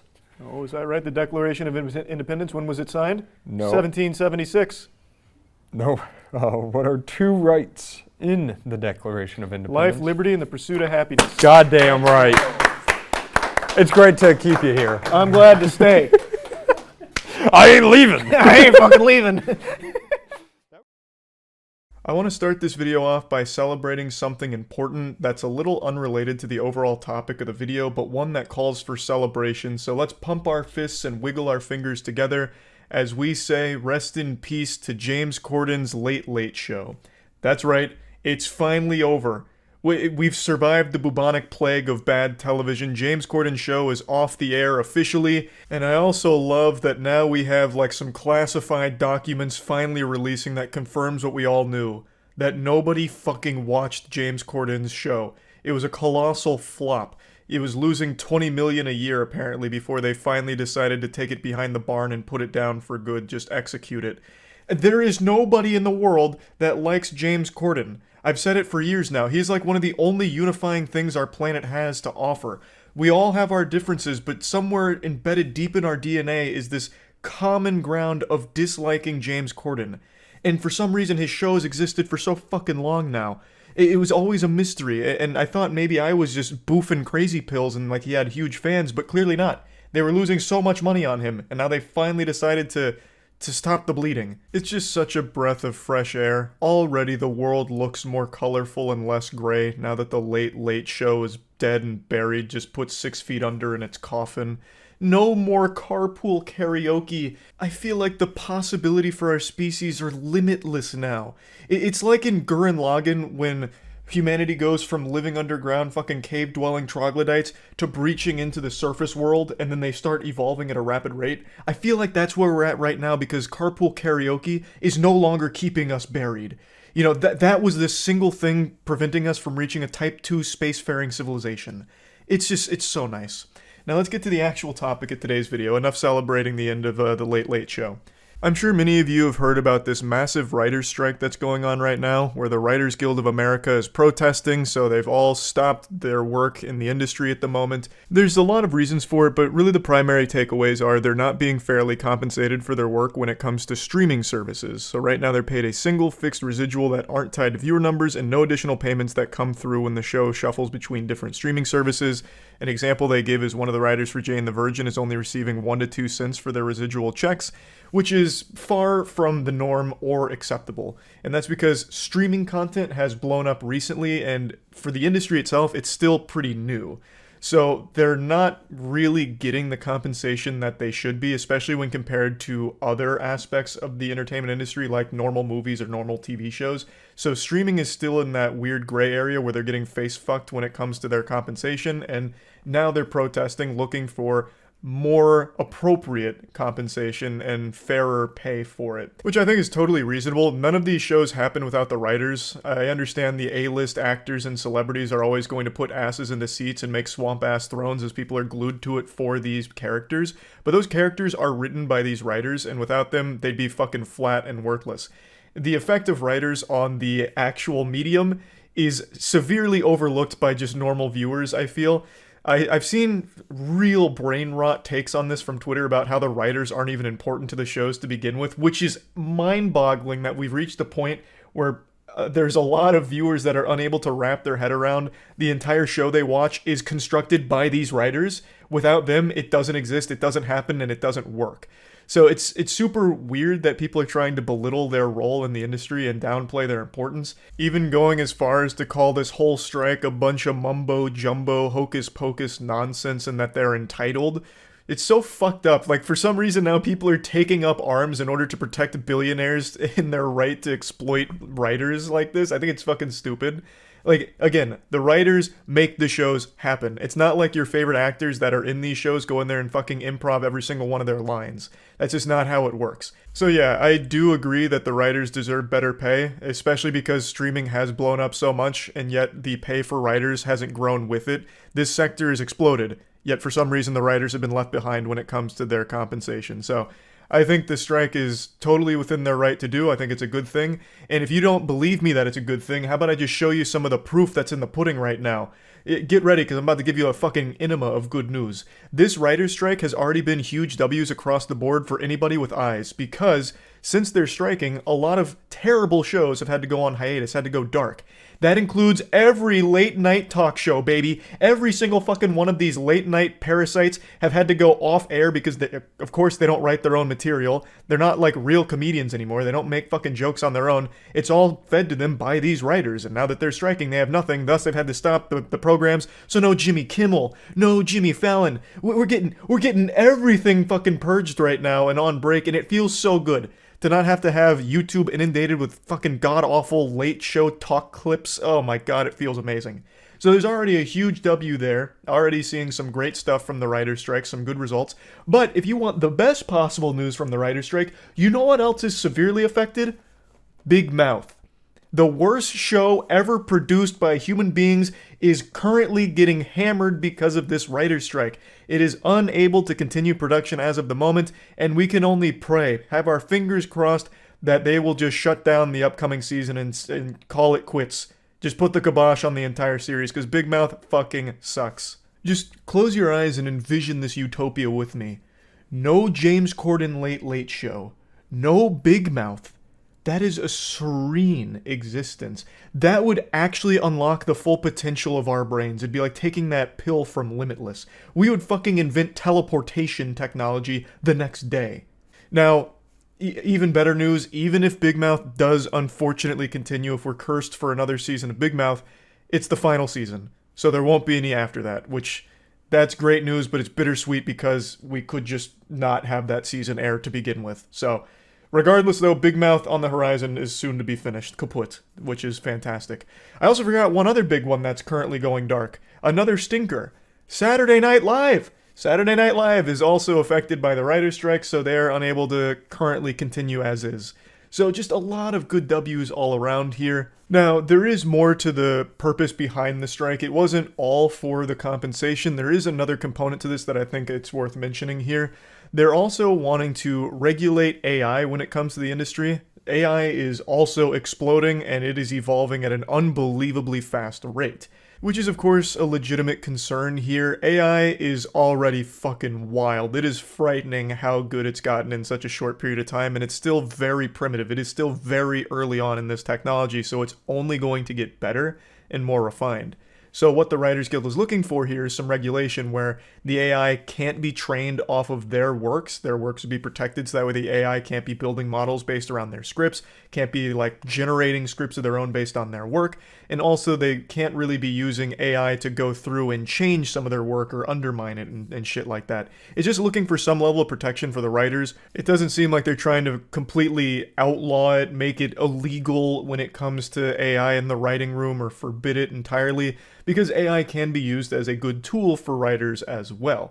It's just looking for some level of like regulation or just some openness to discuss how they can utilize AI in different ways there. At least that's how I understand it. I could be wrong, but it doesn't seem like they're just trying to get rid of it entirely from the writing process. So yeah, overall, wishing the best for the writers here with the strike. From what I can tell, it doesn't seem like the powerful suits out there are really responding at all to it in any meaningful capacity at the moment. It seems like the attitude's kind of just rub some fucking dirt in it, get over it kind of thing. But I guess we'll see how that goes when their biggest programs start to feel the effects of the strike, because the WGA is huge. They do a lot of writing. So I guess we'll see how everything plays out, but just want to talk about it a little bit. That's it. See ya. There's an expression, you're only as old as you feel. And I gotta tell you, I'm feeling octogenarian recently. The biggest content online undoubtedly has been like TikTok style content, like short, bite-sized pieces of either trends, challenges, or goofy dances, all of which I'm not really a fan of and I don't really understand. Nowadays, a lot of headlines leave me scratching my head, trying to even decipher if what I even read was English or even a human language to begin with. I swear to God, there's just like a new thing every day that it goes right over my head and makes no sense to me. Like, did you squeeb today? Turns out 9 out of 10 millennials don't even know how to glorb. Don't be a lame-o. Well, lame-o I understand, but all the other words in there, it sounds like it's out of a fucking Rick and Morty sketch. Like, I don't get it.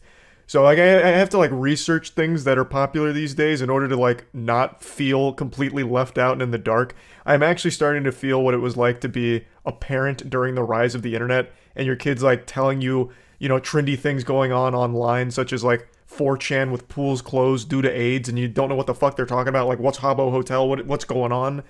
I'm reaching that point. But long-winded explanation to come to what I actually want to talk about today. There was something I really didn't understand a few days ago that blew up on Twitter with Skibidi Toilet. That made no sense to me. I didn't know what that was. It sounded like some kind of like bootleg toilet or something. But apparently it was is a huge YouTube trend, a huge branch of YouTube content. So I looked into it, and it's a series of Gmod shitposts that are getting like 20 million views a day per video. The channel DaFuck Boom is a classic like Gmod shitposter, and over the last month he has gained over 2.9 billion views, over 7.2 million subs, and every month now for the last couple months is getting at least 2 billion views. He is blowing up all because of Skibidi Toilet. And that's the gift that keeps on giving, because everyone's suckling from that milky bosom of Skibidi Toilet, because anyone that's even making content around Skibidi Toilet, such as like, here's what you didn't understand about Skibidi Toilet number 33, hidden moments of Skibidi Toilet number 41, is this the end of Skibidi Toilet Cameraman in episode 42? Like all kinds of like speculative like game theory Skibidi Toilet videos are also getting tens of millions of views every day. This is probably the biggest branch of content I've seen since Minecraft first blew up, and maybe even bigger than Roblox. Like, it's crazy how huge Skibidi Toilet is. It's got the Midas touch. If you just put that in your title, you're guaranteed success. So I went over it a little bit more on stream for anyone that doesn't know what I'm talking about, but I imagine most of you have heard it by now. It is big with children. It's content that is primarily being consumed by the younger generation, which is why a lot of people, around our age here in the retirement home haven't heard of Skibidi Toilet, but I want to put it on the front of your radar, because for the first time in a long time, this is popular content geared towards younger viewers that I actually feel isn't dog shit, whereas most of them I think is just actual trash. This one I think is pretty entertaining.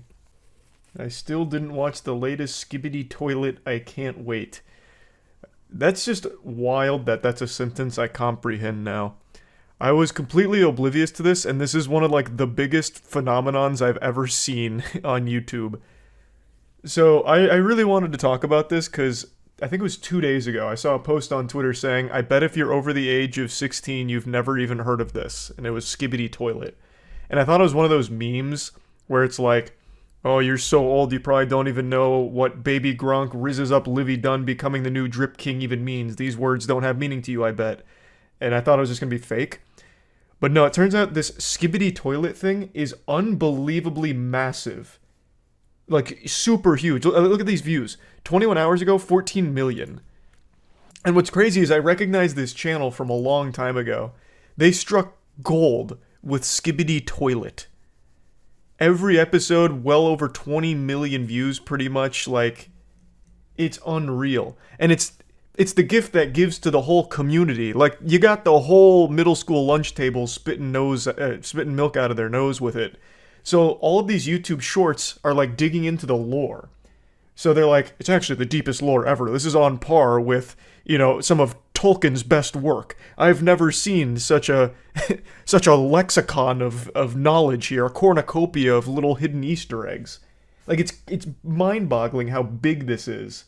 Like, they're putting it on the same level of, like, Game of Thrones, or rather, Song of Fire and Ice, I suppose, like, when it comes to lore. So I got deep into this Skibidi toilet rabbit hole. It's so...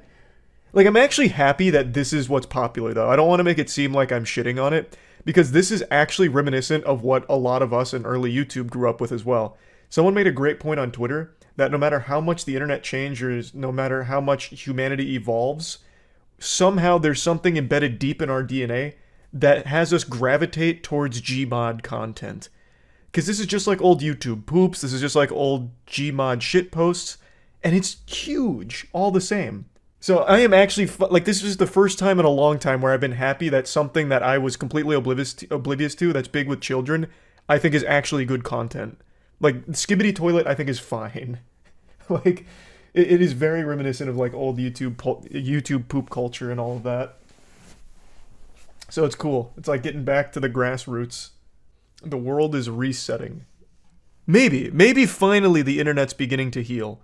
Because again, like, look at this. Like, just scrolling down a second. Skibidi Toilet, 48 secrets. And there's like 1,000 of these videos.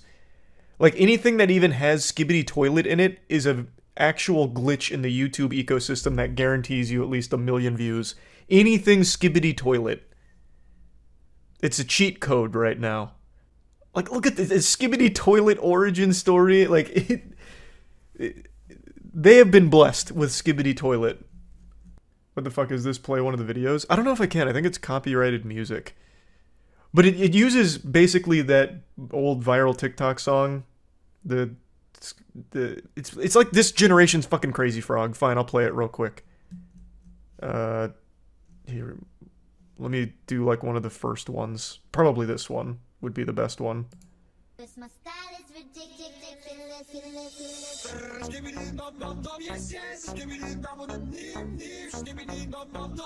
So this. It uses that, and then it does like a bunch of wacky things, and it evolves and grew into like a giant fucking war between Skibidi Toilet, the cameraman, Mr. Ass Blast or some shit. I don't know.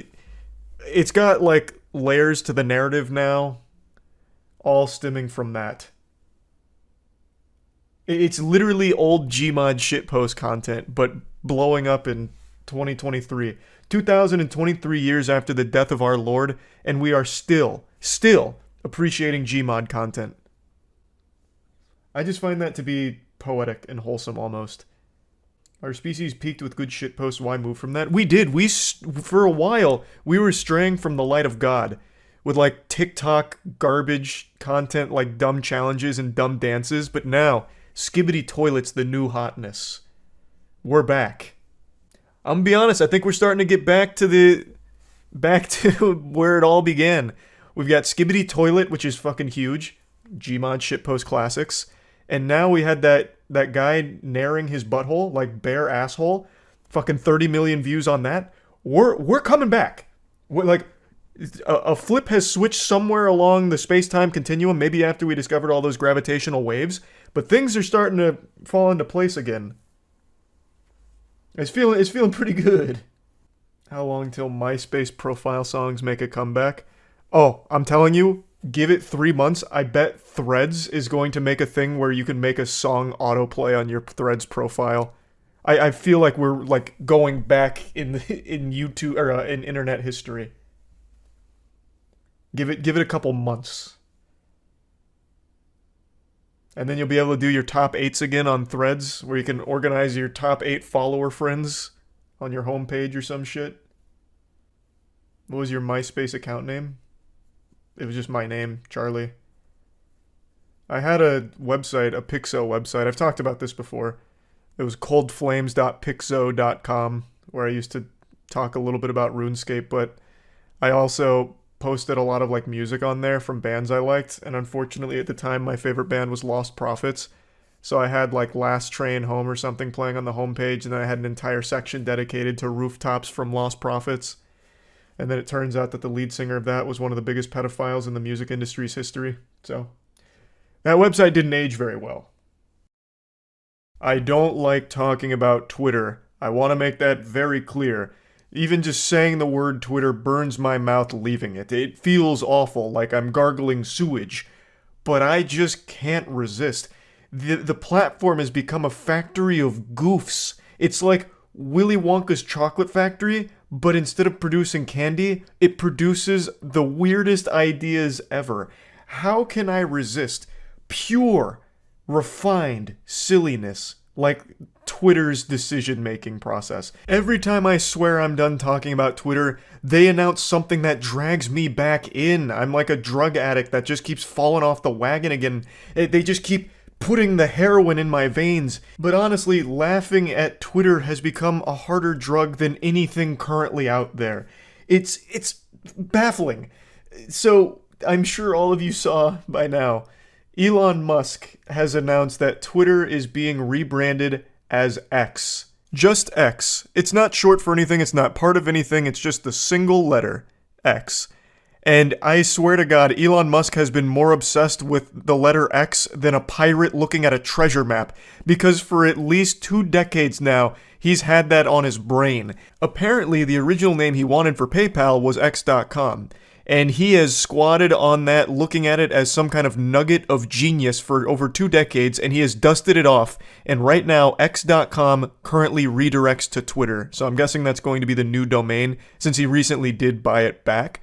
Now, obviously, X.com looks like a porn site, but I guess that doesn't matter to him because X is just super cool in his eyes, which I think proves that he has to be one of the most uncool people on the planet. Being obsessed with the letter X is like something a 12-year-old on Xbox Live when choosing their gamer tag does. But I will say, in his other company, SpaceX, the X looks good because it's part of something. It's not just X on its own, it is part of something else. So it actually looks cool. I think SpaceX is a great name. And not only that, he even named his own baby X. Well, at least part of his name is X. It's X and then a random captcha here. I think it's supposed to be like a plane or something, I already forgot. But it's very clear Elon Musk loves the letter X, more so than Xander Cage in the Triple X movies. Like, this is wild. Not only because, obviously, it's very wacky, it's very, very wacky. Like, the dial went from silly all the way to wacky and then kept going, teetering all the way on bonkers territory with this decision. Because Twitter is one of the most recognizable brand names on the planet. One of the most recognizable brands ever, really, probably. And now Elon Musk has executed the bird, getting rid of the bird. It is transitioning over to X now. Here's what the logo looks like. I think it very much looks like something out of the Call of Duty game battle scene from way back in the day. It looks like one of those really quickly put together emblems. But this is the future here. The bird has been put down. Like Elmer Fudd, but instead of hunting rabbits, he was hunting birds here. It's just so weird, because this is going to be the worst SEO ever, X. Like, searching up X is just going to be fucking awful trying to get to where you want to go. It's also just a horrible name in general that just sounds super lame and embarrassing. And it's even weirder considering how Twitter had spawned its own terminology for when you send out short sentences on the platform. They're tweets. They're retweets when you post them back on your page from someone else's page. When you post videos on Twitter, you reference them as Twitter videos. So what a lot of people have pointed out under this change, when you're referencing videos on X, you're going to call them X videos. And those of you who know, X videos is the biggest porn site in the world. So it's going to be real confusing real quick. And also, what's the new term going to be for when you tweet? You're sending an X. Or I'm going to re-X this. Or did you look at my X's. Which is just so fucking embarrassing to say. That's even worse than saying tweet and Twitter and retweet. It's the worst terminology imaginable, if that is the direction they go. I'm still not fully convinced that this is anything more than just a gag from Elon Musk. I feel like this is just one of his classic shitposty things where he thinks it's like enjoyable for some length of time and then he says, I'm done playing with this toy and forgets about it. I don't know if he's actually going to do this. It would be a really dumb decision too, because again, you bought one of the most recognizable brands ever and now you're just completely changing the brand name and brand identity? What's the point? All of the hard work of brand building was done for you. You had the easiest part of the brand building process. It was already a juggernaut of a brand. Why are you going back to try and start over with a new brand and a much worse name and a much worse identity that people are already laughing at? It just doesn't make sense. So I feel like he probably won't actually go through with this if it is an idea he's toying around with. I feel like this is just going to be a short period thing that he's kicking around and maybe goofing a bit with. But I guess we'll see. He's made some inexplicably odd decisions with Twitter so far, so I guess it is possible. Clearly, I don't think this is going to kill Twitter, or, sorry, the platform formerly known as Twitter. I don't think everyone's just going to stop using it because the name is shitty, but it's just such a weird thing to do. It doesn't make any sense. It's such a counterintuitive decision. This isn't going to help it become profitable, which I think is like the main goal right now since it bleeds so much money and is so fucking directionless. This is only going to set it back in that direction because now you're going to have to like repitch all of the major brands on why they should work with X, which again is going to be easily confused for pornography often, which is going to make it very hard to work with other brands, I would think. Let me give you a great example because I have a first-hand account of this. Our esports team is named Moist. That's a bit of an odd word. That's a bit of a yucky word, but that's not even like something that can be conflated to porn easily. It's just one of those words that makes you feel a little icky. It's just one of those words that makes you raise an eyebrow. And just because of that, there have been many brands that don't really want to work with us just because of the name, and solely because of the name. Imagine now with X, a brand name that if you make one typo immediately takes you to porn, is extremely hard to find through just search engine optimization. It's just going to be a hard thing to get across. Brands are probably going to be a little apprehensive about it, I would think. Assuming, of course, the logic carries over and remains consistent, I think X is a significantly harder to sell name than Moist. But that's just me, and of course that's not exactly the most unbiased judgment there. I've definitely got a horse in this race, but it does seem like X is a much worse name for brands to work with. Just going off of basic common sense here. Now, to me, it's still not entirely clear if he's truly committed to removing Twitter and the bird from everything on the platform and really just diving in deep, cannonballing into the X pool and rebranding fully to that entirely. But according to this article, and according to a Threads post from platformer managing editor Zoe Scheifer, according to her, she says that Twitter's business was already renamed X Corp, and that he said that their email last night would be the last time he emails them from that company address. It would now be fully X Corp. I didn't know that he had renamed Twitter business on the inside to X Corp. That is so fucking lame. Like, if you're going to do this, just choose a cool name. Like, it really does feel like I'm back on Xbox Live when I was 11 years old going by the name Fast Fighter and playing with my friends that had X's in their names everywhere because they thought it was the coolest shit ever. How the fuck is this an adult man who is this obsessed with just the letter X? I don't get it. If you're going to go through all of these hoops and rebrand Twitter, whatever, choose a cooler name. Like, just choose something that sounds cool or is just better overall. X is so embarrassing. Going on Twitter right now is already shameful enough, and this is just going to make it be even more miserable. Having to say that you went on X and read a couple of X's or saw the videos posted on X or whatever. It's just, it's so dumb. Yeah, I just had to talk about it. I couldn't resist. It's just so weird. It's such a weird decision. That's really about it. See ya. The Moist Meter is a proud partner of our comic book series Godslap and Plague Seeker. Both are available at badegg.co. Link in the description.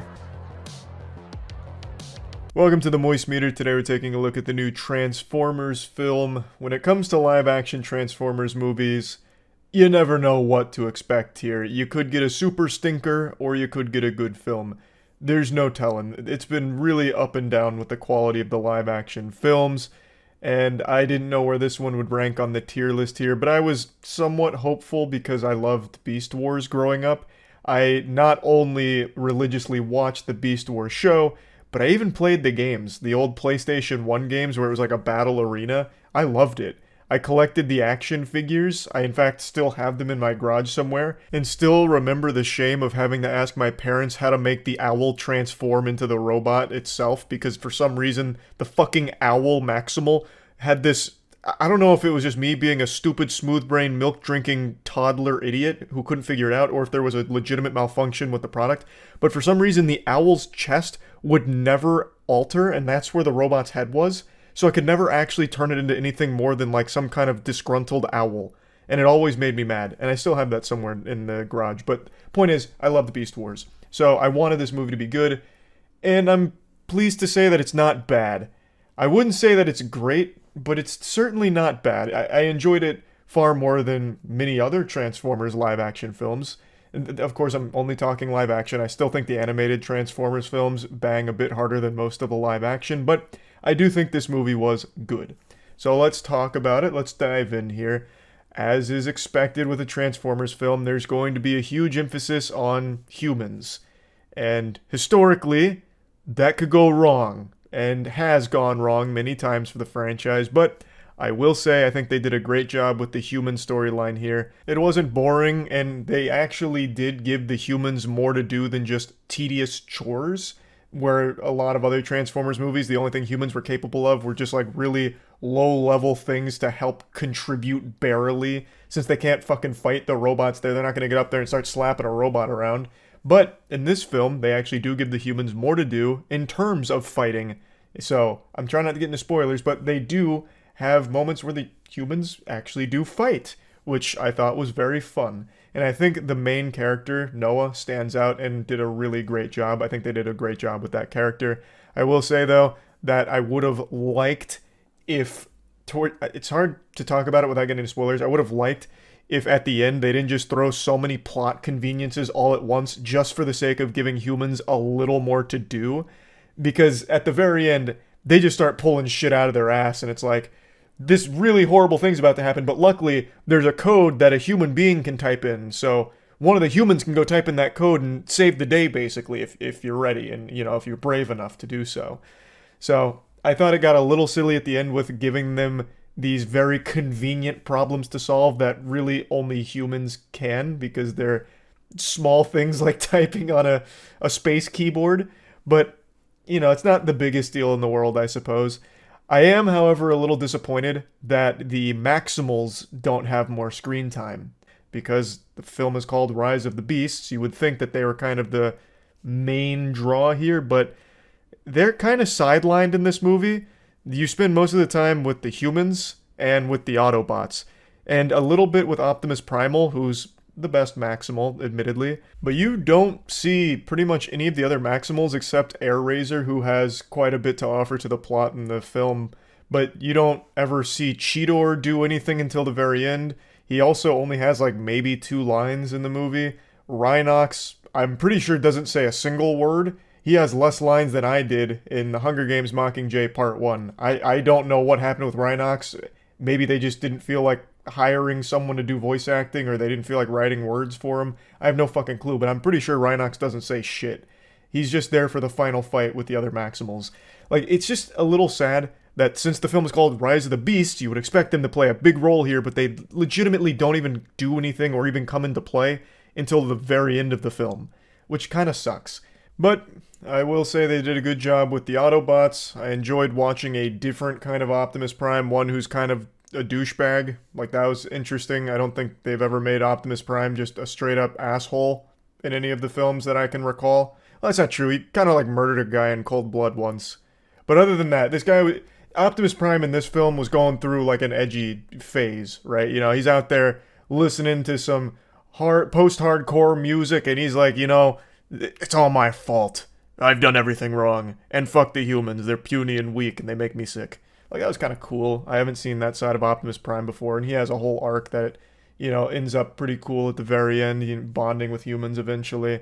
I also think Pete Davidson as Mirage was a really good fit. Like, he did a good job with that character. The character of Mirage walks a fine line between being charming and being extremely annoying, and Pete Davidson fucking tap danced on that line right there, and it worked.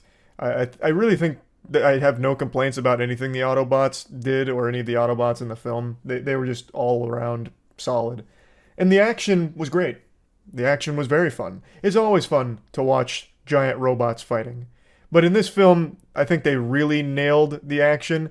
A lot of times it looks like fucking 3 soda cans colliding against each other during a Transformers fight. Here, I think they did a good job of making all the action clear. Especially in the final climactic fight, there's a lot of really cool moments that had the audience clapping. Now, let's get into some complaints here, because besides just the lack of maximals in the film, I've got some gripes with it. It's hard to get into without spoilers. There are so many narrative ass pulls at the end that it is laughable. I know I briefly mentioned them, but it gets absurd. Fucking random coded kill switch for humans to use in the most important moment. Empty pipes for humans to crawl through in giant robot technology that serve no purpose other than to be a tunnel for humans to sneak through. I'm trying, I know these are kind of minor spoilers. I'm trying to keep it as minor as possible, but there are so many fucking conveniences at the end of this film. I shit you not, there's even just a full-blown revival thanks to super rocks, super special rocks of Energon. Like, nothing matters because everything at the end, it's just like they have the answer to every single thing ever, including death itself. And that's another complaint. There's so many, fake out death moments for some fucking reason. So many I might be exaggerating. There's a few fake out deaths, and I think there should never really be more than one. It just takes all of the stakes away from everything. You have these turbo bad guys, super evil villains, they're fucking powered by dark matter and a bad attitude. But for some reason, they don't ever finish anyone off. Or when you think they finish someone off, they do it in a way where it's kind of ambiguous. They don't cut someone's fucking head off. They don't chop them into pieces or anything. They just blast them with an energy ray and they're like, oh, it took the spark. And it's like, okay, but I mean, what's that really mean? Because you can just get the spark back if you have a powerful enough rock. And I'm not using rock as a way of trying to hide a special item in the film. I mean, it's just a normal rock, a normal human rock that just happens to be kind of powerful when it comes to Energon. Death doesn't really even exist in the film. It's just kind of silly. And I also really hate the bad guy they introduce here. Not the super bad guy, but the super bad guy's bad guy, the right hand, Scourge. He's very hands-off in his hunting. He's very powerful. They make it clear right away that he's very powerful. But when it comes to the humans, he's fucking worthless. He's like a Scooby-Doo villain. He keeps catching them and then letting them go over and over again. And he has these tiny little spiders that he sends their way, but the spiders fucking suck. They die to a stick. The spiders, the robot spiders from the big evil bad guy, die to a stick. What the fuck? Why does he keep using the spiders? Not once were they helpful. The humans were easily able to defeat them with just household objects. They got hit by a goddamn pole once, a tiny little bar once. Jesus Christ, stop using them. Just do it yourself. There are moments where the bad guy Scourge literally has one of the humans in his hands and just starts monologuing instead of just killing him. Even though he has shown that he has absolutely no mercy whatsoever. So why the fuck are you just talking at this guy monologuing? It just gets a little overdone when it happens a couple of times here. So just definitely wanted to mention that. I do understand it's Transformers, so it's going to have some of that cheesy, tropey kind of shit in there, and that's fine. But I think they just use that too much. Again, the main bad guy, the right hand, just keeps sending spiders after the humans, even though he himself could have easily just taken care of it almost instantly. I also think there's a massive plot hole here that I can't really get into, because it's clearly a big spoiler. But I think that the motivation for something the Maximals did, or rather didn't do, is nonsensical, and it would have completely thwarted the entire plot of the film. It would have stopped everything bad from happening before it was ever even a problem. And I've been really racking my brain on it, trying to figure out why they did or didn't do something, and I just can't come up with an answer. I don't know if maybe I missed something, but there was a very crucial MacGuffin in the film that I feel could have been handled in a very different way by the Maximals. And I'll just leave it at that. I think if you've seen the film, you're probably knowing what I'm getting at here. But yeah, I'm getting real deep into it. Overall, I liked the movie. I thought it was fun and enjoyable. Yes, I was disappointed there weren't more Maximals because I like Beast Wars and I really thought they were going to be front and center. We've seen so much from the Autobots already. I would have thought they were trying to shift the focus to the Maximals here because that's very different from the normal Transformers, but they don't really, and I wouldn't even say that they share the spotlight. The Maximals are kind of just supporting characters to the Autobots, and it works in the climactic fight well. I think they complement each other really well. I just really would have liked to see more, especially from characters like Cheetor and Rhinox. I mean, those are classic characters. Like, you know, show some fucking respect here. Let them do more than just have one line and 2 fight scenes, right? But overall, I thought the movie was enjoyable. Plugging Transformers Rise of the Beast into the Moist meter, I'm just going to give it like a nice 65%. So, yeah, that's really about it. So, yeah. Huge thanks to ourselves for sponsoring this Moist meter. Godslap is a comic series written by myself, Jackson, Matt, Danny, and Aubrey Sitterson. It follows the story of a character named Ace, who's an extremely powerful slapper in a world where slapping is king. Issue 3 just dropped. It's all available at badegg.co, and shit is starting to pop off. Ace is being hunted by a mysterious foe named Defister, who, after swan diving through a hospital, picks up Ace's trail and hunts him to the ends of the earth with his sidekick Olfactor. And also, our newest comic series, Plague Seeker, just came out. Issue 0 is available at badegg.co. It's written entirely by myself and edited by Jackson. It's set in a world 1,000 years after an apocalyptic event known as the Calamity. An asteroid hits Earth, and it brought with it mutations that changed all of its inhabitants. Now the world is infested with things called plagues, and atop the food chain sits 8 great plagues that control the entire world, and only one man stands against them, the Plague Seeker, who has an insatiable appetite to devour those 8 great plagues. So all of this is available at badegg.co, so please check it out. See ya.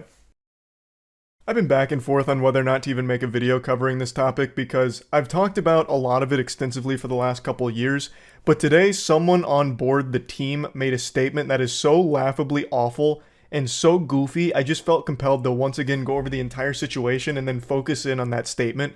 But I recognize that this one person doesn't speak for the entire movie or the entire brand behind it, but it's such a tragically silly statement that they put out that it's hard not to laugh at it. So, The Flash is right around the corner. It's a DC movie that a lot of people are excited for, obviously. However, it's got its fair share of controversy because Ezra Miller plays the Flash. I have covered Ezra Miller's shenanigans over the last year and a half, 2 years, whatever it's been, extensively. Ezra Miller is an absolute menace, a fiend. How Ezra Miller is not in the slammer right now boggles my mind and makes me believe in real-life cheat codes. Of course, the cheat code being fame and money. The list of crimes and accusations against Ezra is longer than the terms of service when signing up to iTunes. It's like 5 full novels worth of accusations against Ezra. It's a ton of shit. It is ridiculous. But I'm not here to really, harp on any of that, because again, I've covered it for quite some time. Ezra Miller's out here like a literal SpongeBob villain, committing as many crimes as possible over the last 2 years, collecting them like Pokemon cards.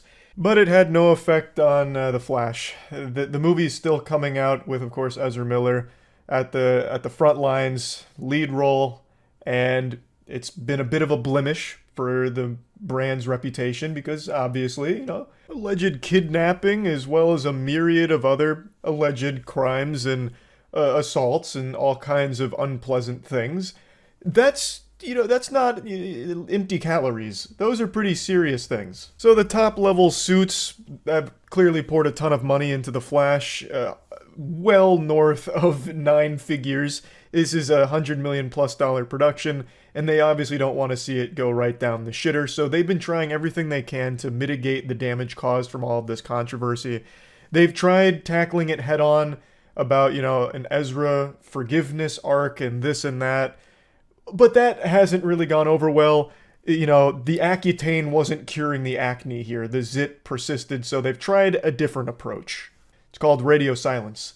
They're playing the no-talking game when it comes to Ezra Miller. I believe they've forbidden Ezra from even being on the PR tour, which I think the reasoning is pretty clear because you never know what might happen with Ezra Miller on a PR tour here.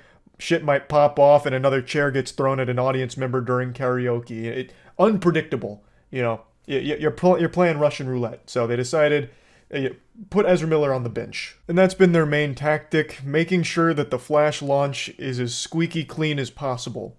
However, this strategy of not talking about Ezra Miller wasn't relayed to one person in particular, the production designer, who made a statement today that said, Ezra Miller's performance is so good in this movie that people will forget the crimes. This movie is so good you're gonna forget all of these crimes. I guarantee it. That's innovative marketing right there. So we go into a meat writing session here where the production designer is just singing the praises of Miller and all the work that was put in, talking about the pressure with, of course, the public being aware of all of the terrible things going on outside of the production with Miller, and, you know, having to deal with all that pressure on set, and also just working super hard, only taking 3 days off during the entire shoot, a real fucking champion, a real hero, filming 6 days a week, and Miller did their own stunts. So, like, really just pumping their fists, like, yeah, this is what hard work is all about. The crimes are meaningless now. Look at this work. And it's not, what's wild, is it's not even that far-fetched of an idea. It's actually something that's been employed many times in the past. So, for example, Riot Games fell into some hot water for a brief period of time due to a lot of nasty allegations coming to light about, like, harassment, sexual stuff, and just a very awful working environment at Riot Games, and they were sued for it. They were facing a massive lawsuit. In fact, one of the reports I vaguely remember talked about how they used to, like, hotbox cubicles with farts.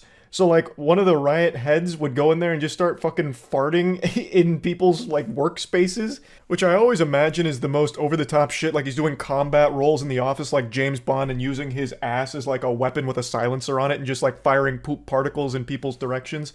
But they had a lot of, like, these terrible things that all came to light. Eventually, they did settle for a massive settlement.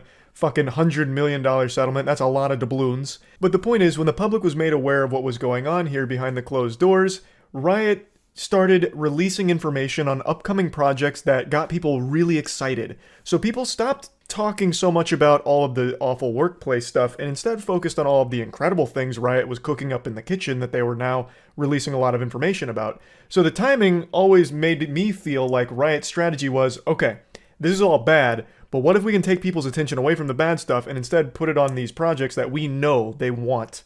So that's what they did, and a lot of people totally forgot any of this ever happened. So if that was the strategy, it worked very well. It's also what Logan Paul did. Logan Paul was facing a ton of hot water because of all the Crypto-Zoo shit, and instead of, like, you know, trying to swim around in the swamp, he instead just let all of that happen and then did incredible work in the WWE. He had amazing performances in the WWE, so then people stopped focusing on all of the Crypto-Zoo and all the scamming stuff, and instead focused on, like, wow, Logan Paul is like a really good WWE performer.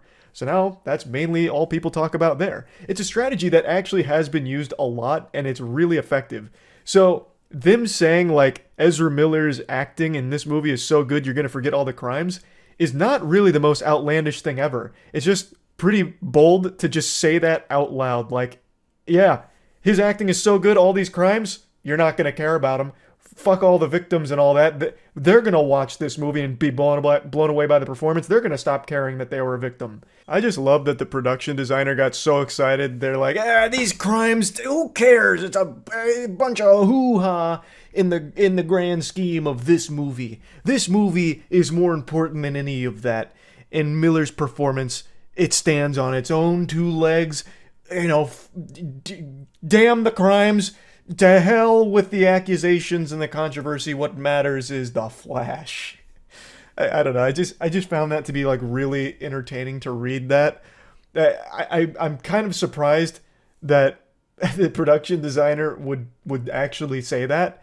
I imagine all of the people, like the higher ups, are probably right now with their hands over their face, just in agony now that this interview's out there, because they were so close to launch here.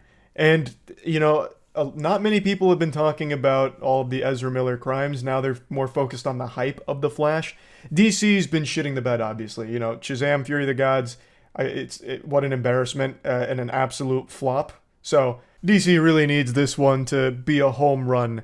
And it's been a while now, so a lot of people have already kind of stopped talking about all of the Ezra Miller controversy.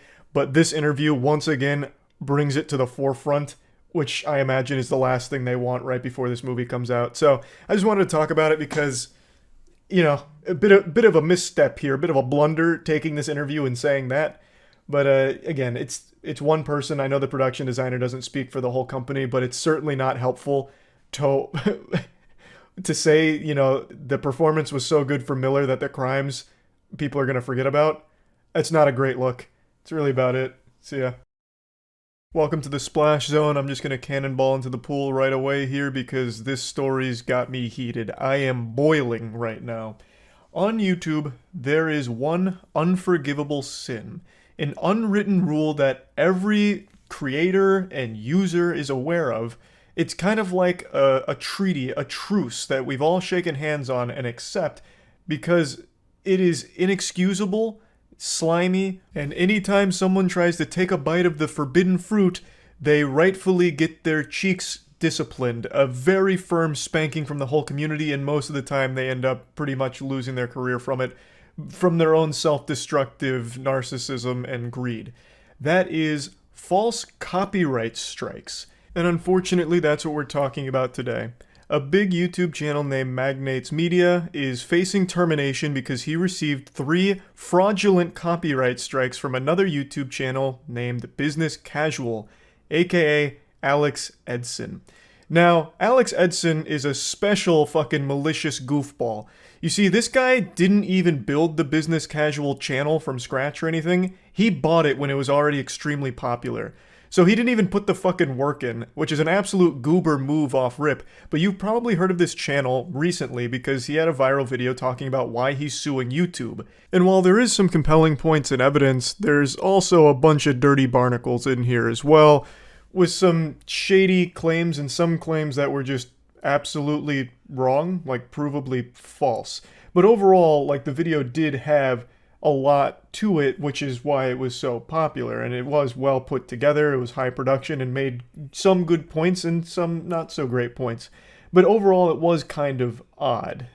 And a couple YouTubers actually pointed out a lot of it. In fact, Upper Echelon made 3 videos kind of covering all of it, which I think make very good points. Overall, the whole thing was odd, if nothing else. And now Alex is back from the septic tanks, he's risen from the sewers like the Teenage Mutant Ninja Turtles, and he's bringing bad news.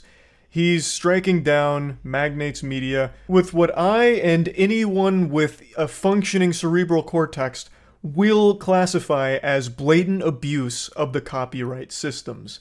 So, he's issued 3 strikes to Magnates Media, which sets his channel up for termination in the coming days. He's already received a notice that his channel will be taken down because of these strikes from Business Casual. Let me just lay down the brass tacks here with the level of lunacy we're dealing with these claims. So, Business Casual is basically taking away Magnates Media's entire livelihood because he believes that some of his content looked similar to his based on an editing technique called parallax editing. So he struck him 3 times for 3 separate videos. The total content time of those 3 videos is over an hour and a half long. And of those 3 videos, in total, 10 seconds, roughly 10 seconds worth of footage, Alex is saying belonged to him. So in one of the videos, it is actually just a single image that lasts for like 3 seconds, and he's saying that he stole it directly from his video because the parallax editing technique was a dead giveaway. But Magnates Media has proven beyond a shadow of doubt that not only is that image a public domain image, because they were covering a similar topic, so of course they're going to have similar images because it's a fucking public domain image. So he proved it's a public domain image and that the parallax editing technique was done by his editor. And he has like a 16-minute video showcasing his editor doing the editing on that photo to prove he didn't take it from Business Casual. And they don't even look similar in any of these cases, but this is how outrageous Alex Edson's claims are.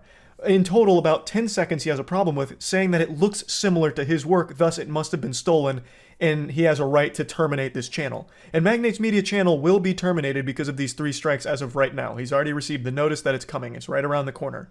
That is fucking frightening and just downright evil from Business Casual. Upper Echelon made an incredible video going over this entire subject from top to bottom, inside and out. I highly recommend checking out that video. I'm going to put a link to it in the description. He does an amazing job breaking it all down thoroughly, as well as some other incredibly fucked up things Alex has done. If you read the other provisions of the DMCA Safe Harbor, Section 512, it's clear that Congress did not want parties to have to sue to enforce their rights. So while it may be that the system could be gamed on the other side, that's how Congress intended it to be. End quote. That right there is Business Casual arguing that simply because he filed some strikes, it therefore means that YouTube needs to terminate the entire channel without him proving anything in a court of law. That's what we just read, and that appears to be precisely what he's doing now to a channel named Magnates Media. What he was reading there comes from a completely different case, but just hearing that is beyond alarming. That is fucking chaos. That is the opening of Pandora's box in the worst way imaginable. So Alex Edson is an actual villain, and what he's doing here is completely unjustifiable. This is beyond fucking tragic. There's absolutely no argument he nor anyone could make on his behalf that would justify him taking down an entire channel, ruining the entire career and livelihood of that creator based on similarity of public domain images. Now, they made videos on similar topics, obviously. They did do that, but there's nothing wrong with that. It's not like Alex owns that whole topic or anything. And Alex even made a bold claim that Magnates Media stole his scripts from his videos, which is so laughably delusional.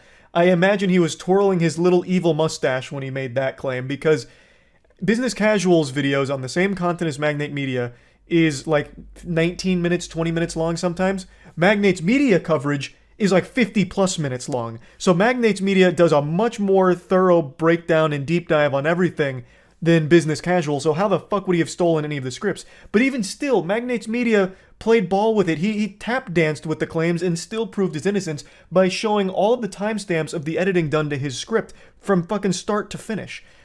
Alex tried to claim that he stole his scripts and plugged it into ChatGPT to generate a somewhat different script while still maintaining his video's DNA. He doesn't even know what the fuck he's talking about. He's just using random buzzwords in his stupid little smooth brain. That's so laughable. What a fucking joke of a person. And it's sickening to see him do this to someone he views as competition. That's the only explanation I can think of for why he'd even target this channel. There is absolutely no justification or argument someone can make that would convince me that what Alex is doing here is just, and he has a right to do so. If there really was an issue where he felt like these images were stolen, like, oh, you took this image that my editor worked hard on editing, he could have reached out to Magnates Media. And Magnates Media has said multiple times on Twitter that he has tried to reach out to Alex himself to try and resolve this whole situation amicably. But Alex isn't responding. He's giving the cold shoulder, fucking full radio silence. But you could have reached out and said, hey, can you remove that, or some other different solution that doesn't involve striking. That is the nuclear option. That is the harshest punishment that you can dish out. And it's highly unnecessary here when all of the offending content that you believe is too similar to yours only accounts for 10 seconds out of over an hour and a half worth of content. That makes no sense. It's fucking ridiculous, and it's shameful. It is beyond shameful. Another YouTuber made a great video covering this situation as well, which I'll link in the description too, and he leads to a bigger conversation to be had about what this could mean for the entire platform going forward, as well as he talks about something that I think is important we mention as well, that if Magnates Media tries to push back and defend himself, fight back against Alex Edson legally, Alex Edson may very well just turn around and sue him. He has shown he is more than willing to do that, and it just seems like he is vaguely alluding to the fact that he would be open to doing that against Magnates Media should he try and defend himself against his claims here. So, just an actual piece of shit. Now, what Scott highlights, and something that I'd also like to talk about, is what it could mean for the whole platform should this behavior continue. It would mean that if you, let's say, are doing a, video essay on a topic that another channel has covered, you might be at risk of them striking your channel down because you used the same image they used. You were covering the same topic and you may have used the same image, and maybe you just used very standard editing techniques like, you know, TV static effect, or a very common one you see in all video essays these days are the crumpled paper backgrounds. A lot of video essays today use the crumpled paper background. I think you know exactly what I'm talking about. So should this kind of shit continue, you could very well be next on the chopping block for someone who said, hey, I have a right to use the crumpled paper background. You have lifted my editing technique. This work is too similar to mine. Here's a strike for it. I think it's pretty obvious how that would be absolutely awful to the platform overall. So really the whole thing is terrible. This whole situation is really bad for YouTube entirely. I've only scratched the very tip of this iceberg with how disgusting this whole situation is, so I do encourage you once again to watch the Upper Echelon video as well as Scott Schaefer's video. Mudahar also just posted something about it, and all three of them are far more knowledgeable on all of the nuance to this subject than I am. I just wanted to give a general overview of everything, and I'll just quickly try and cover my own ass before Alex Edson tries to stick his tongue in it. I'm just giving my opinion on everything. I'm not a lawyer. I didn't pass the bar. I can't say for sure if these are fraudulent claims or if it's an alleged abuse of the copyright system. I'm just giving my dumb, stupid caveman brain opinion on it and saying that I think you suck, Alex. I think you are a revolting, stinky piece of dog shit that not even the flies want to be around. That's all. I'm just here to kind of make fun of you and point out a problem here with your behavior. So yeah, here's hoping Magnets Media doesn't lose his channel from all of this absolute mumbo jumbo. That would be extremely upsetting to see. Hoping for the best for him and his channel and a good outcome from this whole situation here. That's really about it. So yeah. I'm not Scooby-Doo, but I'm still sniffing for clues, and I'm picking up a big whiff of something fishy. It's stinky out here. I've been smelling something foul. With all of these airplane freakouts that have been happening recently, I don't understand what is going on. It's getting wild. There have been an abnormally large amount of plane freakouts with passengers going berserk on airlines. It only has been like 2 weeks since this video hit the internet and took it by storm. This is the video of the woman who gets up out of her seat and says, "That motherfucker is not real," pointing to another passenger on the plane, and everyone turns their head to look, expecting to see like a T-1000 Terminator, but no one saw anything, and then she got off the plane. This photo here has actually become more famous than the fucking photo of the Wright brothers' first airplane. This is now one of the most well-known photos in aviation history, I'd argue.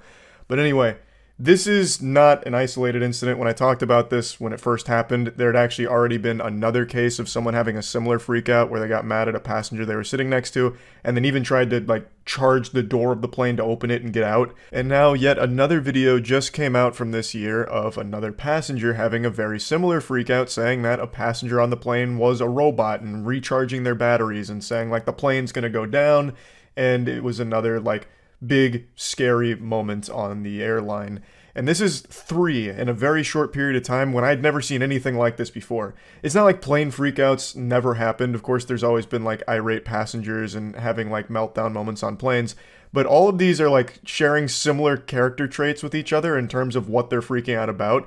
And they're all over the globe, which is super odd. Not that I think there's any kind of grand conspiracy here, but it just makes me really wonder what's gone on to cause this level of panic on flights. Now, I do understand that maybe some of these are related to psychosis, which is a very serious thing, and that's definitely no laughing matter. That's very sad. But I do also wonder what else could come into play here, because it's not like all of a sudden psychosis is a new thing. So is it just we're recording more often and people are seeing it, being exposed to it more often, or if it really is increasing in frequency, and if so, why? I got really deep into this fucking rabbit hole for some reason, and it led me to something called railway madness. I don't know if anyone's familiar with this. When the railways were still pretty new, there were reported instances of completely normal people going on railroad cars and freaking out and like getting violent and aggressive and just going ballistic while the carts were in motion. And then when they stopped, they went back to normal. So for a brief period of time, there was a number of people that thought trains were causing damage to people's brains and flipping this switch that had them go wild. Kind of like the plot to the first Kingsman movie, where like a certain frequency turned them into like absolute killing machines that were just fucking attacking each other. But of course this isn't a real thing. Trains weren't causing damage to their brain and turning them into like, you know, lunatics slapping each other around or anything like that. But as I understand it, there was just a very weird case of some people just going kind of nutty on trains and getting aggressive and freaking out. And now it seems like we're having something similar happen with airplanes in the modern age here.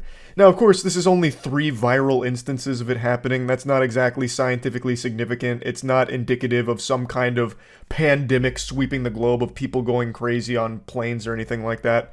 But it is just a weird thing that I wanted to talk about because it's happened so many times in such a short period of time. As you discussed the clip of the woman freaking out on the airplane. Man, you are super late to that one. But you did just remind me of something else that happened on an airplane that Matt sent me earlier.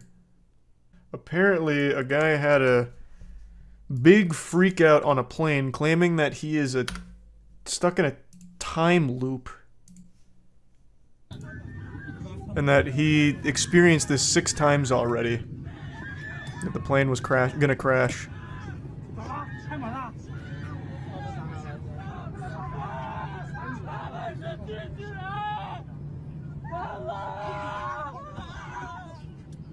I don't know what's going on with planes though, but look, assuming this is a correct translation, they're a hollow earth inhabitant.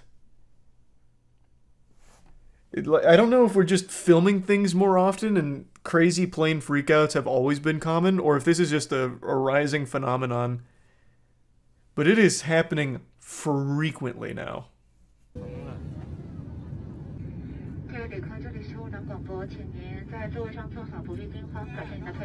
What do you even say to calm them down? Don't listen to the time loop guy.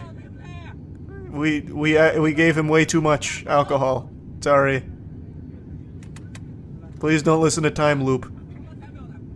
Like, I don't even know what you say to calm everyone down. I'd be freaking out if this happened on a plane I was on. I'd be losing my goddamn mind. Like, all rational thought would go out the window, be like, oh my god, there's a time looper in here! We're doomed! He's seen it all! Fuck! Oh god! I'd be running up and down the aisle. Oh my, yeah, I'd lose it. I'd fucking lose it. Well, he wasn't telling the truth. The plane landed. It didn't crash. But maybe he had just broken the cycle. Maybe that was the key. Cycles 1 through 5, he tried, like, very odd ways of fixing it, like flying the plane himself, all kinds of different things, erecting a force field, perhaps. And then on the 6th cycle, he tried just going full-blown Insano style, and that was the secret. Saved their life and not even respected. Heroes often aren't. What if he's actually telling the truth and we'll never know? What if the pilot came out and said that him freaking out made them slightly look to recalibrate? That's probably what happened, and then everybody clapped. Remember the guy who aggressively wanted to shake people's hands? That guy was cool. That wasn't a time looper. That guy was just a professional handshaker. He was a grip inspector, and he was going around making sure everyone's handshake was nice and firm. So it seems like there's only one write-up here from a reputable source. Footage from Chinese social media shows an airline passenger melting down earlier this year. He said he was caught in a time loop, and this was his 6th cycle. I'll just pull it down. The flight already crashed, and everyone died, but he's returned to this point and was warning everyone. He said they were destined for the same fate as the Malaysia Airlines flight MH370. According to the passenger, one of the crew members wasn't human. She was a robot who was changing her battery, and that everyone needed a reset because their jobs are slavery and they were being paid money for dark reasons. The flight was canceled. Too many passengers were freaked out by the incident, and the passenger was arrested and sent to a medical facility. Oh, so they weren't even in the air yet. I thought this happened in the air. Also, this is so interesting. Another one of these "this motherfucker isn't real" moment. She was a robot who was changing her batteries. So yeah, maybe he really did save them. Maybe that plane would have went down if he didn't go fucking ballistic here. What's your ideal time loop scenario? I don't think there is one. A time loop is worthless. Time travel is what means the most. That's most helpful. There's no way to prove him wrong. You are correct. Clear sign of psychosis. Find it sad people are making this guy into a spectacle. Yeah, I think that's very clearly psychosis. What's interesting, though, is that this has now happened 3 times this year. Well, 3 times in the last month. What was the third one? The guy coming back from the rave, and he tried, like, opening the door after shouting at his seat sidekick, the passenger next to him. Started shouting and freaking out at him, and then tried opening the door mid-flight. Millions of people in a time where everything gets shared seems about right. That's what I was wondering. If it's just a matter of we're all filming everything now, so the freakouts get eyes on them, and it's always happened since the history of aviation, or if there really is a big wave of mental illness coming through. COVID fucked up a lot of people. Yeah, maybe the isolation had some kind of huge effect on people's psyche. Perhaps. Jiminy Christmas, sports fans, buckle your seatbelts, because I'm about to take you on a wild ride here. And I don't want your, noodle getting blasted against the side of your skull, because this is a lot of information you're going to need to be processing to keep up with the lore. So, yesterday, and I'm sure a lot of you have been keeping up with this as well, but I'm still going to lay out the bare bones of the situation. Yesterday, out of nowhere, there was a statement posted on Lil Tay's Instagram claiming that she has passed away, as well as her brother. Lil Tay is 14 years old, so obviously this was very shocking to hear for a lot of people. It's just an extremely sad situation. Not only did she pass away, but now they've just revealed that the brother has also passed away. Just horrible all around. This was a huge story and just like a complete out-of-nowhere event that caught everyone by surprise. And it also seems a lot of people forgot who Lil Tay was because it's been 5 years since she's been active in the cyberspace, and in internet time, 5 years is ancient history. That shit's going back to like the primordial ooze. Nobody remembers things that happened 5 minutes ago, let alone 5 years. So I'll just go ahead and give you a brief refresher here. Lil Tay was a 9-year-old influencer who blew up in 2018 by posting content of her flexing money. She'd also do tours of mega mansions talking about how she buys them all the time. She'd be in expensive sports cards and say shit like, I don't have a license, but that doesn't mean that I still can't own the goddamn Batmobile. And then she'd do like a fan of money, like she was a magician asking you to pick a card, but the only card there was Benjamin Franklin's. The content was basically just, here's a 9-year-old who's saying absurd things and has a seemingly absurd amount of money. Now, obviously, no 9-year-old is going to really act this way. This was all a persona. But it turns out it wasn't like her idea or anything. It's actually a pretty sad situation. As more details arose here, it turns out the people closest to her were the ones basically controlling her whole life. They gave her this role that she was forced to play. They'd tell her what to do and what to say, and they'd get all of the expensive cars and mansions set up so that way she could go film content in there and flex on everyone so that way they could capitalize off of her viral fame.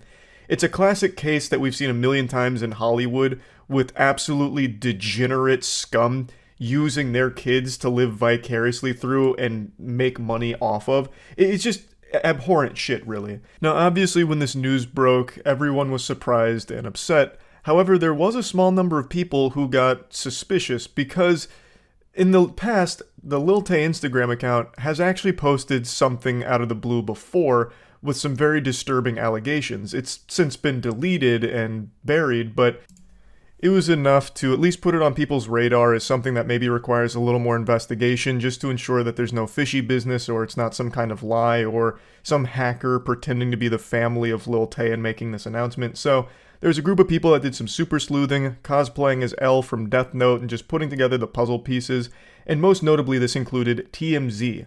So they had been contacting like police departments as well as other organizations just asking if they had any death certificates or records of her passing or her brother's passing, to which they all said no. And eventually, TMZ apparently got in contact with Lil Tay herself directly, who confirmed that it was all a ruse. Her and her brother are very much alive, and all of this hoopla was the result of a hacker getting access to her Instagram. She said, I want to make it clear that my brother and I are safe and alive, but I'm completely heartbroken and struggling to even find the right words to say. It's been a very traumatizing 24 hours. Now, this whole situation is so fucking weird then. because there's actually an even deeper layer here. The question would obviously be, why would a hacker bother doing this? Like, this doesn't make any sense. And right now, the leading theory is that it ties into crypto.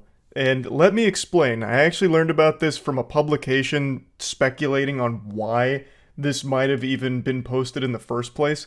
So it turns out there is a crypto coin called Lil Tay token, and it's existed for a little while now, though I don't think it's fully released or anything like that. But in the wake of all of this information here with like you fake out that Lil Tay and her brother are dead, people were wondering what the fuck would anyone even gain by making up that lie. So they turned their attention back to the Lil Tay token, and this account is actually pretty active on Twitter. They're denying that this was all a publicity stunt. This is actually spearheaded by someone who has worked closely with Lil Tay in the past. So, the theory does hold a bit of water. They wanted to get Lil Tay's name out there in a big way to get a ton of publicity and hype around her. So they went with the Dino Spumoni approach here from Hey Arnold with the fake death thing. And it got everyone talking about Lil Tay, which in turn would get people to talk about Lil Tay token when it drops. Maybe the idea was drum up all of this interest around Lil Tay's name, then this crypto token comes out and people buy it in honor of her memory. And I think that is the stupidest idea ever. If that is actually the root of all of this evil here with this whole situation, that would be a dumber idea than the fucking shake weight. That is so stupid. That would make no sense. There is no logical thought process that would go into someone saying like, man, it really sucks that Lil Tay and her brother passed away so young, that's tragic, and then being like, in order to show support to their memory, I'm going to buy an overpriced crypto shitcoin. That's what they would have wanted. Like, that's just not going to happen. This would never move tokens. This would never sell crypto for them.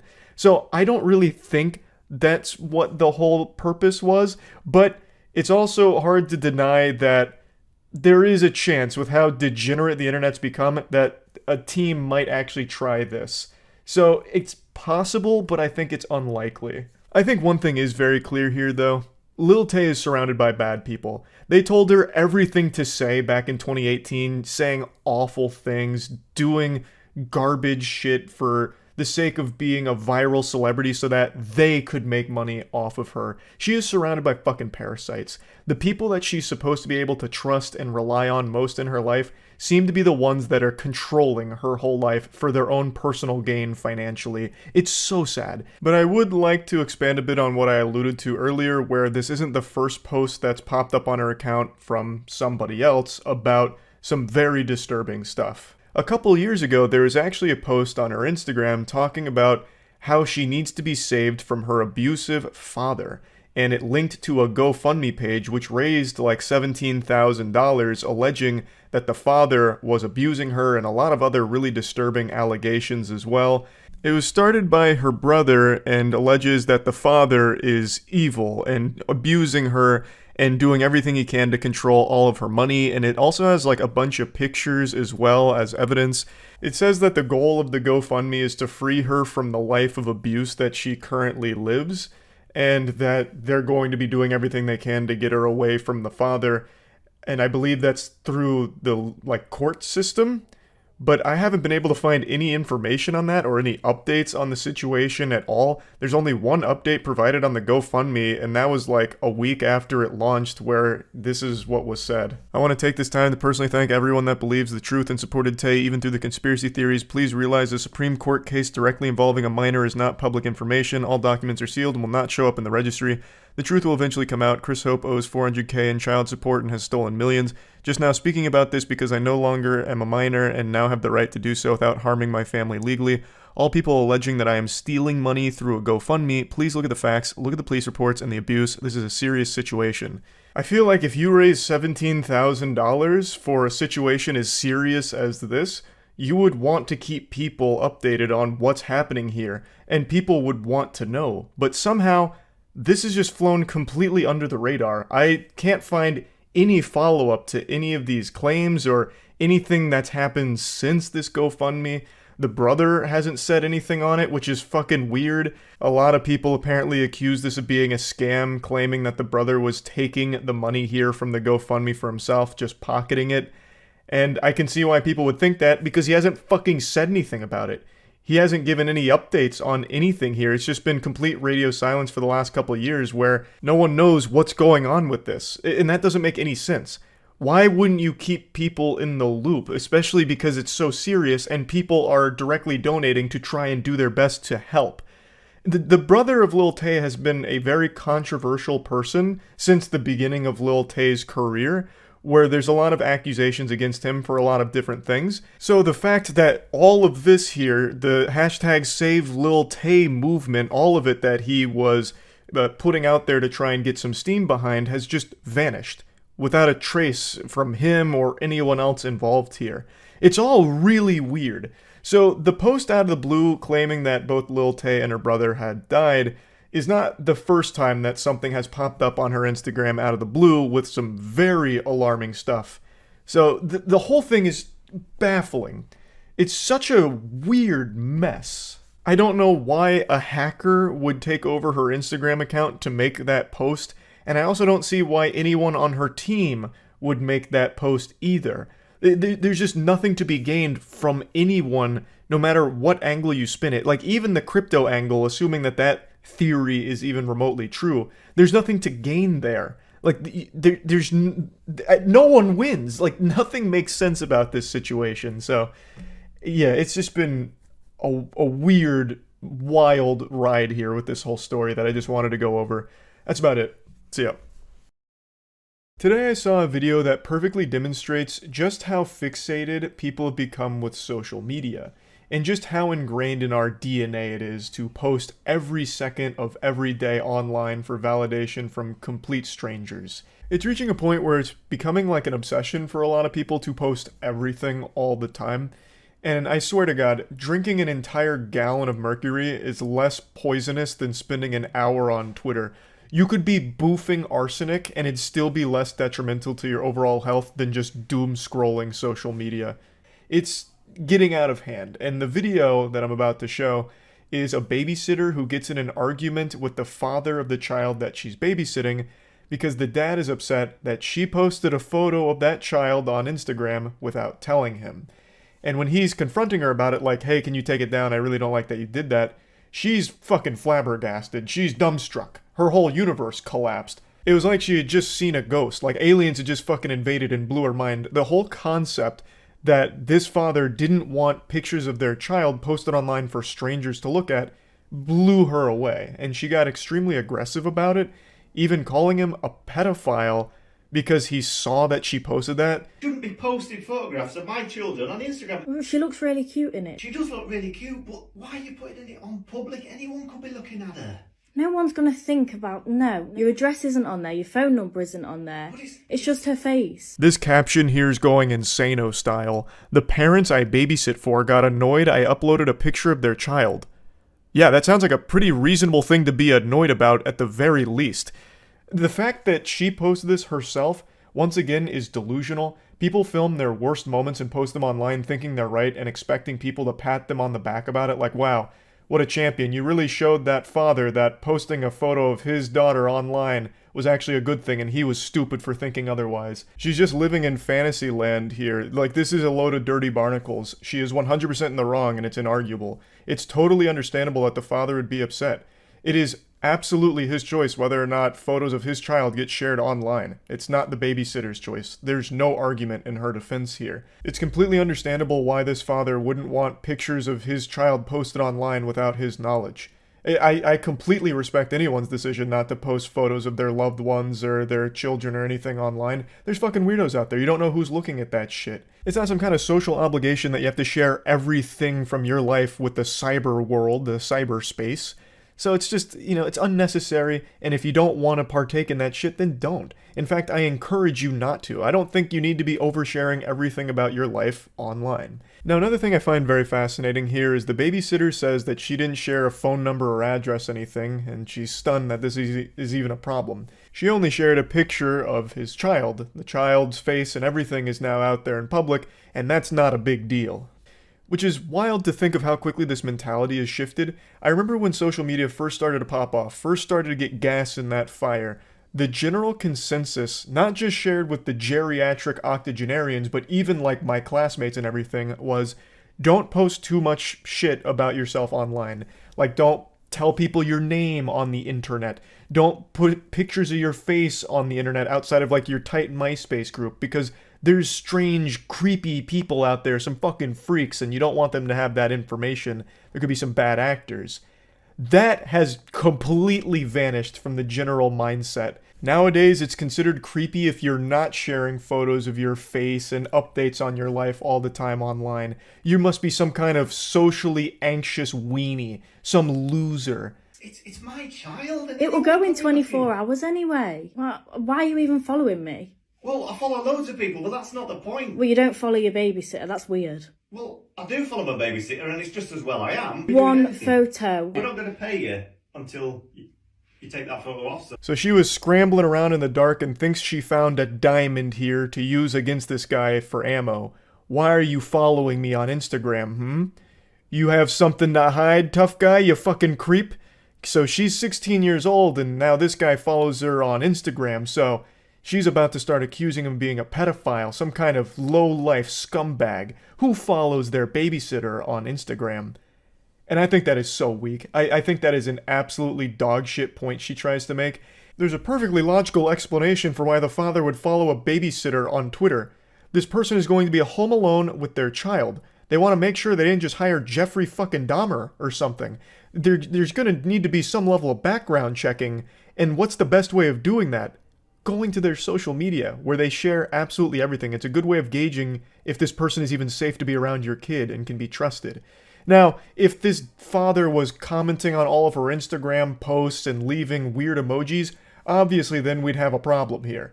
Then we'd have ourselves an EDP situation. But from everything in this video, that's not the case. He just follows her on Instagram and saw that she posted this photo of his child. Well, I'll just stay here until you pay me then. What are you going to do about Give me it? that phone now. I'm not giving you my phone. There's all sorts of freaks. Loads of my friends do it that babysit. Well, they shouldn't be doing it. Why? It's literally just a photo. Look, the north is full of Stop posting. Well, yeah, you being one. Why are you following me? I'm a 16-year-old. I'm not like that. So give me Trash. Complete trash.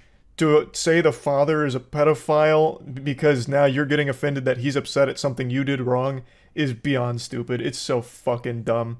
Now, him threatening to not pay her till she deletes the photo, I think is totally reasonable. I don't think there's anything wrong with that. You have done something very much against what you were hired to do, and you won't be compensated until you just do the bare minimum of deleting the photo. It's a super simple request. You shouldn't have taken the photo or posted the photo without talking to the father first, so the least you can do is take it down and then receive your payment for this and wash your hands of the situation. It's just so easy, but she's making a big fuss about it, making a whole song and dance out of it. that phone. Well, why have you got Instagram in the first place? How old are you? You shouldn't be even babysitting. You haven't got a DBS. You hired me. Didn't realize there was an age limit on Instagram. Well, like, she's just so lost in this sauce now. Oh, you're so weird. You have an Instagram. How old are you? Goofball, huh? You ancient fossil, stupid goober. You have an Instagram? You're going to jail. Hope you like going to the slammer, you fucking pedophile. Wait until I call up the police and tell them that a 45-year-old man has an Instagram, huh? Yeah, they might just come over here and execute you on the spot via firing squad for your pedophile crimes against humanity. Signing up for Instagram when you're 40-something years old. Despicable. Are you joking? I'm 16 years old. I'm still in school. Shocking. So you could be doing anything. Well, you know me. I'm not like that. I'm shocked. We're going to have to tell everyone that you're a bad babysitter. I can't believe I'm hearing Well, I'll this. tell everyone that you follow me on Instagram, a 16-year-old girl. How's that going to work out for you? Threatening to just call this guy a pedophile to society because he's refusing to pay you for something you did wrong. He's just very simply asking you to remove the photo. He's not even being, like, over-the-top aggressive or mean about the situation. Like, his only threat so far is, we're going to have to call you a bad babysitter.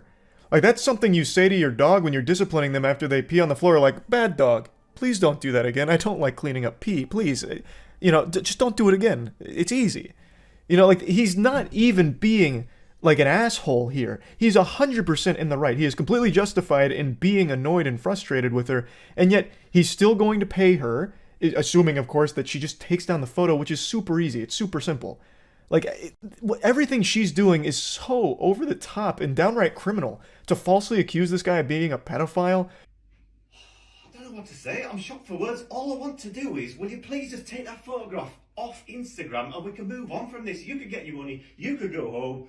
Isabel can be safe. Is that it then? Just take the photo down and that's it? You give me my money and I go? Yeah.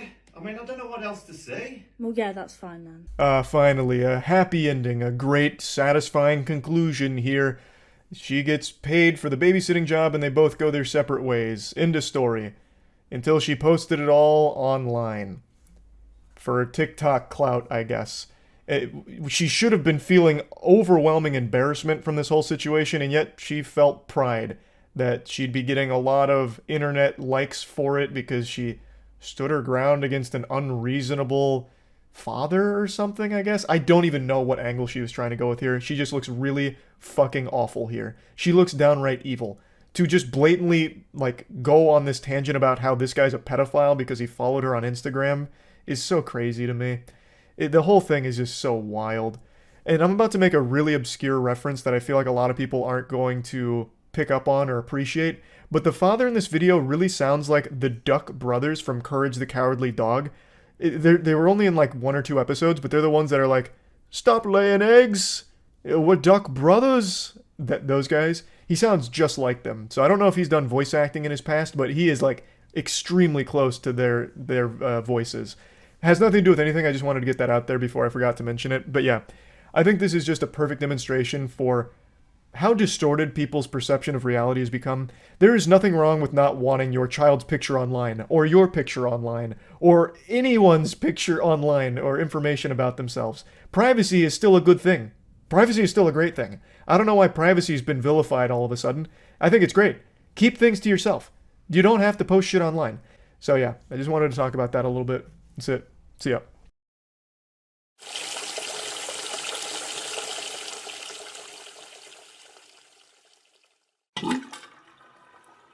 Hey, so we're doing the fast food breakfast tier list. Fast food's got a reputation for having good breakfast, like across the board, even Burger King apparently, but that might just be paid propaganda. But we're gonna find out today. So we got what, hash browns from most any place that has hash browns, and then kind of like their main item, their most popular breakfast item. So give us a good, taste of each place. Let's put their best foot forward. Yeah. What do you want to start with? Actually, Burger King. All right. We've got the hash browns. Yep. We've got a burrito.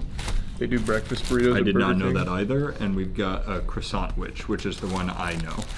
Okay. All right. I have been very vocal about how dog shit I think Burger King is. I think the world would legitimately be better off if they closed as a company. But let's see if they can change my mind. It's hard. That's Here, ruined. I'll take that one. They're good crisp. Yeah, it's hard to mess up hash browns. It's good hash brown. I don't want to give them any compliments, but it's hard to mess these up. Yeah. So it looks like... Wait, I take back what I just said. Please tell me there's some other meat on this one. It's ham. This is sausage. Let's go with this one. Okay. Because I don't know what sadist gets ham on their breakfast sandwich.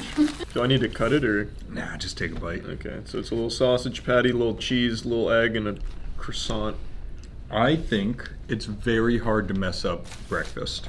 Well, they just did. I've got good news for you. No shot, right? That's not very good.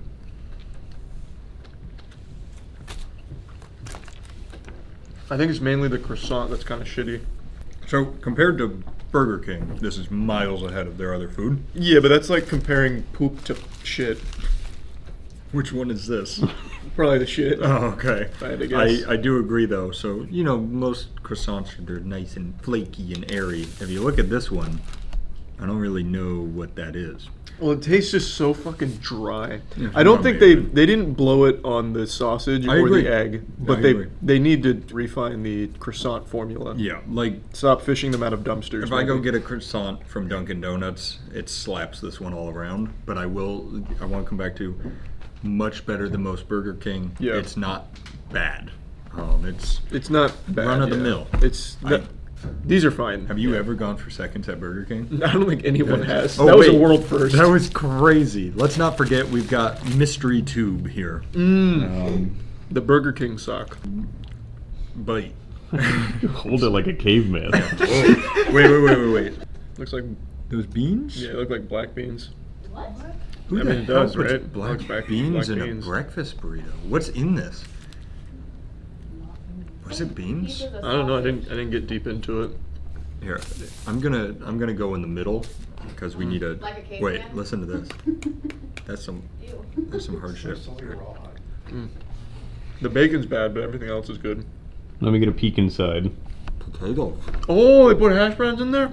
That's revolutionary. Those slimy little devils. I didn't even get any of those. I missed them again. Oh my god. Maybe there's only one. I got the one good bite. There is one potato. But it tasted like they put these in there, and that was really good. There's like 4 tater tots in there. Yeah. Here, do you just want to No, grab? I'm It's done. I'm just done. that. They missed there. their chance. I'm done. That's going to affect them on the report card. Yeah, we're gonna have different rankings on that. That's a B for me, low C, A. It's hard to go wrong with Should we give them an overall Yes, ranking? you need to like Oh, give it yeah. an average. Just use the foil method. Yep.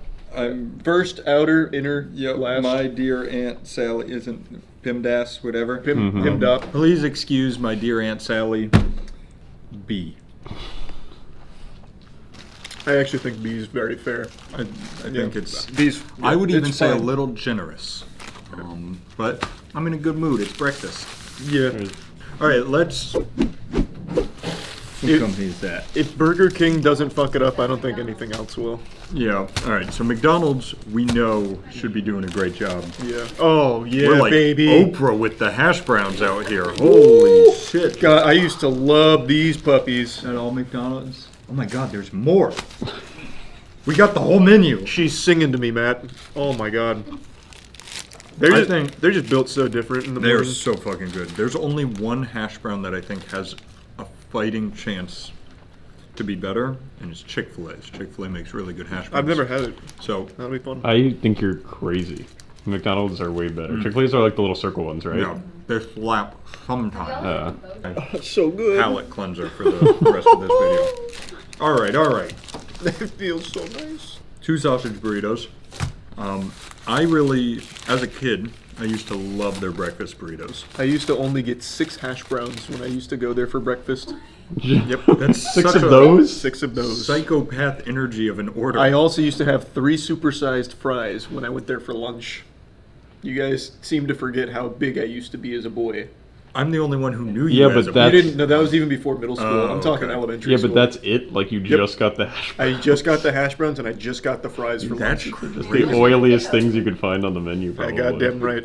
This tastes like my childhood. I don't think he's going to like this. Yeah, you're right. I know my boy. Yeah, that was just too bland for me. Yeah, that's got a lot of my nostalgia kicking, but I do agree it is bland. We need the sauce. This is the star of the show right here. This is what you You guys want go the first bite? This is what you guys go crazy about, right? Holy shit. Yeah, this is... I've never had this. I've said this at least 4 times in the past week. God's gift to the Yeah, earth. this is so good. It's... Oh. That's very good. Thank God. I thought you guys were like overhyping it. That's super this good. shit slaps. You What- got what- the... Is it on like a cinnamon bun or something? They're Like, little what is pancakes that? with syrup They have syrup globules. in it. Like, Oh my God. They have little beads of syrup in the bun. That's good. That's really good. God damn! And, Somehow the cheese and the sausage comes. It's a cacophony of just perfection. Look at that syrup globule. oh my God, that's yeah. I'm eating in A minor now. This is some beautiful music. Want some more? Yeah, is A minor like the brown? Which one's like the brown note? I don't think it's A minor. I don't think it's any Well, on it's like a this mythical scale. note. I was gonna say it's none of the ones you can play on a piano. Yeah. Or else they'd all just be shitting themselves. True. All right, so then we got some other stuff from there. Oh, chicken biscuit. And this one's a ham shit skit, I guess. That one's a McMuffin, right? Here, so I'm just gonna take a little bite of this and then we'll swap. All right. Yeah, that is good. Good. How was that? Bad. That's good. just it's store bought ham from Walmart. I'm gonna say it may even be lower quality. Yeah, that was really stinky. What the fuck?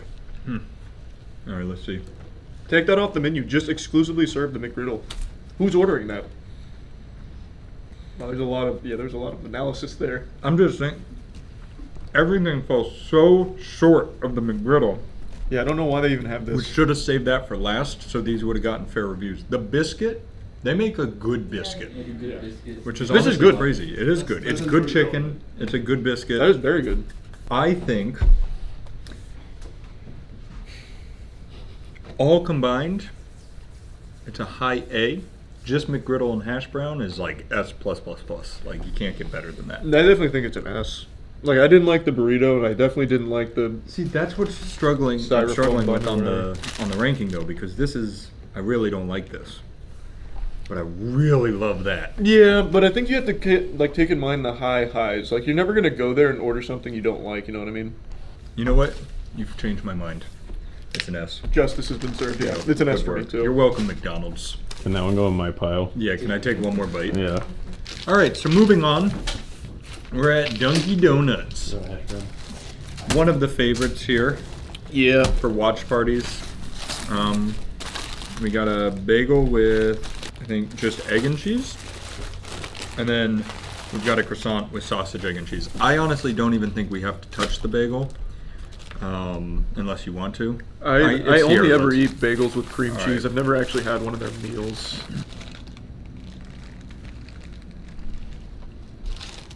Yeah. I don't love their bagels. I like their bagels with cream cheese. That was kind of bad. So I use that as an example of a croissant. It's a good croissant. It's much better than Burger King's that's croissant. much better croissant. Yeah. It's good. So good. Mediocre, not good. At least we agree on the scale. Yeah. Oh wait, here, just in case you didn't see it. That's something I would get. Yeah, that's what a croissant is supposed to be. I am going to go with a B. Oh, what the fuck? Old St. Nicholas over here is way too generous. I love this. But we only had two options, and that is horrible. Well, it's not horrible. It's bad. Heavily influencing my opinion too is I get almost exclusively Dunkin' Donuts coffee. There is no coffee here to rate. All right, I got to throw out my bias then. I do agree. This Look at this. sucks. Look at it. It's ugly and it's not proud. So I've never liked their bagels or their bacon.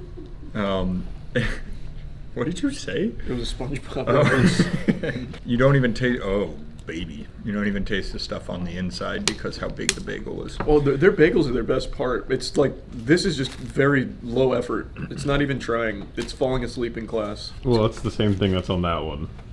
Yeah, I guess the croissant does a better job of masking it. And it's good. I mean, there's a big sausage patty. Yeah, The cheese is melted better. This had more TLC. I'll just tell you mine. Mine's a C. Oh, I thought you were going to go all the way to a D. I was going to say, that's a good sandwich. That's the only reason it's not a D is because of that. You're right. If I throw out the bias and just pick these two items, one of which I really don't like, it's a C. But that pains me because I like Dunkin'. Yeah, I'd say just get their normal. You're heavily influencing my opinions. We should do a cigarette tier list next and see how much I can really influence your decisions. This one slaps. Yeah, you know what, you're right. Marlboro's going hard I'm today. gonna look like he's gonna be in a leather jacket leaning against the wall. Yeah. Oh my God, is that We're Sonic? moving into some food that I've not had before. So let's get Starbucks out of the way.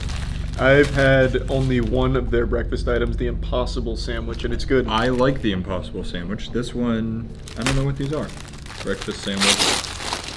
And this one's bacon, egg, and cheese croissant. They stole this from McDonald's. That looks exactly like McDonald's. Can you imagine they're It's not actually even just going, close. ooh. Yeah, that's microwave bacon. Yeah, that's rough. I don't want to eat this. Is this the croissant? That's so much worse than McDonald's too. And that was lackluster at McDonald's. I haven't even tasted that yet, but I'm just going to tell you, this is worse. I know it. It's like a snail shell of a croissant. Yeah, that's not good. I prefer sausage, let's see. Their sausage is fine, but everything else is really bad. It's chewy. Yeah, that was not good.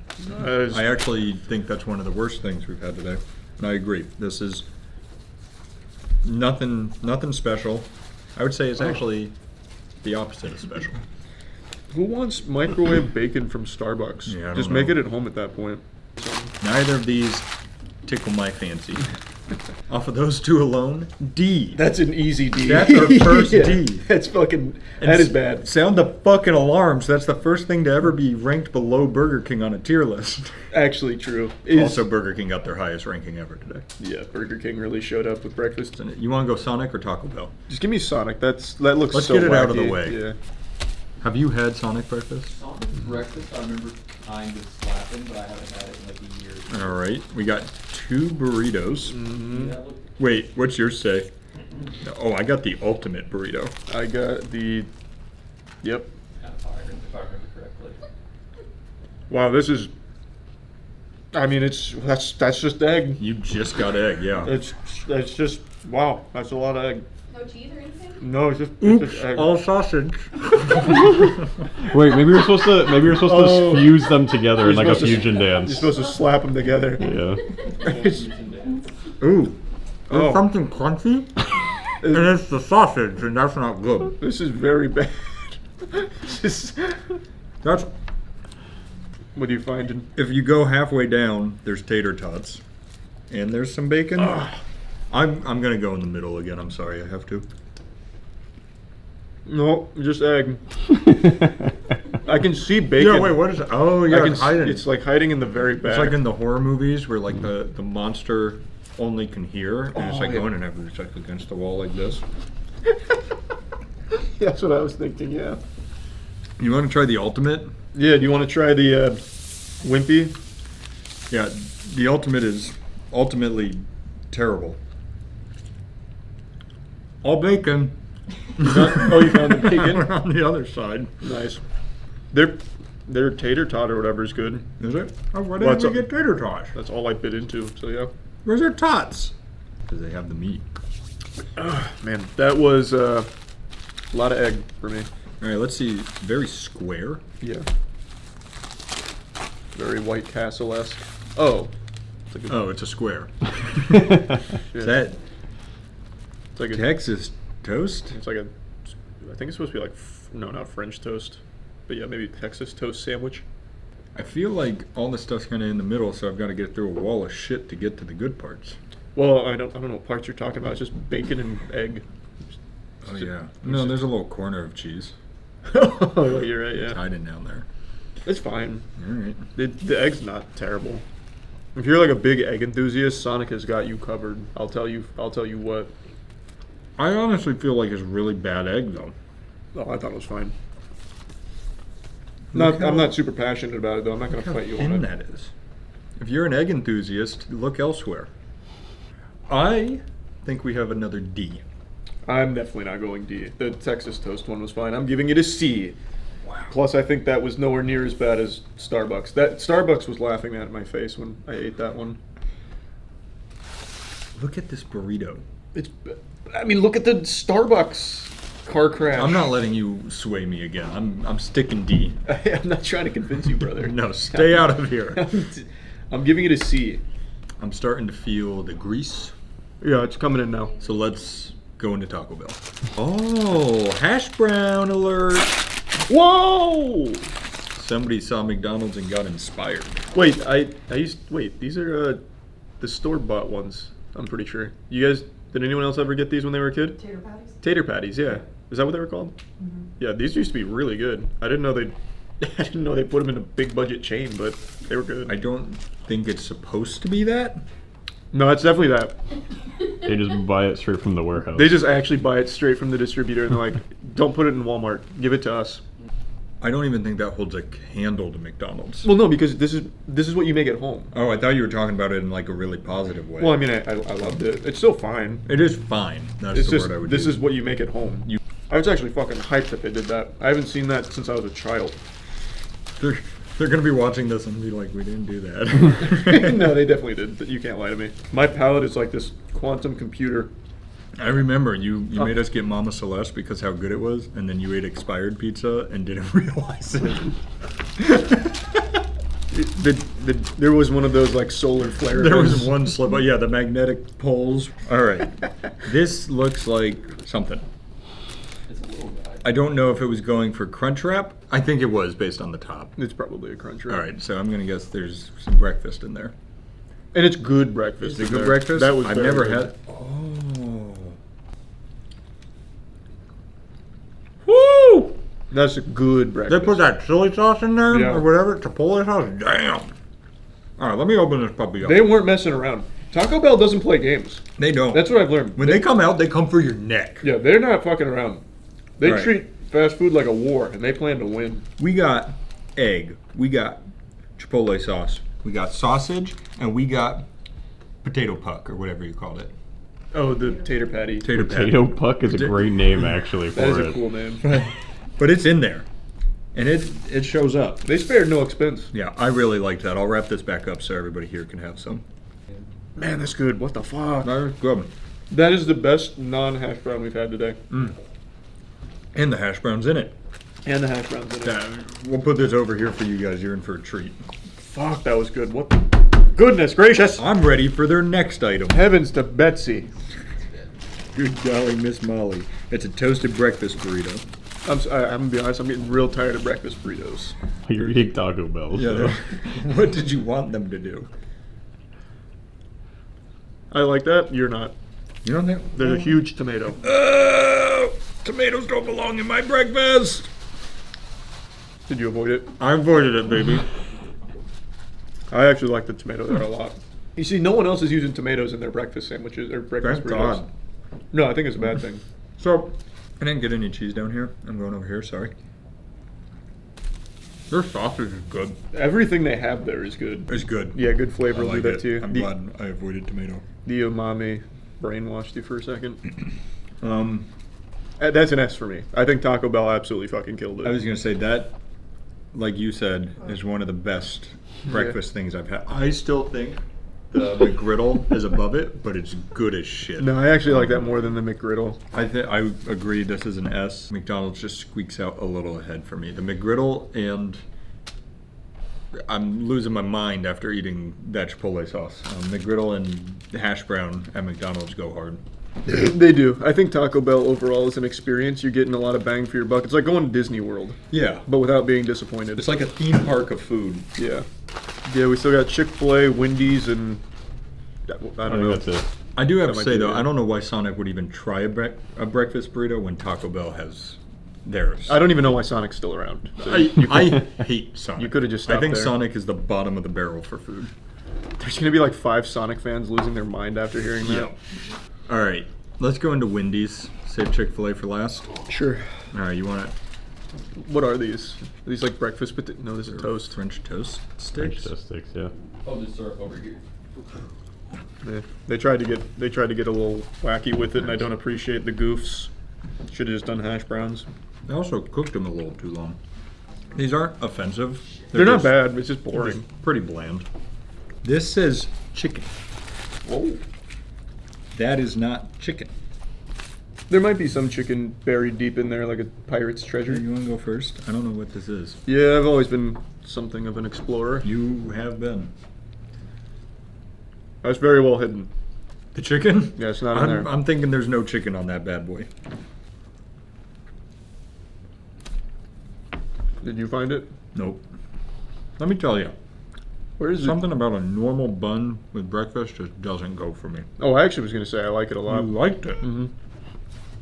You like the sandwich? Yeah, I would have preferred chicken on it somewhere, but I can't find where it makes birth. I don't know where they parked it. Yeah, I'm thinking, I mean, it says chicken inside too. Yeah. And then it says hamburger. This is confusing.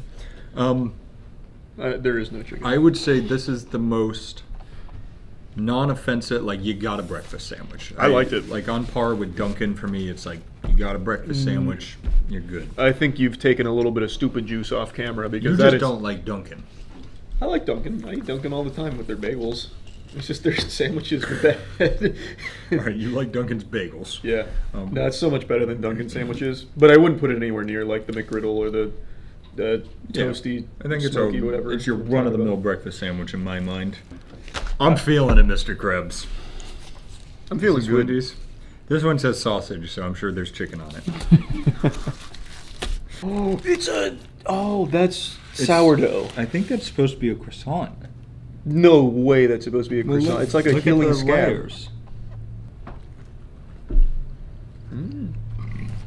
Not a croissant, but that's good. Damn. That's pretty good.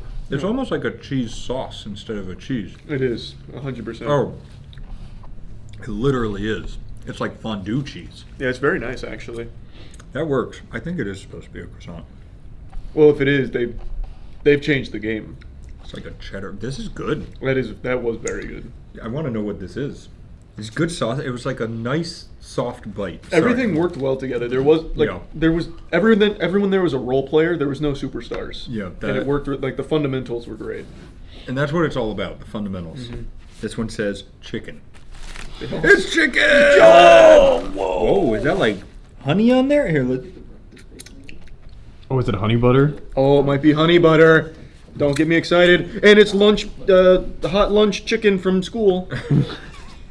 They took the Taco Bell route. And they did it justice. They did? All right. That's good. Fuck, that was good. All right, we all know and love Wendy's chicken nuggets, right? Yeah. It's like they took that, put through a little machine that makes it go. Yeah, they said and set put it to on a wumbo. sandwich. Yep, that's a wumbo Wendy's chicken nugget on a syrup biscuit. That was good. That's some good stuff. Let's go. Now I want to deliberate for a second. Yeah, deliberate. I'm torn here. Mm-hmm. Is that an A? That's got to be an A. What was the And first the one? or the I think I French wiped the it from French my memory. toast sticks like thing. Yeah. Now all right. I think you're right. This is an A. My problem is we don't know how good or bad their potatoes are. Yeah, but you're basing everything today off what you have in front of you. That's why I'm going A. I can't be getting lost in the weeds of what ifs. Yeah, that's an A, and I want to footnote that the potato's on us. That's our fault. Yeah. That's not on Wendy's fault. No, she can flame us on Twitter all she wants for it. Good job, Wendy's. I expected you to be bad. You're my shocking surprise of the week. If there are not hash browns from this place, I'm firing them on the spot. Do they do hash browns? Yes, and they're so good.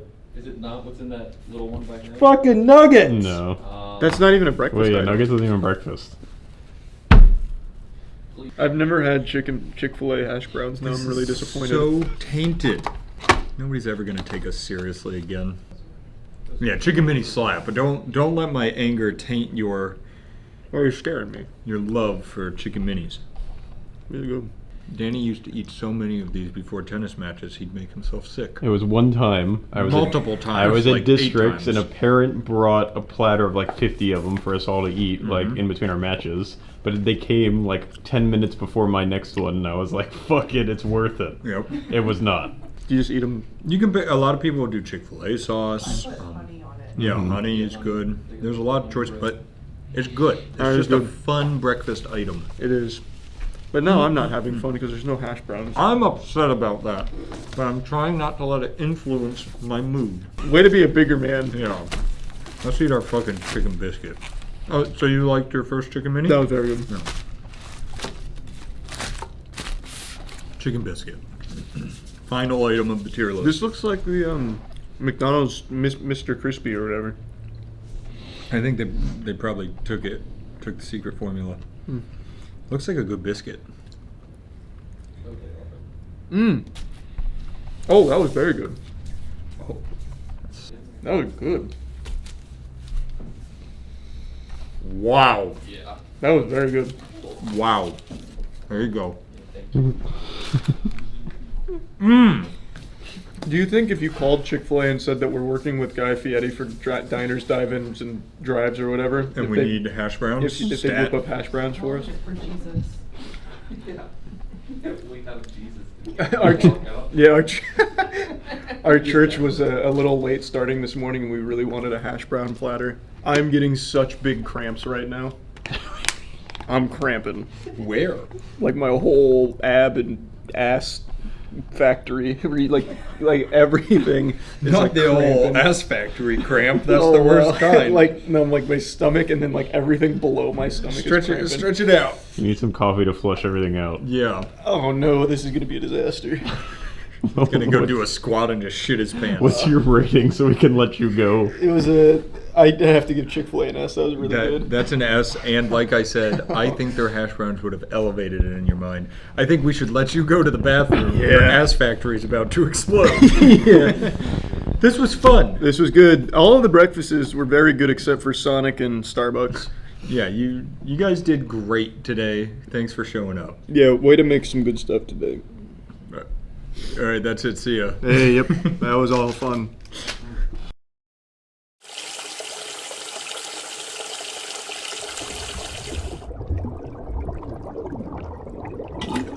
Hey, yep, welcome back to the tier list. We're doing MREs today, and Matt's going loopy. Yeah, we're going to war. What kind of? In our own way. Yeah. Let's just fucking run it. Start with the crackers. We've got a bunch of packs and cheeses and jalapenos. All right. Is there any like special preparations for it, or do I just eat it? I think we just eat it. Well, no. Like I know MREs sometimes have some like wild tech to them, where you like make a fire out of it and then you eat. He's never been in the military. I've never had astronaut food. Have you really not? No, I haven't. Wow. All right. Cheers. Is this what they call hardtack? No. Wow. That's like if you took one of those, what is it, the Toll House crackers that come in the big green tin, and you sucked the flavor out. That's like what I eat in a dream, where I don't taste anything. Yeah. Like it's like the idea of a cracker. Yeah. Wow. It's like it's impersonating it, but not very well. It's not bad. It's just fine. It's just there. You want to bump it up with a little cheese spread? Oh yeah, absolutely. This is a fascinating thing of nothing. Yeah, it's quite literally nothing. It's like a tangible ghost cracker. They're fascinating. Yeah, give me a little cheese. In fact, my brain wants to learn more. Oh. You have an inquisitive mind. Yes. Excellent spread. This just must be the same as Easy Cheese, right? Cheese Whiz, you mean? Cheese Whiz. Yeah. I would think.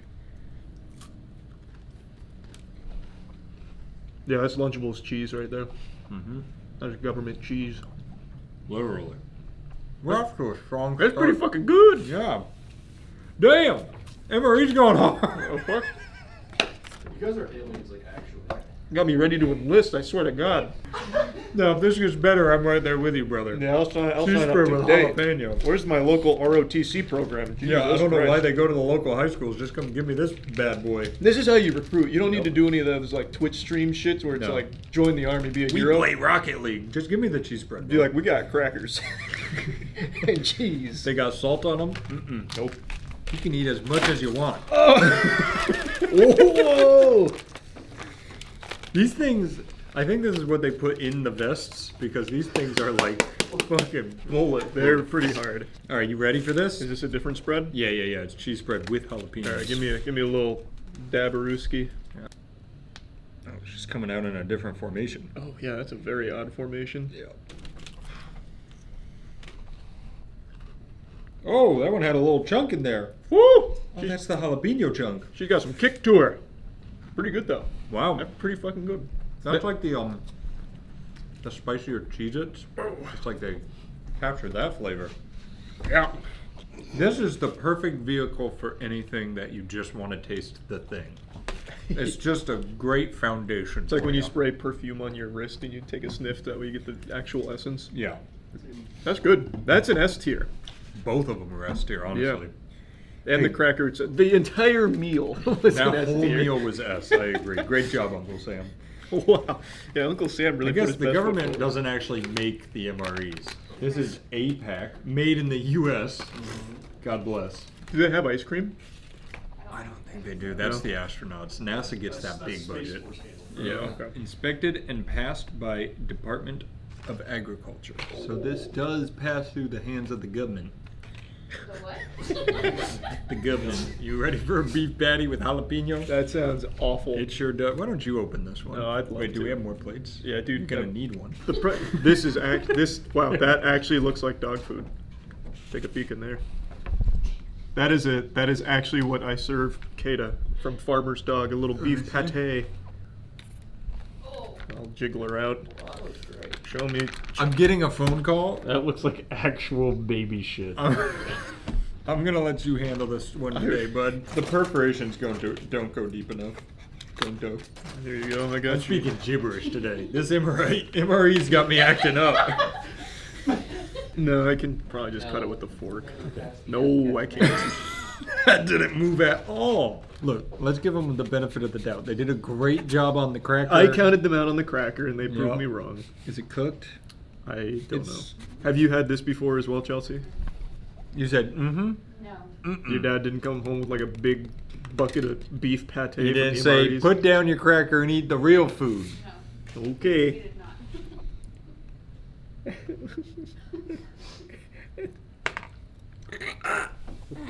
That's dog food. That's dog food. Are we allowed to spit?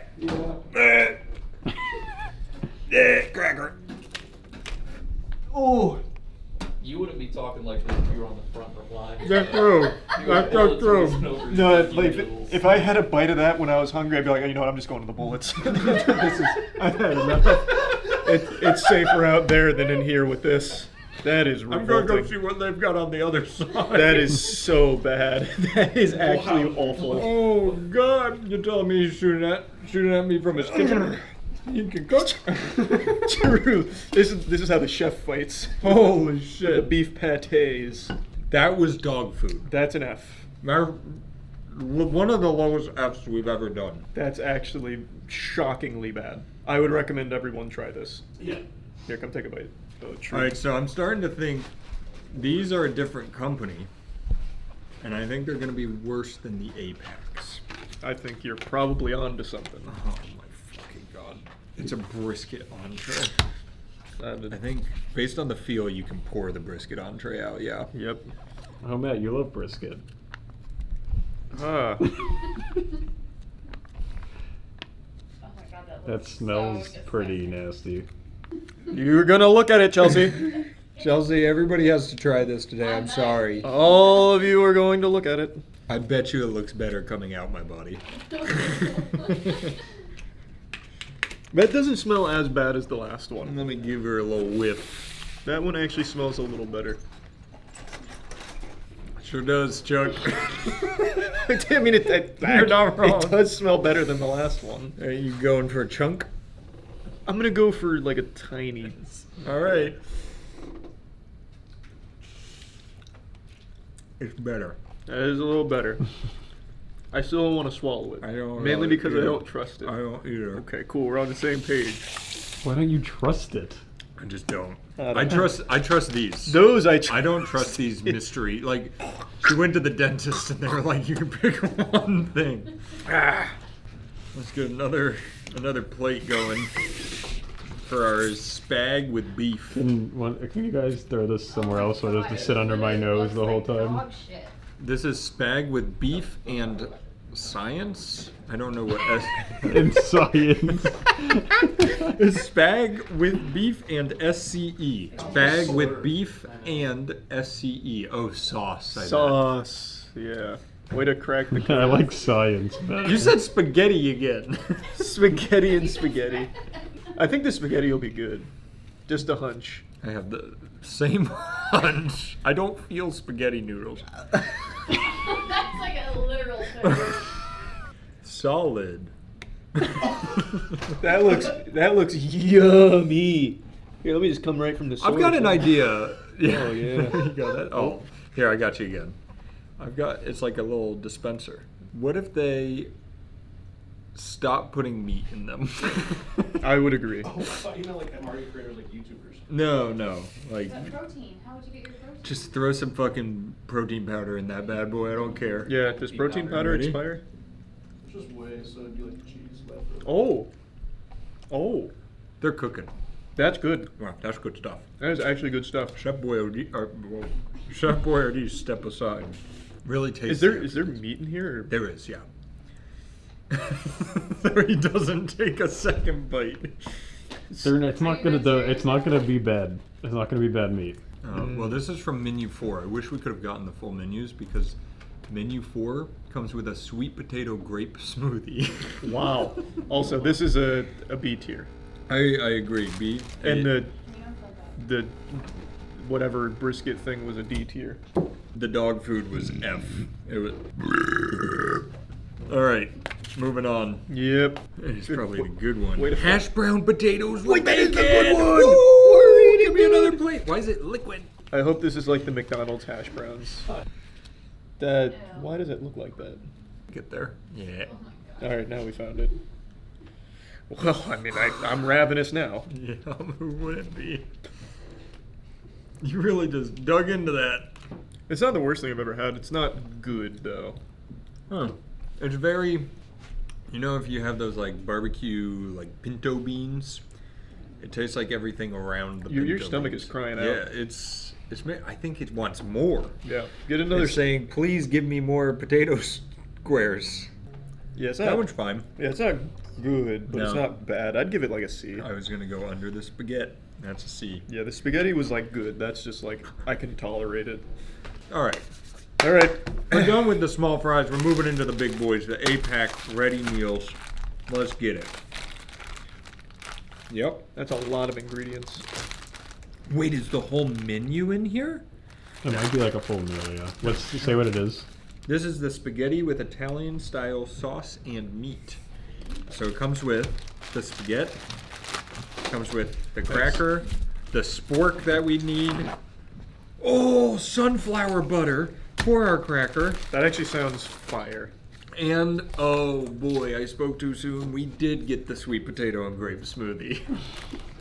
Who put that together? Typically, this is how you would heat your meal, but it takes a while. This spaghetti looks better. It does. It looks more spaghetti-like. Does it need to be heated or no? Can I have a paper towel? No. You can eat it without. Okay. Oh, that tastes just like Chef Boyardee. That is going hard. Let me scoop on in here. I actually would like some more. That's good. It's a little sweet for my liking. Really? Yeah. I actually think that adds a lot to it. I like the other spaghetti better. This is fantastic. That spaghetti is... That one's all yours. This is... Well, I might just have it then if you insist. Ooh. Oh, is there meat here? Yeah, finish it. Like, eat the meat. No, I think I'm full now. But that's really good. I would give that a comfortable S tier. Outside of the crackers... I was going to go D. That Wow. might be our biggest discrepancy ever. That one I really didn't like. It's super sweet. Yeah, but that's kind of fun. Yeah, it's playful. It's goof noodles. So are you ranking the individual pieces of the full meal, or are you ranking the meat? We can average it together for meal 4. Yeah, so we're gonna rank all of meal 4. Okay. You can have that one. Thanks. Man, there's a nice texture to it. It's almost like the shortbread cookie of the cracker world. I don't know why I said that specifically to you, but I hope you know that, Chelsea. What is that? What are you using right This now? is sunflower butter, but I didn't mix it super well, so here, I'll give you good sunflower butter. There you go. What is this supposed to go on? Because I doubt it's a cracker. I would Probably think is a the cracker. cracker. Really? It's like Yeah, a it's peanut just butter butter. replacement. It's like just a butter and cracker. That is some extraordinary butter. Good stuff. Right now, this is a meal that I would actually choose to eat for fun. First part, not so much, but this one's it for me. Thank you. I know this isn't hardtack, but I just wanted to share a story that I once made hardtack in 5th grade. I did too. They made us spend the night in the school, and then in the morning, we made hardtack and little tinfoil stoves with a candle to cook an egg in. It's literally Imagine just like this. a brick It's that you it's gnaw like on. a brick cracker, basically. And you're like, it's bad. What else do we have? 'Cause that's another S tier. So this, I agree. That's a strong S. This is a sweet potato grape smoothie. Do we have cups up here? All right, grape smoothie. Sweet potato grape smoothie. I want to know what mastermind cooked this one up. That's not a great smoothie color, if I'm being honest. Well, would you want sweet potato for a smoothie in general? Nope. Nah, not really. I love taro. I don't know It what is. that is. It's a give it a good I old legitimately sip. hate the smell a lot. I'm gonna get my drinky drink ready. You went in like a champ on that. It's pretty good. That's actually pretty good. I don't know if you're fucking with me or not. I'm not fucking with you. That's like Thanksgiving came alive with grapes. That's pretty good. Yeah, it's just it's very viscous. It's like baby food. Yeah, it's actually like baby mush. Oh, yeah. The grape That's pleasant. Comes in with a little punch of sweetness. Yeah, I don't know how it's not bad, but it's pretty good. It smells bad, but that reminds me of when the rat in Ratatouille. Did you see everyone correcting you on that? It's No. it's not a grape, it's a strawberry. They're watching the new version. They've got the common version. Yeah, I watched the Snyder original. cut. So that whole meal is an S tier. I actually would eat everything in there again. I was going to put it at A just because I wasn't a big fan of that, but I would have to say menu 4 came out swinging. Yeah. And I'm not so sure that other menus are going to be able to compete. That's kind of what I'm feeling too. We've got our little vegetable stew cooking over there.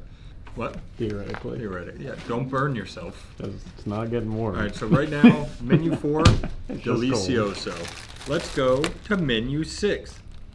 The smoothie in this one, banana and, oh wait. Oh, they're different options. Some have banana and apples, some have sweet potato and grape. I don't know which one this has. That's the fun of MREs. It's like a Cracker Jack box. You never know what you're gonna get. That's so exciting. What was the actual meal of this one, not just the smoothie? Oh, sorry. Pasta with garden vegetables and tomato sauce. No meat? No meat. No meat! Meatless! Let's go! Yeah! I feel What's safe. this? Chocolate crisp protein and energy bar.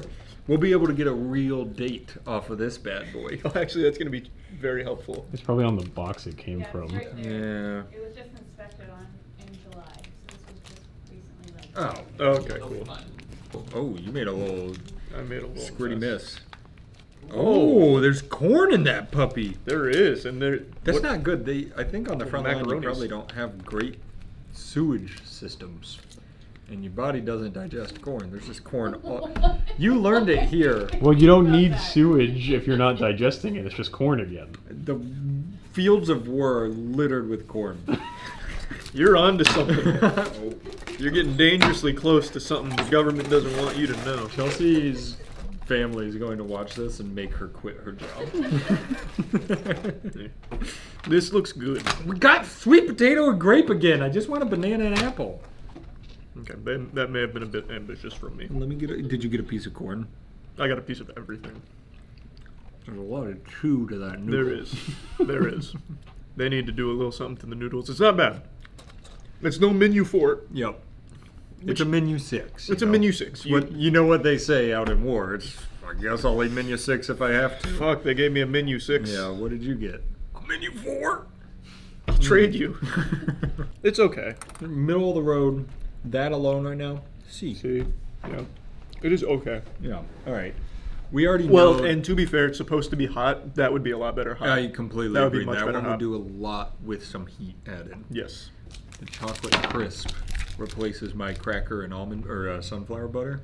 Well, they were cutting costs. Yeah, that's big shoes to fill. I just want you to hear that noise one last time. That's thunderous. Yeah. That's a lot of nutrients. Well, it's in case you densely run packed. out of weaponry. Oh, that's true. You can Yeah. use the bar as well, yeah. You want to take a bite and I'll hold it? Wow, that looks awful. Yeah. Not, oh, there's a snap to it. Oh. Get right into the middle. Whoa. You ever seen Jazzercise? Yeah. This bad boy could put him out of business. Holy shit. It's only 11 grams. Fuck, that's bad. Wow. Yucko. How was it inspected? Like, they didn't open it. Everything is to make sure it's not open. Yeah, So true. that way we can, if it goes bad, once it's functioning, obviously. I would say this really would bring it up. Yeah. I'd give this, we gave menu 4 an S. Well, you did, I did an A. I'd say this whole menu's I don't know, this bad. It's a C or D. I'd say I'll give it a C because it's got a sweet potato grape smoothie bringing up. Yeah, I think it averages out for me like a B. All right. That's horrible though. It's actually just that and the sweet potato grape smoothie that carry.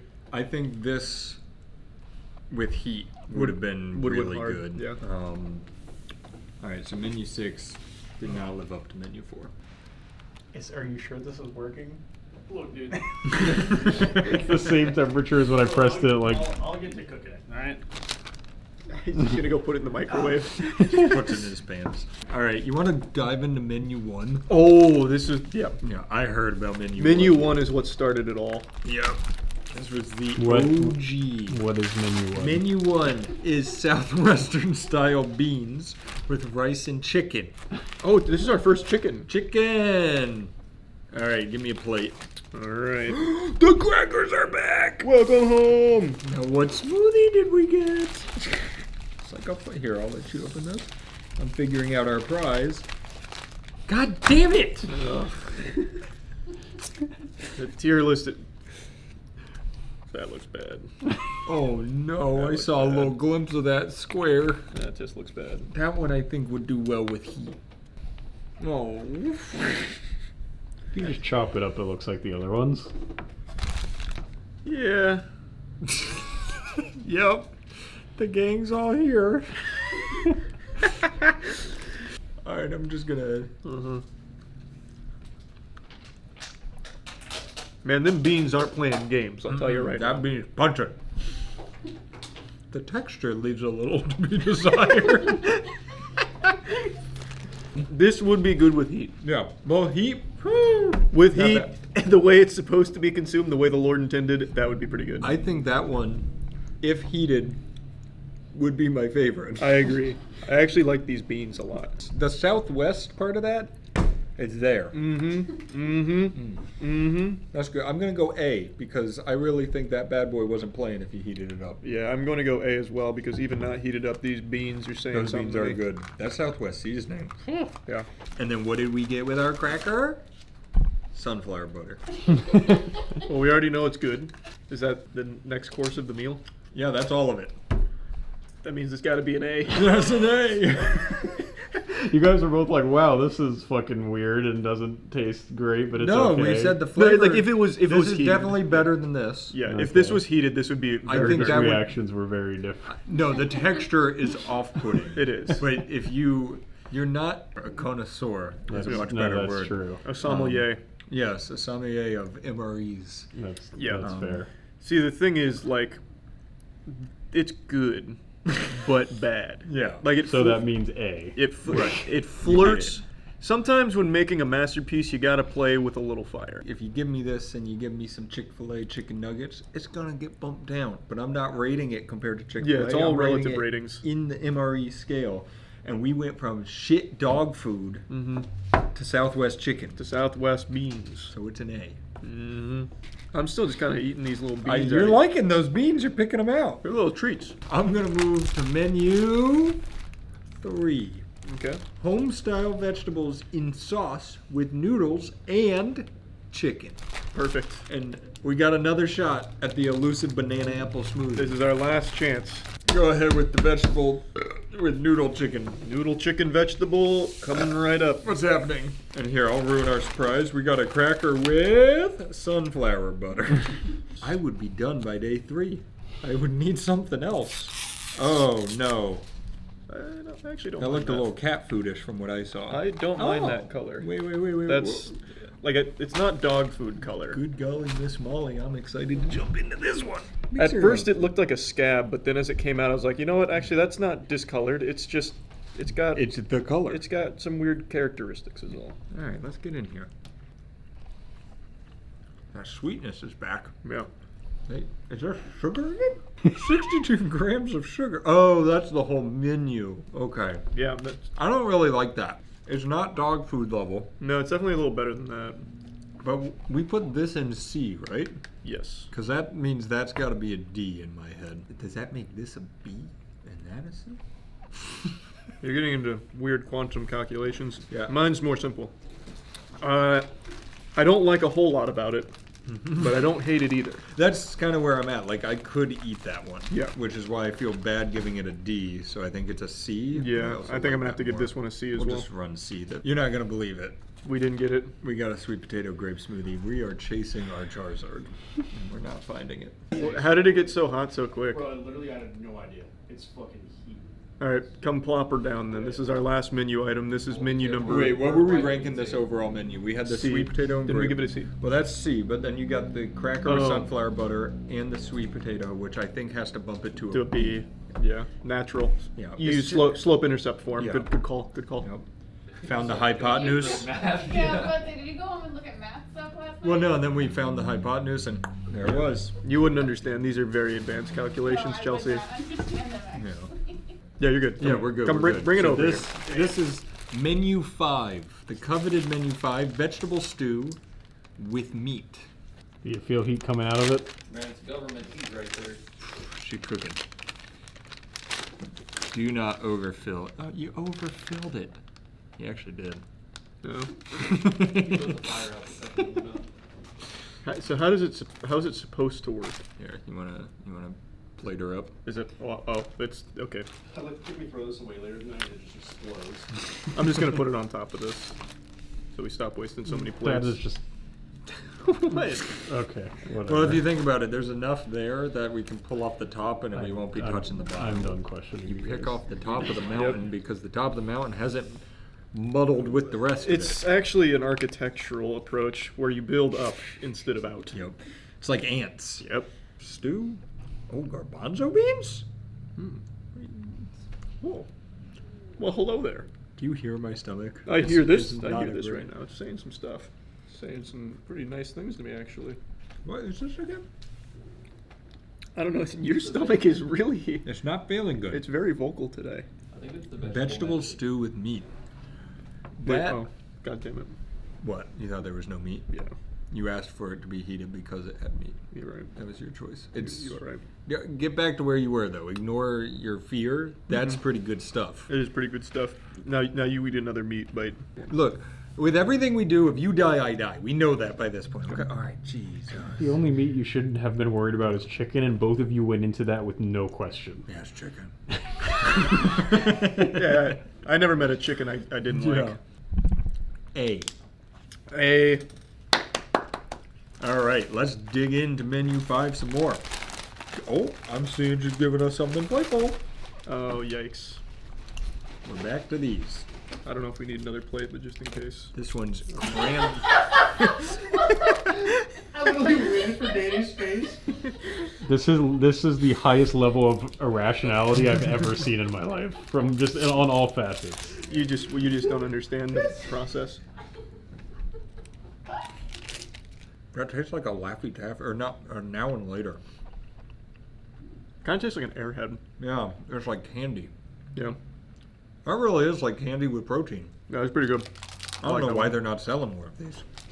Okay. Come on, baby. That was good. Give us apple and banana. PSA 10. Sweet potato grape smoothie. God damn it. God damn it. Maybe they discontinued it. They must have. It was too good.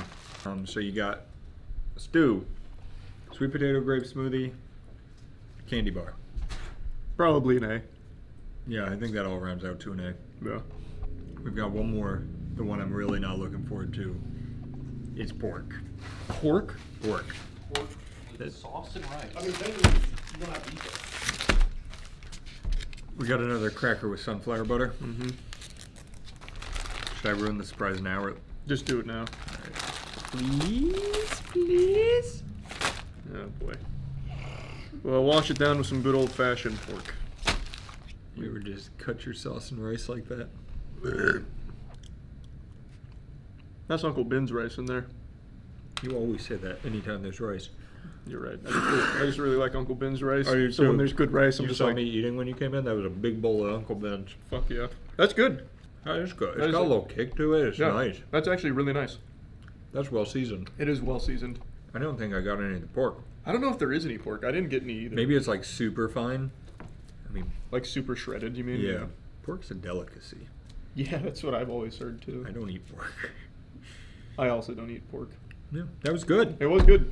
That would be A. I was gonna go A, and then we've got these, and we've got the smoothie. It's another A. Same old routine. Yep. It's all an A. A. Just we hide all the good food in the MRE bags. It's a shame, really. I was pleasantly surprised by the quality of the food today. I thought I was gonna be puking. We started off slow. We started off bad, and we went up. Whoever's making these, like the meals, is Yeah. doing a much better job than whoever's selling the under the table. Yeah, just the beef individual brisket. bags. Those sucked. These were good. Yeah, So, agreed. Yeah, so if you're ever in a pinch and need an MRE, now you know what the best ones are, and you're Yeah. welcome. Hey, good job. Hey, good work. Why can't I get this timing even a little bit? Like, this one feels good, but it's too late.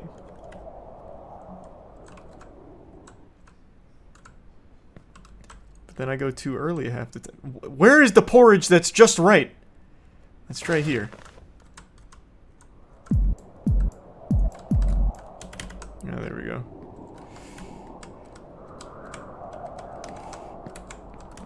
You still doing Cork off Perfect Waifu? No, I'm retiring Cork entirely. Perfect Waifu, we still go Pirate Hat. Education breeds confidence. Confidence breeds hope. Hope. Whoa, that's never happened. That was sad. That's probably never happened in the history of running this game. Let's see how the first waifu launch of the night goes.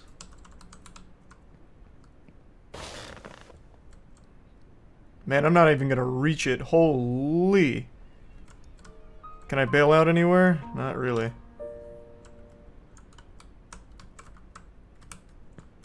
Oh.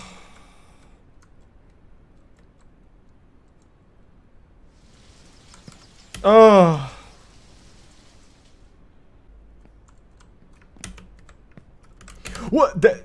What is happening? Did this game get like a hotfix tonight? Why is he not grabbing that anymore? That's 2 times tonight, and that's never happened before until tonight. What is going on? He is straight up refusing to grab that. When I've never had that issue. What? What is going on?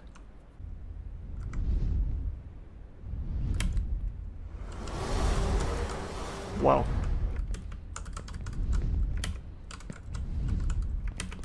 Actually perfect. Do I need to wait for Dragon from here, though? I don't know. I will just to be safe. I don't know if I need to or not. I've actually never hit that. Because he goes around, and I'm not doing the speedrun route, so I think he hits me if I go for it. Yeah, he definitely would have. Because I'm just going to do normal route since I haven't practiced this, and I think I actually might still be able to sub hour.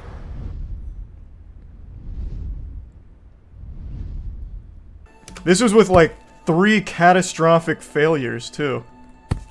And it's actually still in the cards potentially.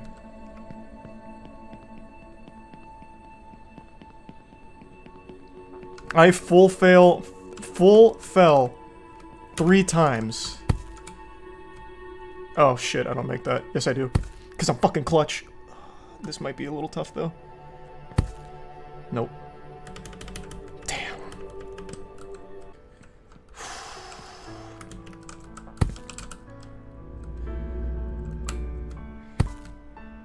We are in this world to get No. experience. Fuck. To move forward. I got the last So little the meaning of dinky life is hitbox on that. Fuck. Wow, that's cool. God damn, this is gonna be like a 1 hour, 1 minute run. Fuck, what a shame. Even with all of these catastrophic failures, still very easily could have been sub-hour. Yeah, this was such a sloppy run. Like an absolutely ridiculously sloppy run, so I think sub 45's in the cards, to be honest. Like I said, I had so many full falls in this one and still got just over an hour.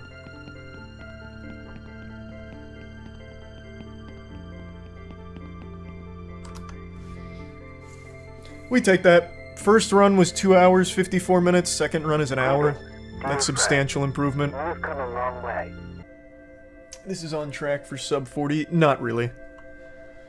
Thanks to the resub cup. Well, if I hit everything perfectly, maybe, but that's just unlikely. He's got about, like, this angle. He Goes back and forth a few times. And then hits it. I'm not even gonna make it. I don't understand, man.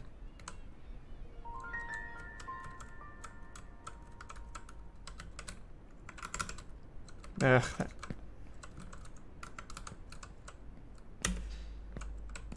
That's the second time that I don't even make it off that. I'm hitting the right spot on the bed, too.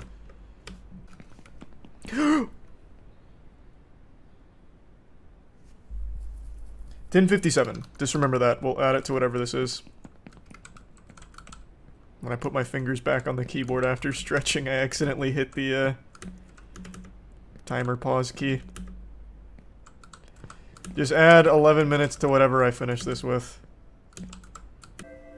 So legitimately this was a sub 13 Earth, which is actually, I think, my best time.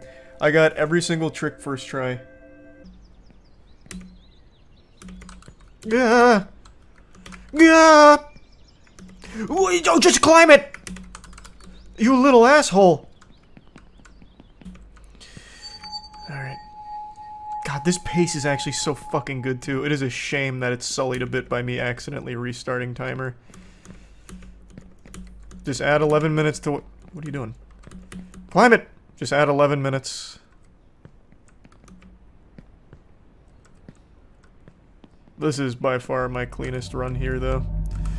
That is a 1530 Jesus hand.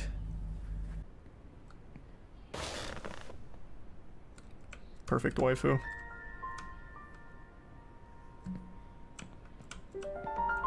This run is so nasty.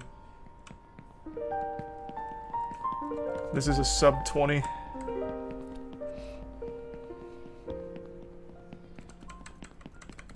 I prefer my setup for waifu, it just feels better.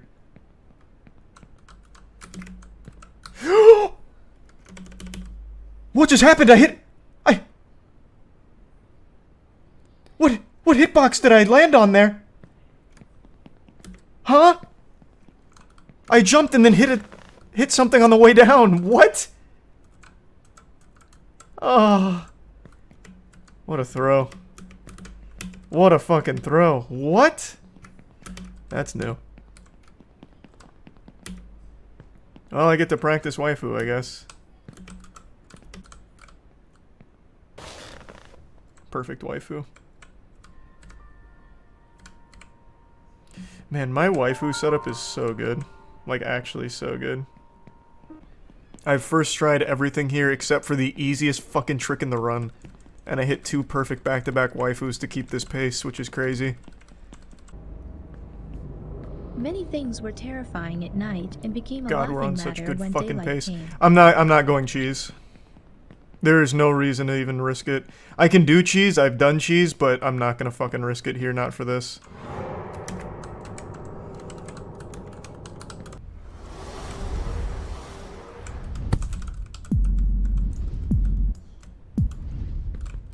Oh, tragic.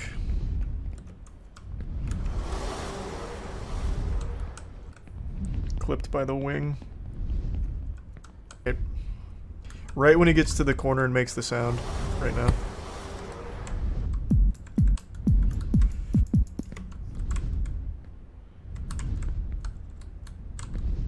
Yep, I think that's gonna be the strat. Then I get over his wing hitbox. Sub 40. Whoa! What? Wait, that's never happened! Wait, what?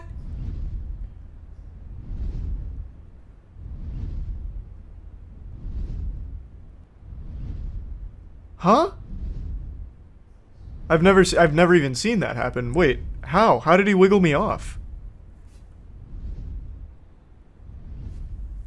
I didn't even do anything. That hitbox has never once kicked me off. My hands were off the keyboard. All I had was a hand on a mouse. What the fuck, man? Well, I get to practice my new dragon setup, I guess. That was crazy.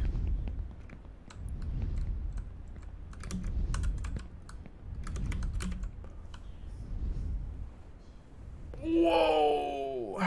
What is going on?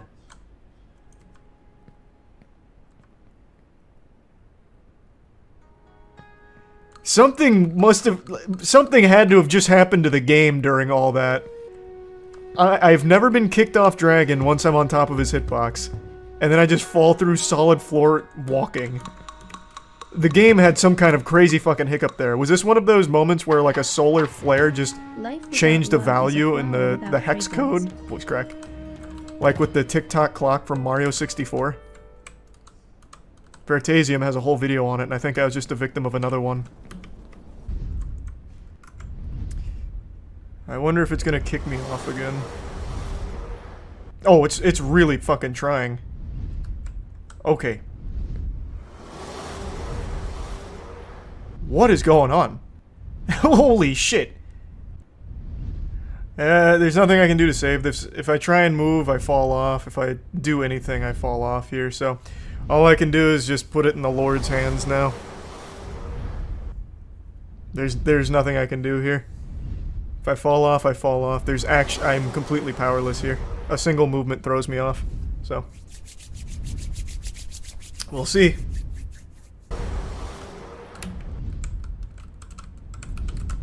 Oh my god, that was clean. Holy shit, that was so clean. I still think I have to wait for Dragon to go around or I'm gonna get clipped.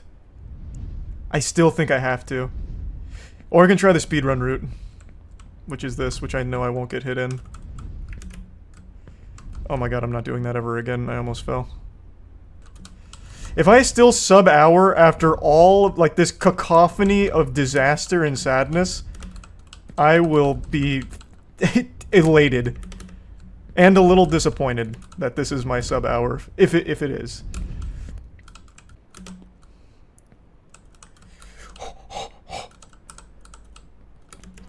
Horse tried to kick me off. Not on my watch. Not today. No, sir. No, sir. The jockey is in.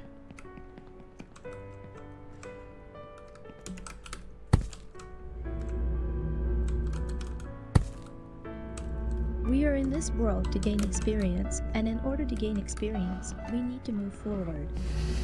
So the meaning of life is in life itself. Well... Yeah, I'm smelling something real stinky. Yeah. Woo!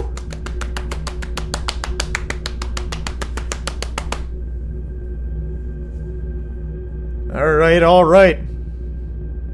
No, timer's wrong, Right now we're at 51:52. Well, a little less than that, like... because it was 10:57 when I accidentally slapped my pause button. So, add 10:57 to whatever I've got right here. Timer's off. It's still sub-hour and it's still better than Lud. Let's fucking go. That was with... actually... 52 minutes. Wow. That was actually with 3 different fucking dragon failures. No, 4. Because I missed the first rotation, I think, right? 4 dragon failures, plus the fall through solid floor. Still sub-hour. So icy. This actually could have been a sub-35 run. If I had hit dragon on the first one, it would have been a sub-35 fucking run. This was so crazy. Everything was perfect except Dragon. Shit, man, that was a crazy run.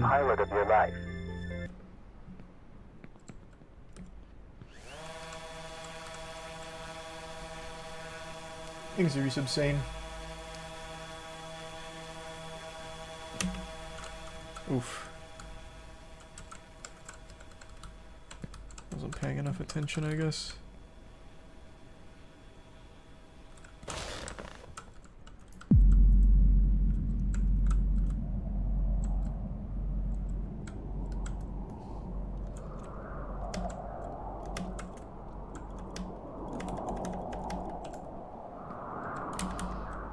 Nope, can't make it. Wires. I didn't get far enough up.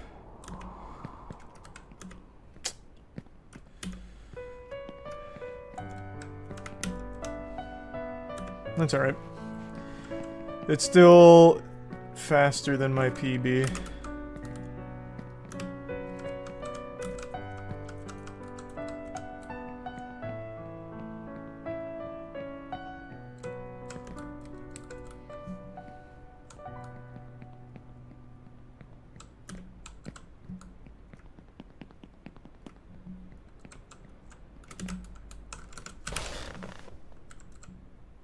I have been lights out with this.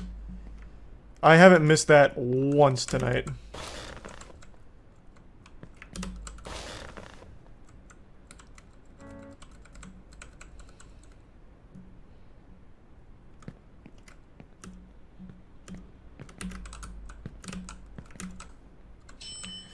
Woo! Alright, nice. Actually ahead of PB time. I was at 10:57 at elevator here. Or leaving elevator here. So we're making up ground on what was an incredible run.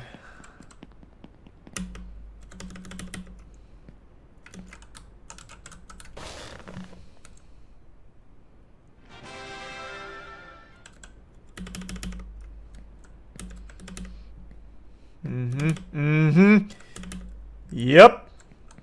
This is my magnum opus Earth run. Actually, everything perfect except windmill. Windmill went wires instead of to, roof.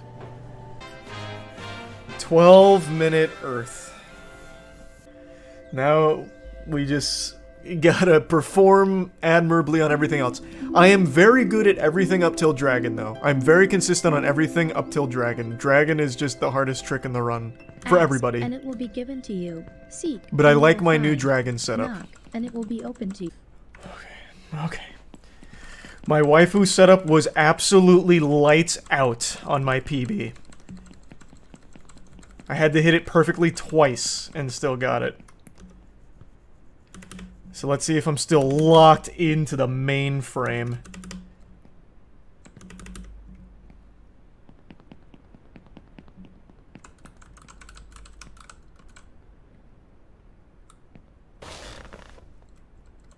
Nope. Damn! Shit.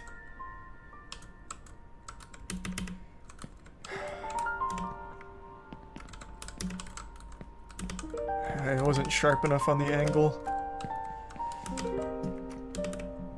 Okay. We're still, saving time on PB.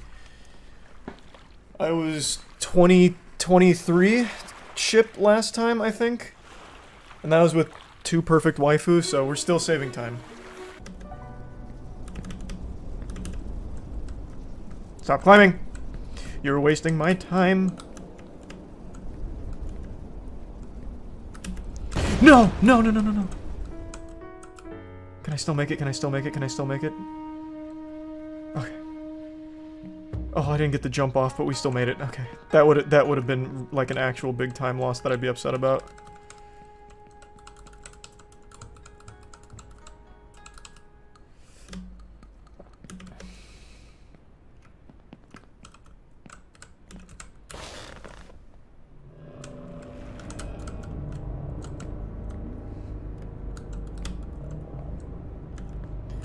Oh my god, just let me up.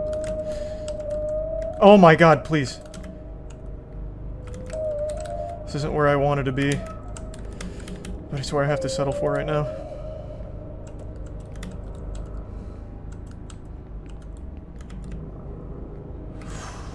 Oh my god, this pace, this pace, this pace! This fucking pace, I'm not going cheese. I just don't want to risk it. I'm very confident in my cheese, but I'm not risking it. It's not worth risking. Not with this pace. I really like my cheese, but it's not worth it.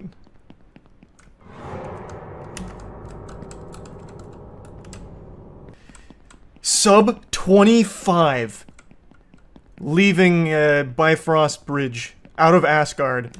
Holy shit, this pace. What the fuck? I'm on a different playing field. I'm in a new dimension. I've tapped into the Speed Force. We're going for it. We're going 1 rotation dragon. Let's get it. Let's fucking get it. Time to get stinky. Stop drifting. Run to the finish line. Give up your hopes, and if your well-being is important to you, be your Nope, own I'm already too savior slow. while you can. Why did he start so early? Going for it anyway, we're full sending. Not even close. Fuck, man! Was I slow or did he start early?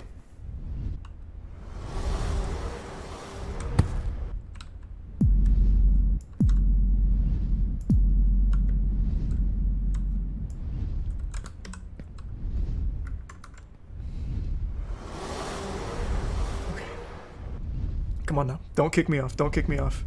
This is a really good position. Don't kick me off. Don't kick me off. Okay, I think we're set. I think that's the only spot it can kick you off if you have a bad spot. Alright. Now we just have to execute at a high level. Does he full send after Dragon? Or does he wait for Dragon to go by? Tell me now. I need to know now. He full sends. Okay, then I'll do the same.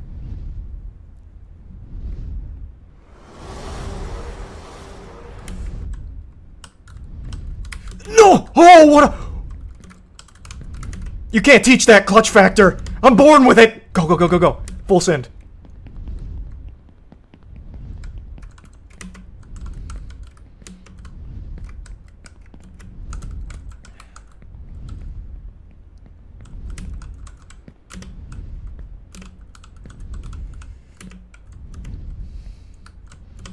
No, no, no. Time loss. Stop climbing everything!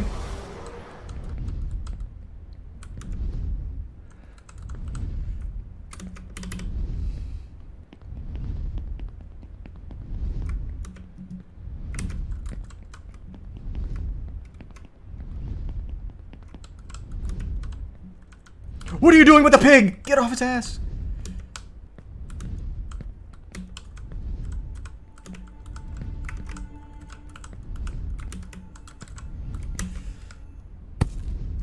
Perfect yoga balls. Oh no, I can't make it. I can't beat Moon Moon. But that's alright, that's alright. We can still have a great run here.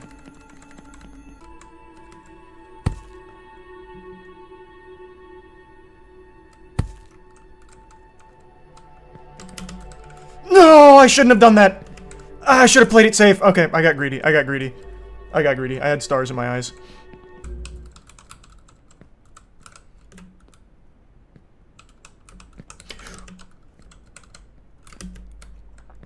I am so fucking clutch, it's unreal. What? Oh my god, what am I made out of? Is there even human DNA left in me, or is it all just gamer?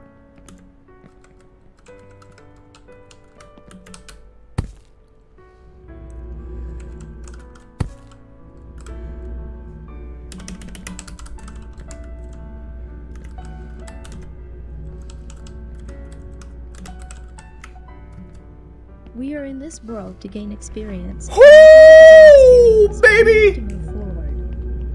What a run! Life is in life itself. Well, that's cool. Just barely missed Moon Moon here. But what a fucking run regardless. Holy shit. I am a weapon. I am an actual speedrunning weapon. MK Ultra was designed to try and find a specimen as powerful as me, and they failed. You had to wait for millions of years of fine-tuned evolution to reach something like this. Wow! Wow! Thanks to the Prime Skizzy and the resub Gauge.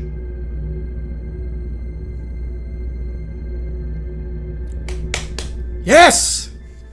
Fucking huge run! And there is still so much room for improvement. I fucked up Waifu. I fucked up Waifu Skip and I didn't get Dragon in first rotation. I can absolutely sub 30 this shit. God damn it.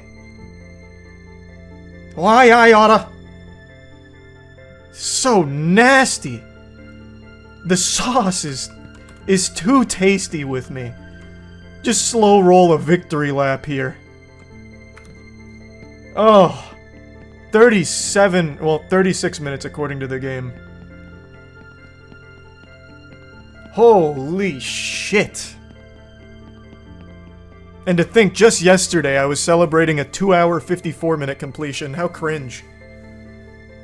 What a little homunculus I was yesterday. To think that that was worthy of a celebration. As a reward, you get a spaceship. Now you are the pilot. Everything about that run was perfect except my waifu and missing first dragon. And my waifu setup is usually deadly consistent. I always go to her elbow, I always give that shit a little tickle. It's just that time I got very dreadfully unlucky. Oh, yoga balls too. I don't really count the yoga balls though. Fucking up there is not a huge time loss, I don't care that much. But yeah, I did miss yoga balls first as well. I'm number 141 on the leaderboard. You love to hear that. Top 150 already? Destined for greatness. Woo! And you just knocked Lud off the leaderboard. Hey, skill issue. Gotta work on it. Gotta clean it up. Squeaky wheel gets the grease. I got my first completion yesterday, and I'm already chipping it down to 37-minute runs.